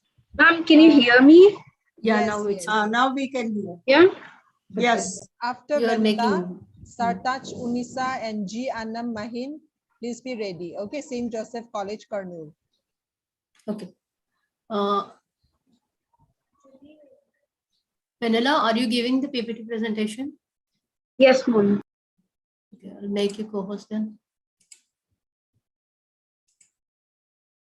Okay, then. Now you can start. Share your screen. Is the screen visible? Yeah, no, your PPT is not visible. It's not visible? No. Nagamansi. Is this? Ma'am, it's still not visible. No, it's not visible, ma'am. Wait, I'll just Now? make one. Co-host problems. Is it? Just wait for 1 second. Okay, ma'am. Please wait. Madam is making you co-host. Yeah, now you can share.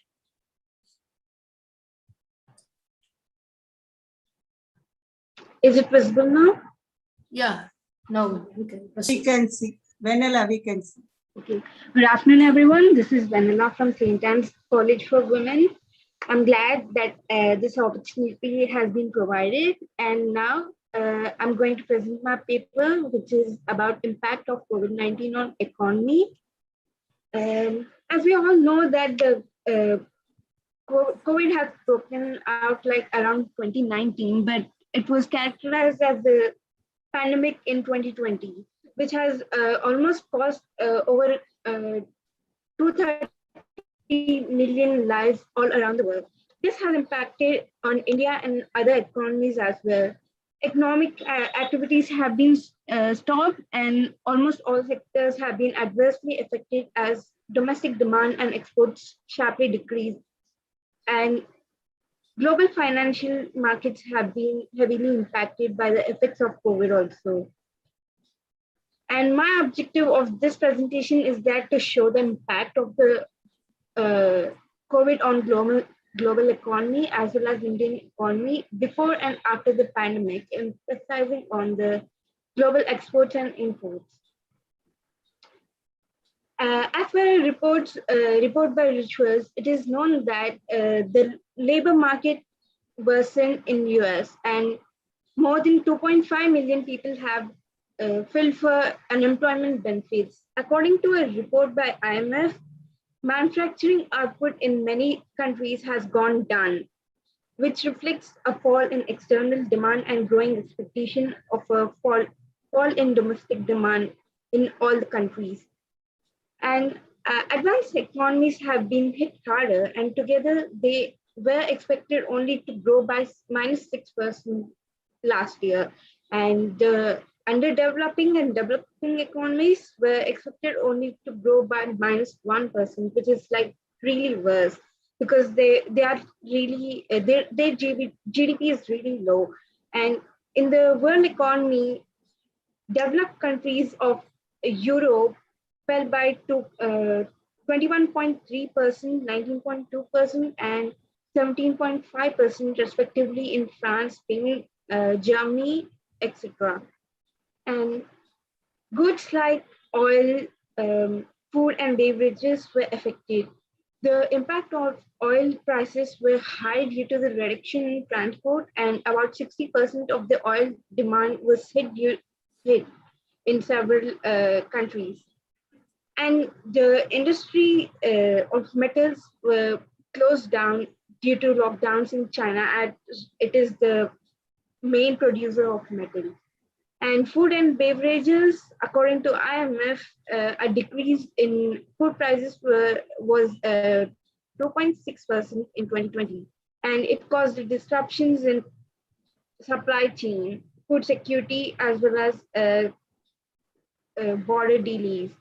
And export restrictions were imposed. In lockdown period, the prices of cereals, oranges, seafood, and Arabica coffee has increased, whereas the price of tea, meat, wool, and cotton have declined. Further, in the decline in oil prices has put a downward pressure on the prices of palm oil, soy oil, and sugar and corn. And moreover, impact of COVID-19 on India, as it is a developing country, the GDP is only 5% between January and March. A drop of 9% in the next quarter was shown, and the unemployment levels has already increased more than 27%, and the country's labor force was really low. However, the effects within different parts of society varied, and in April 2020, small traders and laborers suffered the most due to the coronavirus. And conclusion, moreover, the business sectors like software, e-learning, entertainment, virtual reality, pharmaceuticals, and medical devices, virtual healthcare was boosted during this time and is continuing in a larger and more influential way in people's lives and economy. It is anticipated that these sectors may rise up to more than 3.8 trillion by 2024. Thank you. With this, I conclude my presentation. Thank you for giving me this opportunity. Very good presentation, ma'am. Vanilla. So we'll move on to the next participant, ma'am. Yes, the next one, Sartaj Unisa and G. Annam Mahin. Are you ready? Yes, ma'am. Yes, ma'am. Our voice is audible, ma'am? Yes, yes, very much, ma'am. Carry on. Yes, thank you, ma'am. Good afternoon, everyone. I am Sartaj Unisa, pursuing first BCom in Computers Application from St. Joseph's Degree College, Kurnool. And I'm Anam Mahin from St. Joseph's Degree College, and I'm pursuing first BCom Computers. Today, we are here to present our paper titled Impact of COVID-19 on Educational Sector in India. To know the value of education in humans' life, only one definition by Nelson Mandela is giving us more clarity as Education is the most powerful weapon which we can use to change the world. Unfortunately, all the people throughout the world suffered from COVID-19 for the past 2 years. While COVID-19 primarily affects public health, spillover effects can already be observed in education too. According to studies, the epidemic denied almost 32 crores of students can be education. This is referred as a national crisis with an increase in unemployment as a result. Now, let's see the analogy of educational procedure before and after outbreak of COVID-19. Before pandemic, there was a hustle-free education with no more restrictions to be followed. There were informal chats, talks, communication, interaction between students and teachers. In short, social exposure was there. But now everything has changed, as there was a steady acceleration in literacy rate, as there was up to 79.5% in 2019. But due to lockdown in 2020, the literacy rate had a downfall of 2%, which is 77.7%. Things hasn't stopped up to here. Even the examination system or curriculum is also affected. Most of the topics in the textbooks are removed due to lack of time, as the academic year has been started very lately. And even examination schedule is totally changed. Most of the students are allotted marks with their internal examinations. Would like to take the privilege to thank the organizers of international webinar. Thank you for giving us this wonderful opportunity. Thank you. Thank you for the wonderful presentation. Is it from your college? Are you giving the presentation from your college? No, it's from St. Joseph, ma'am. It's, I saw. You are in the classroom only. No? No, I am not there. I congratulate Asha Parveen madam for mentoring those students. Asha Parveen ma'am, hearty congratulations from St. Joseph. I think she's the mentor and she has given a lot of inputs to. Yeah, it's so nice. From BCom stream, you are doing a wonderful paper. Yes, ma'am. And so brave. Thank you, ma'am. Thank you so much, ma'am. Very good. Congratulations. Yes, ma'am. Next participant. Okay. So can we have Shahira Naz now? Can we have Shahira Naz? After which Madhurima, ma'am.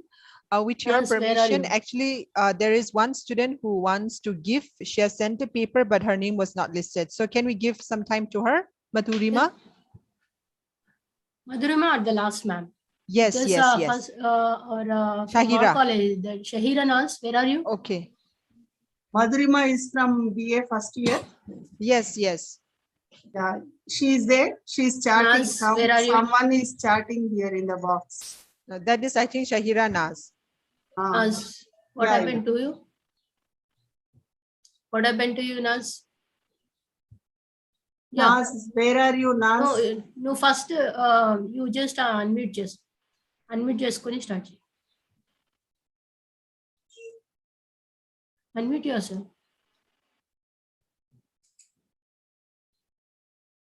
Mic on చేసుకోమా.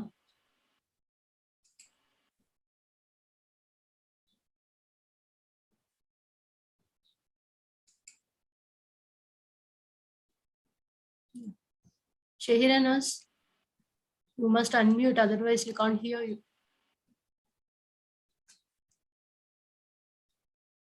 Mic on చేయమ్మా. Online classes ఇన్ని ఉన్నారు కదా.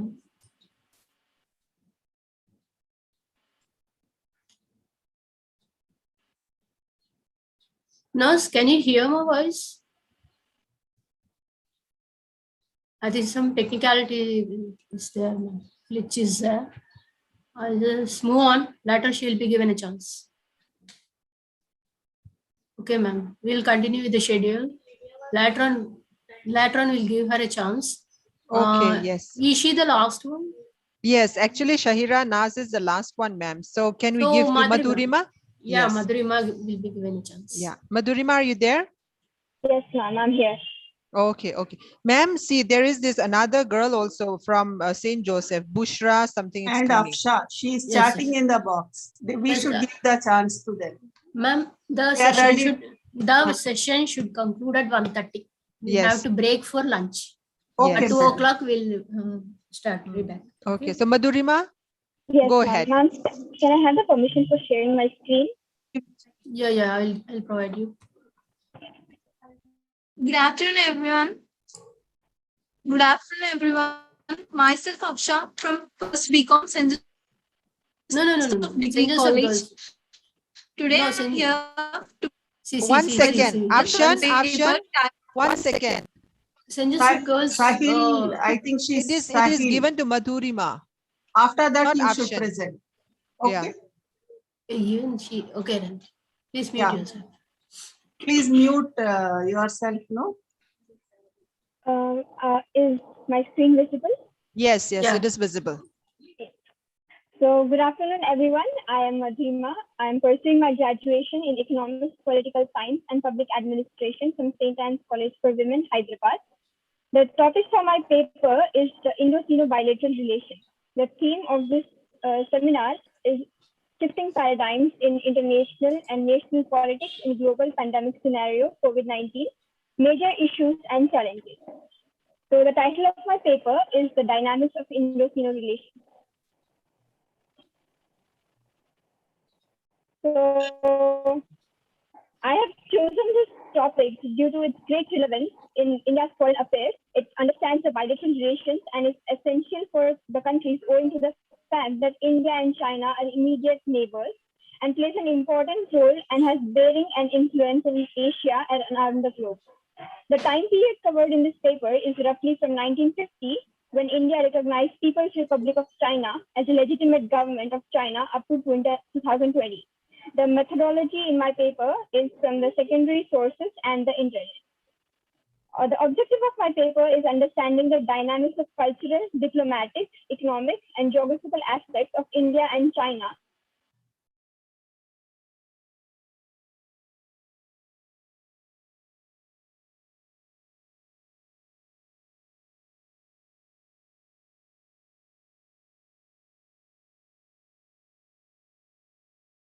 Madhurima, move to the next slide. Madhurima.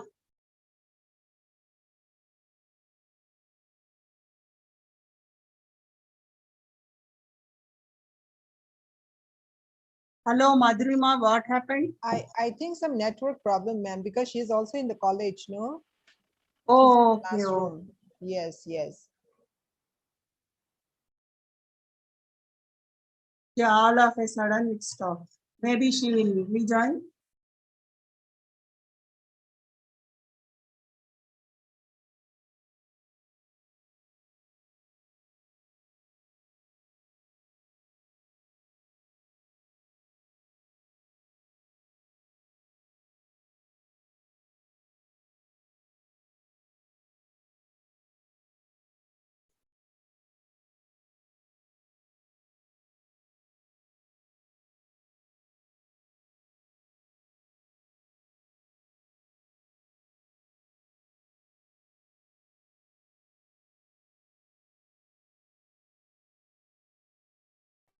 I'm so sorry, ma'am.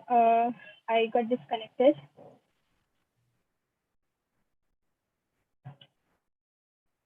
Am I audible?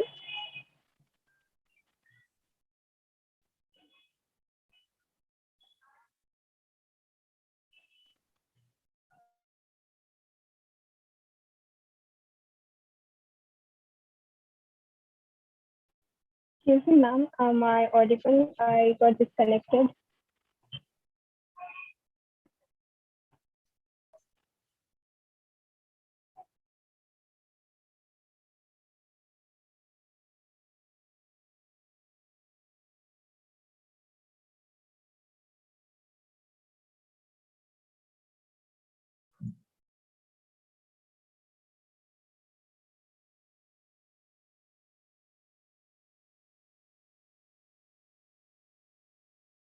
Madhurima, you take the help of any friend, classmate who has a mobile and rejoin.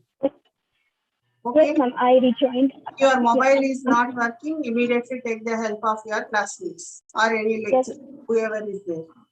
Yes, ma'am. Am I audible now, ma'am? Ma'am? Yes, you are audible. You are audible, Madhurima. You are audible. Please continue. Yes. Don't waste time. Ma'am, can I again be given the permission to share the screen, please? Okay.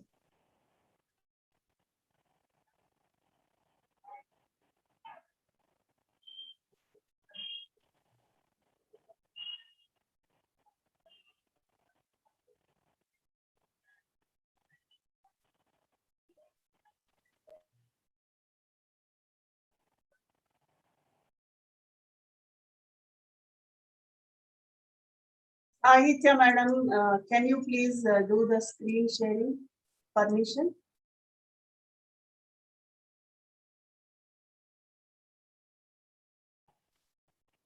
Hello, madam. I think she's on, now you can see Madhurima. Madhurima, can you do the screen sharing? Yes, ma'am. I need permission for that. Yeah, ma'am is giving. Okay, ma'am. Thank you. Yes. Thank you, ma'am. So, sorry for the disconnection. The objective, I'd like to continue from where I stopped. The objective of my paper is understanding the dynamics of cultural, diplomatic, economic, geographical aspects of India and China and its impact on Indo-Sino relations. So, in the introduction of this paper, I'd like to start with good fences make good neighbors. It couldn't be more truer in the context of India and China. India and China are one of the oldest living civilizations of the world. Both the countries have dominated the Asian region and impacted the world in many ways. These two emerging superpowers share the love-hate relationship. Both the countries are most populous countries of the world, therefore the largest markets and labor force in the world. While one has communal ideology, the other is the world's largest democracy. Diplomatic aspects of Indo-Sino relations. India recognized People's Republic of China as a legitimate government of China and was the first non-communist country to establish diplomatic relations with PRC. The Panchashil principles were formulated and initiated by Prime Minister Nehru for peaceful coexistence. But China never reciprocated positively to these principles. Like China does not respect the territorial integrity and sovereignty of India in Arunachal Pradesh, Sikkim, Aksai Chin, and Kashmir. China's attack on India in 1962, its constant interference in Kashmir and Arunachal Pradesh. Thus, the spirit of Panchashil being not followed has led to the feeling of letdown among the Indians. Dalai Lama fled China and Prime Minister Nehru formally offered him asylum in India in 1959. Though India did not take a stand against China on Tibet, it nevertheless offered refuge to many Tibetans who came to India through Northeast Frontier Agency via Arunachal Pradesh, unable to endure PRC's repression. Cultural aspects. The phrase Hindi Chini Bhai Bhai was coined by Prime Minister Nehru in 1950s.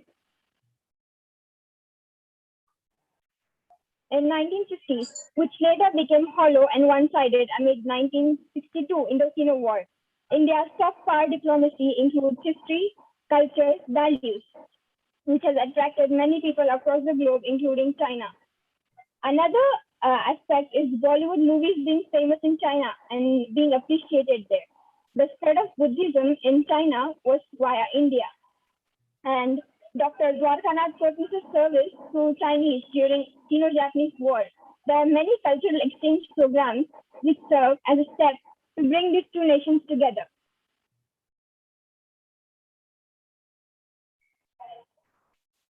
Moving to the next geographical aspect. Indo-Sino War in 1962, when China attacked Aksai Chin and Arunachal Pradesh. China claimed control over Aksai Chin and Arunachal Pradesh.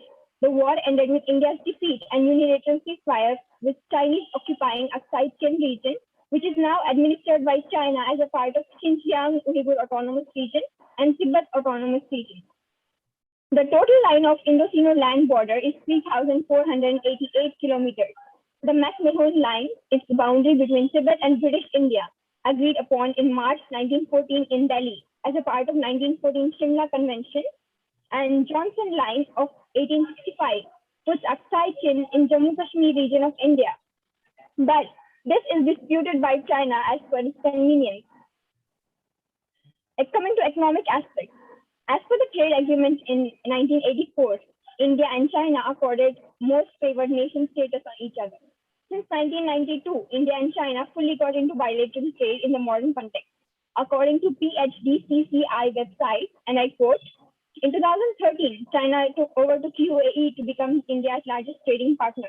Presently, China is fourth largest export destination, whereas the biggest import source, unquote.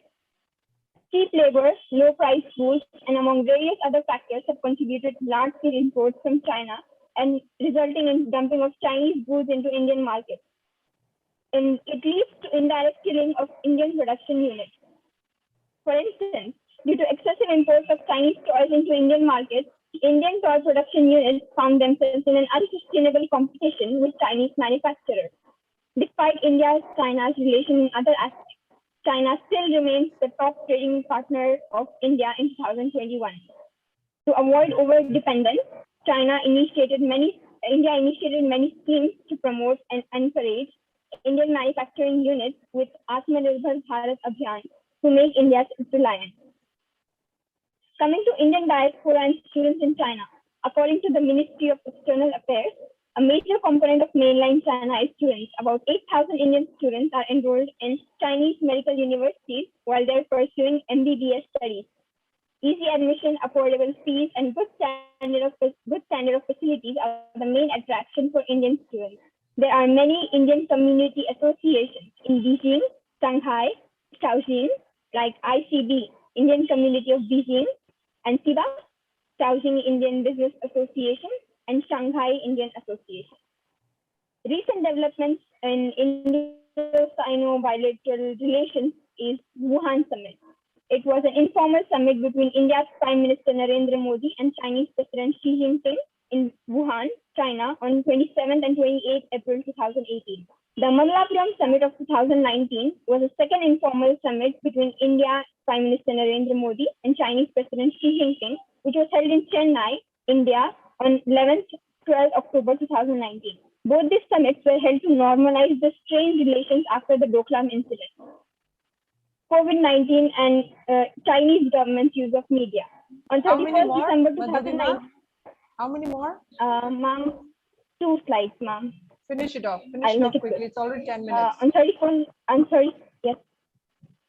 31st December 2019, COVID was identified and reported in Hubei province, Wuhan, China. And since then, we see epidemic across the globe. China's wolf warrior diplomacy method was adopted by the Communist Party government of China to malign India, accusing it of spreading the COVID-19 pandemic. It also accused India, among other countries, for sealing borders as an overreaction and putting China to hardship.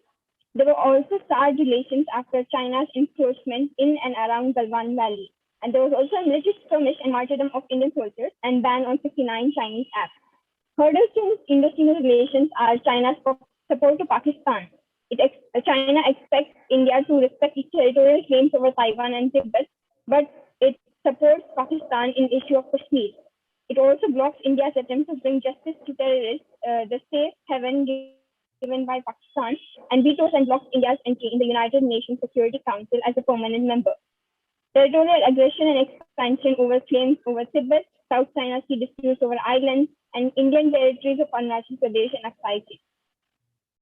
And the Doklam and strategic concerns regarding Siliguri corridor, which is known as the chicken neck of India, which connects the rest of India with its northeastern states.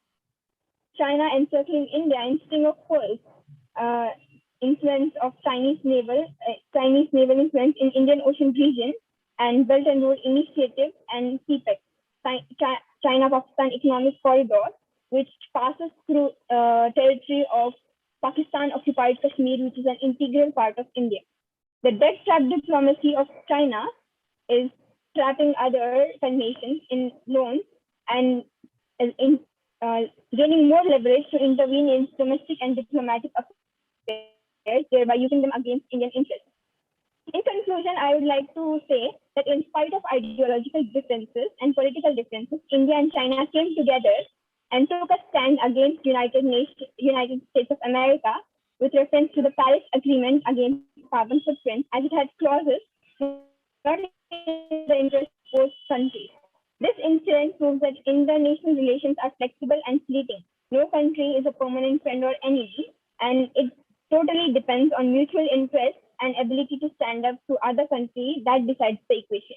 Thank you so much for giving me this opportunity. I thank the convener of this program. Thank you. Thank you, Ma. Very good presentation once again from St. Anne's. Now we'll announce the closing of this technical session 2 regarding the student presentation. And I'm very much happy with the presentations. And as there is a surprise also for you, as announced earlier, we are giving the 3 best presenters prize gift. We'll announce at the valedictory session, and do post your address. I'll send it to your address. I'll give the presentation best to the present, but I have to regret that all the presentations were eligible for that. But we can't. Did very well. Yeah. All the Women, St. presentations. Joseph Degree College, we have given you a chance. I think we can't give you a chance. But are you there in the list? Because it's already 1:30 so. Yes, ma'am. Yeah, but your name is there in the list. Alu? No. Yes, No. Shahira Nas. Her name yeah. is there. We Yeah, called her earlier, but they yeah, were yeah, not there. What Yes, about yes. Harshita? What is your No, state? Nas, No. if you're ready, No, you no. unmute yourself. Okay. Nas is there in the list. Yes, It is unmuted. Please, you can start the presentation. Do you want screen sharing? Ma'am, no. She won't. Hey, you on your video, Nas? It is on, madam. If video. If it is St. comfortable Joseph for you. Degree College. No. She's from government college, previous college. Our college is a men college. Can we start our presentation? Ma'am, can we start our presentation? No. We'll announce your name, ma. Please, be patient. We'll announce your names. Actually, your name is not there in the list. And now, after this, we're going for poster presentations. So, in case there is a time left, we'll definitely give St. Joseph College first priority. Okay, na, ma'am? Okay, ma'am. Okay, ma'am. Right. Okay, right. Asha Parvin, ma'am, kindly understand the situation. It's not that we should not be giving you a chance. Only thing is, strictly as per the list we are going. After that, if there is a chance, we'll give you. And now at 1:30, we have a poster presentations. Very little posters are there. I think it is going to wind up within half an hour. If it is winding up, we'll just provide you a chance. Otherwise, I can't assure you. Okay, you switch off your video, St. Joseph. Hello, ma'am. Okay, Yanas, start. And she's my favorite. She's my favorite student, and she has completed her graduation. Yeah, continue. Today, I would like to speak about the loss of learning for children during the pandemic. The closure of schools for a long time during the pandemic had negative impact on child's learning. Introduction. School closure due to COVID-19 pandemic had led to complete disconnect from education for the vast majority of children, or inadequate alternatives like community-based classes, or poor alternatives in the form of online education, including mobile phone-based learning. One complete academic year has elapsed in this manner, with almost no or little curricular learning in the current class. But this is only one kind of loss of learning. Equally alarming is the widespread phenomenon of forgetting by students of learning from the previous classes. This is regression in the curricular learning. This includes losing fundamental abilities such as reading with understanding and performing addition and multiplication, which they had learned earlier and become proficient in, and which are the basis for further learning. These foundational abilities are such that their absence will impact not only learning of more complex abilities, but also conceptual understanding across subjects. Thus, this overall loss of learning, that is a regression of forgetting of what children had learned in the previous classes, as well as what they did not get an opportunity to learn in the present class, is going to lead to a cumulative loss over the years, impacting not only the academic performance of children in their school years, but also their adult lives. To ensure that this does not happen, multiple strategies must be adopted with rigorous implementation to compensate for this overall loss of learning when school reopens. We have undertaken a study in January 2021 reveals that extent and nature of forgetting or regression kind of learning among children in public schools is more than private schools. For understanding any regression, an assessment of learning levels of children when schools closed, as well as of their current status, was necessary. This was done in collaboration with two teachers who had been deeply engaged with their learners and who had reliable assessment of children's abilities when school closed in March 2020. This baseline assessment of children's learning levels, or where they were assessed on specific abilities in language and mathematics when schools closed, was done based on comprehensive analysis by the relevant teachers, aided by appropriate assessment tools. All abilities associated with the previous class were not assessed, and only a few abilities critical for further learning were carefully identified and assessed. Key findings of our research is learning loss in language. On an average, 92% of children have lost in at least one specific language ability from previous year across all classes. These abilities include describing a picture or their experience orally, reading familiar words, reading with comprehension, and writing simple sentences based on picture. There is a learning loss in mathematics as well. On average, 82% of children on an average have lost at least one specific mathematical ability from the previous year across all classes. These specific abilities include identifying single or two-digit numbers, performing arithmetic operations, using basic arithmetic operations for solving problems, and describing 2D, 3D shapes. I would like to conclude that the extent and nature of learning loss is serious enough to warrant action at all levels. Policy and processes to identify and address these loss are necessary as children return to schools. Supplemental support, whether in the form of bridge courses, extended hours, community-based engagements, and appropriate curricular material, will be needed to help children gain the foundational abilities when they return to school. It follows that teacher capacity to ensure student learning in these unusual circumstances must be in focus, particularly with respect to pedagogy and assessment needed to deal with students at diverse learning levels. At most importantly, the teachers must be given enough time to compensate for both kids of learning loss, and we must not rush into promoting children to next level. Thank you for giving me this wonderful opportunity, ma'am. Very good presentation, Shahir and us. Very good coverage of the topic. Congratulations once again. Now I conclude this session. Technical session 2 is closed regarding the student publication presentations. Yeah. We'll go for a lunch break. We'll meet again at 2. Meanwhile, there is one more panel which are taking care about the poster presentations. And now I invite Dr. B. Parimala Devi, who is the chairperson for this session on poster presentations. And the members are Dr. G. Sitama ma'am, lecturer in zoology, and Dr. K. Chandrarekha, lecturer in chemistry from KVR College, to act as a judge for this particular session. And rest of the persons, I thank Alung Gangwala for conducting such a nice way. The whole session was well conducted with good decorum, and I congratulate all the students with their scholarly presentation. Really, I should say that it is not a student's presentation. They have reached a stage wherein they can say that, yes, they are the scholars and they can go for a competitive levels also. So thank you. Two more members are there in those presentations, Meeta madam and Sunita madam. We have to thank them also. No. Yeah. Sorry, I don't know. Yeah, Meeta madam, HOD of history and hello, ma'am. Yeah. Sunita madam, HOD of economics, and then Alung also from faculty, Department of Political Science. Yes, I ma'am. thank all of you. And the students' presentations were really encouraging. Very nice. The Very nice. judges had a very tough time, I guess. Okay, ma'am. We'll conclude, ma'am. Pravana yeah, ma'am we will will. conclude. I request Chandrarekha, Sitama Thank ma'am you. To on their videos.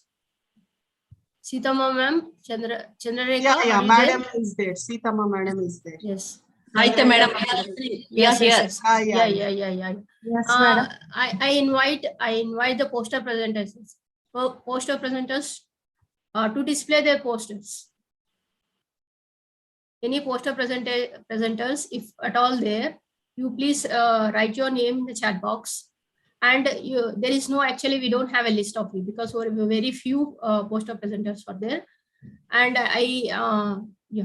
if you are interested, you can on your video and you can show and display your posters.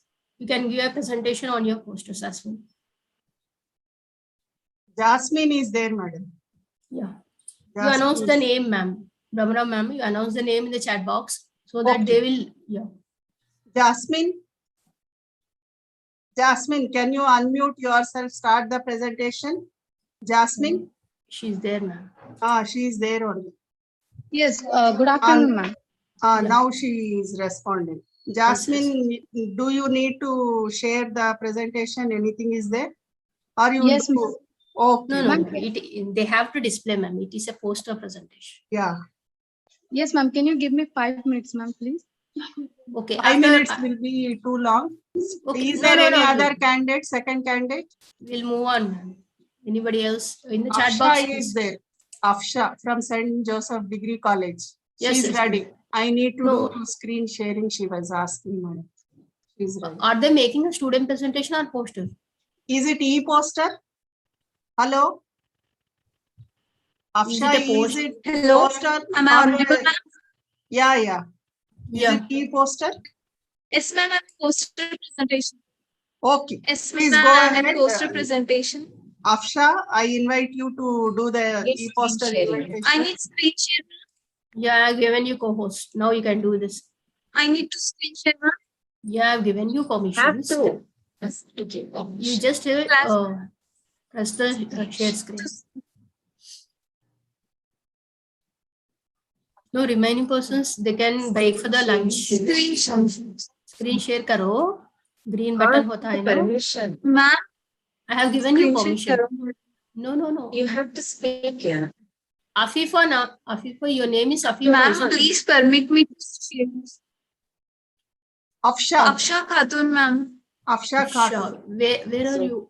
Afifa, I Yes, gave ma'am. Afifa. Afifa, is it to screen share? Ma'am, please allow me to screen share, ma'am. Yeah. We are doing that only. Ma'am, We are- allow me to screen share. Yeah, we are doing that only. Just a minute.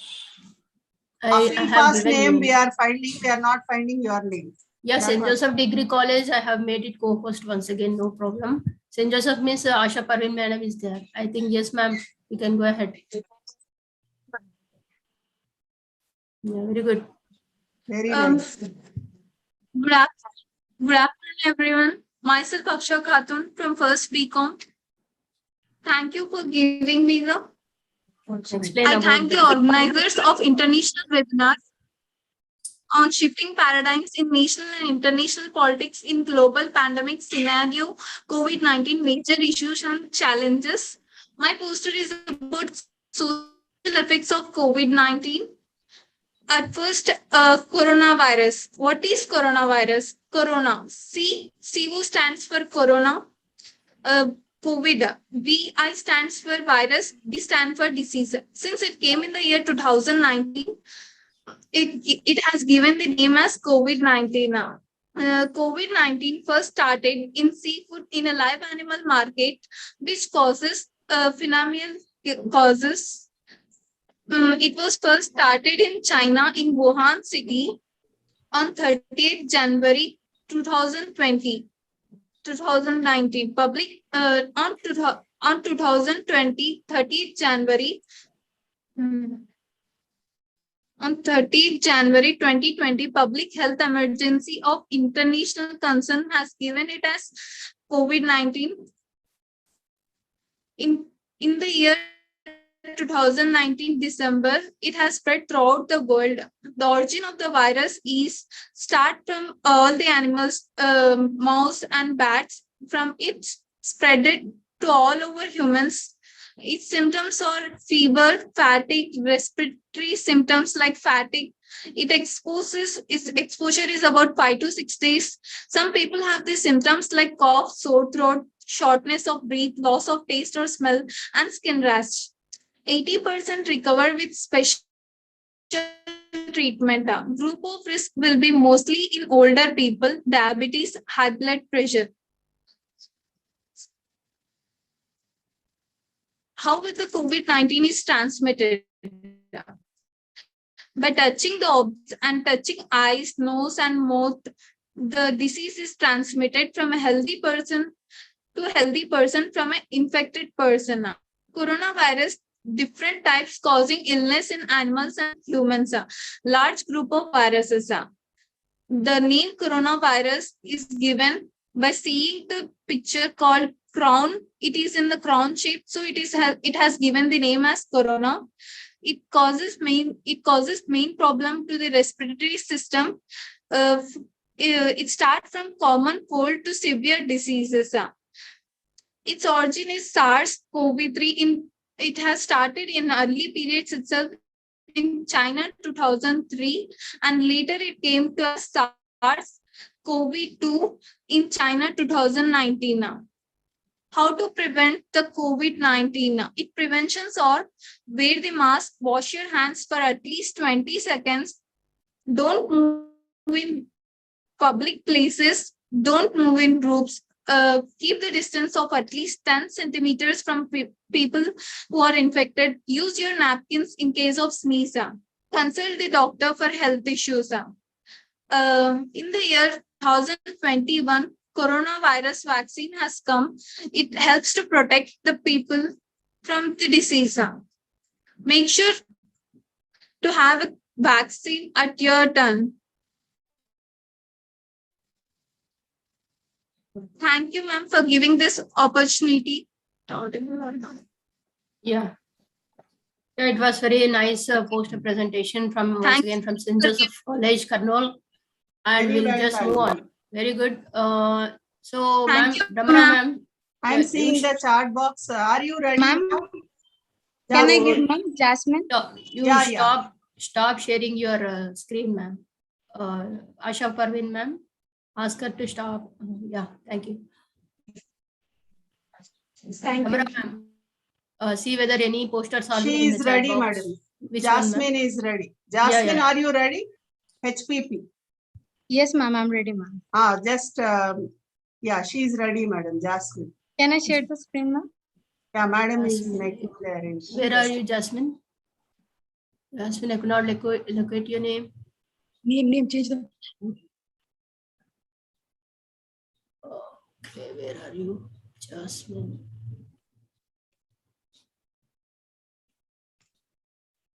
Yeah.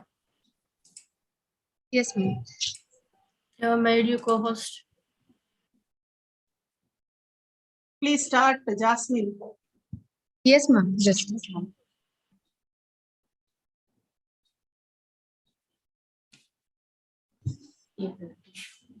Ma'am, can you see my screen?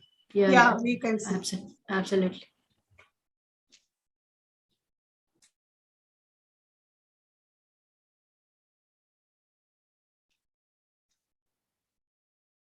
Good afternoon, one and all present here. It's wonderful to see all the delegates, lecturers, and students gathered in this webinar.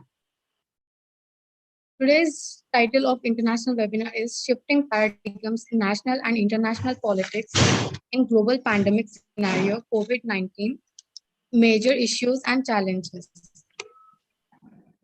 My name is Jasmine. I'm from St. Anne's College for Women, Mehdipatnam. I'm pursuing my BA final year, HPP. It's my pleasure to give you a presentation on topic COVID-19. I have participated in making an e-poster and will be briefing you about the virus and its effect. I have prepared a poster which depicts the importance of prevention of corona through pictures and slogans. The brief introduction on coronavirus disease. Coronavirus disease COVID-19 is an infectious disease caused by the SARS-CoV-2 virus. Official names have been announced for the virus responsible for COVID-19, previously known as 2019 novel coronavirus, and the disease it causes. On December 31, 2019, mysterious cases of pneumonia were detected in the city of Wuhan in China's Hubei province. On January 7, 2020, the positive agent was identified as a new coronavirus, later named as COVID-19 by World Health Organization. The virus spread extensively in the Wuhan region of China and has gained entry to over 210 countries and territories. Though experts suspected that the virus is transmitted from animals to humans, there are mixed reports on the origin of virus. The virus has had a significant socio-economic impact globally. Economically, China is likely to experience a greater setback than other countries from the pandemic due to added trade war pressure. Now, the next we see, how does the virus spread? When the spread of COVID-19 began, the virus appeared to be contained within China and the cruise ship named Diamond Princess, which formed the major clusters of the virus. However, as of April 2020, over 210 countries and territories are affected by the virus, with Europe, the USA, and Iran forming the new cluster of virus. The USA has the highest number of confirmed COVID-19 cases, whereas India and China, despite being among the most population-dense countries in the world, have managed to constrain the infection rate by the implementation of a complete lockdown with arrangements in place to manage the confirmed cases. We know that the disease is caused by the SARS-CoV-2 virus, which spreads between people in several different ways. The virus can spread from an infected person's mouth or nose in small liquid particles when they cough, sneeze, speak, or breathe. These particles range from larger respiratory droplets to smaller aerosols. Before going into prevention and treatment, let's look into the symptoms. COVID-19 affects different people in different ways. Most infected people will develop mild to moderate illness and recover without hospitalization.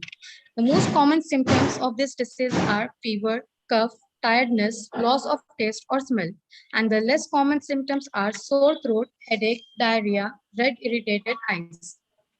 Serious symptoms include difficulty in breathing, loss of speech or mobility, chest pain, and causes death.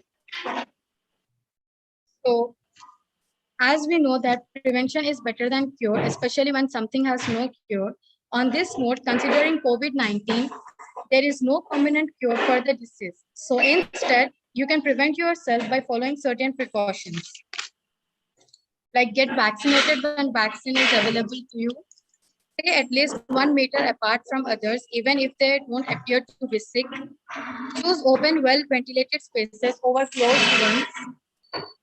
Wash your hand regularly with hand wash or soap and water or clean them with alcohol-based hand rub sanitizers. You have to wind up fast. You are Yes, like ma'am. explaining everything like PPTs. No need. This is just poster 2 minutes is enough. Just wind up, please. Okay, ma'am. Sorry. Because it's almost 2. Yeah. Impact on the environment. The global reduction in modern human activity, such as the considerable decline in plant travel, and has caused a large drop in air pollution and water pollution in many regions. In China, lockdowns and other measures has resulted in a 25% reduction in carbon emissions and 50% reduction in nitrogen oxide emissions, which Earth Systems scientists estimated may have saved at least 77,000 lives over 2 months.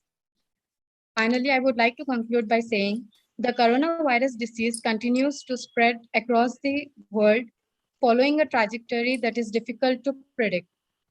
The health, humanitarian, and socio-economic policies adopted by countries will determine the speed and strength of the recovery. Thank you so much for listening to the presentation. Yeah. Stop your screen sharing, ma. Yes, ma'am. Can I know who is the next presenter? Please chat in the box. Madam, Brahma ma'am, we'll wind up the session. We'll break for the lunch. Otherwise, it will become more hectic. I thank Dr. G. Sitava madam and K. Chandrarekha ma'am of our college to act as a judge. And we'll wind up this session. And next session will be on Ramesh Kannaganti. He is ready with the presentations. We'll meet at 2:15, ma'am. Ramara ma'am. Yeah, 2:15, madam. I just told him to join at 2:15, but he said, yeah, he'll join after lunch. That means 15 minutes, 2:15 or 2:30. Madam, is the postal presentations over or still? Yeah, it's completed, ma'am. Only two members. Yes, I don't know why they could not join, but they have sent many posters to my mail ID.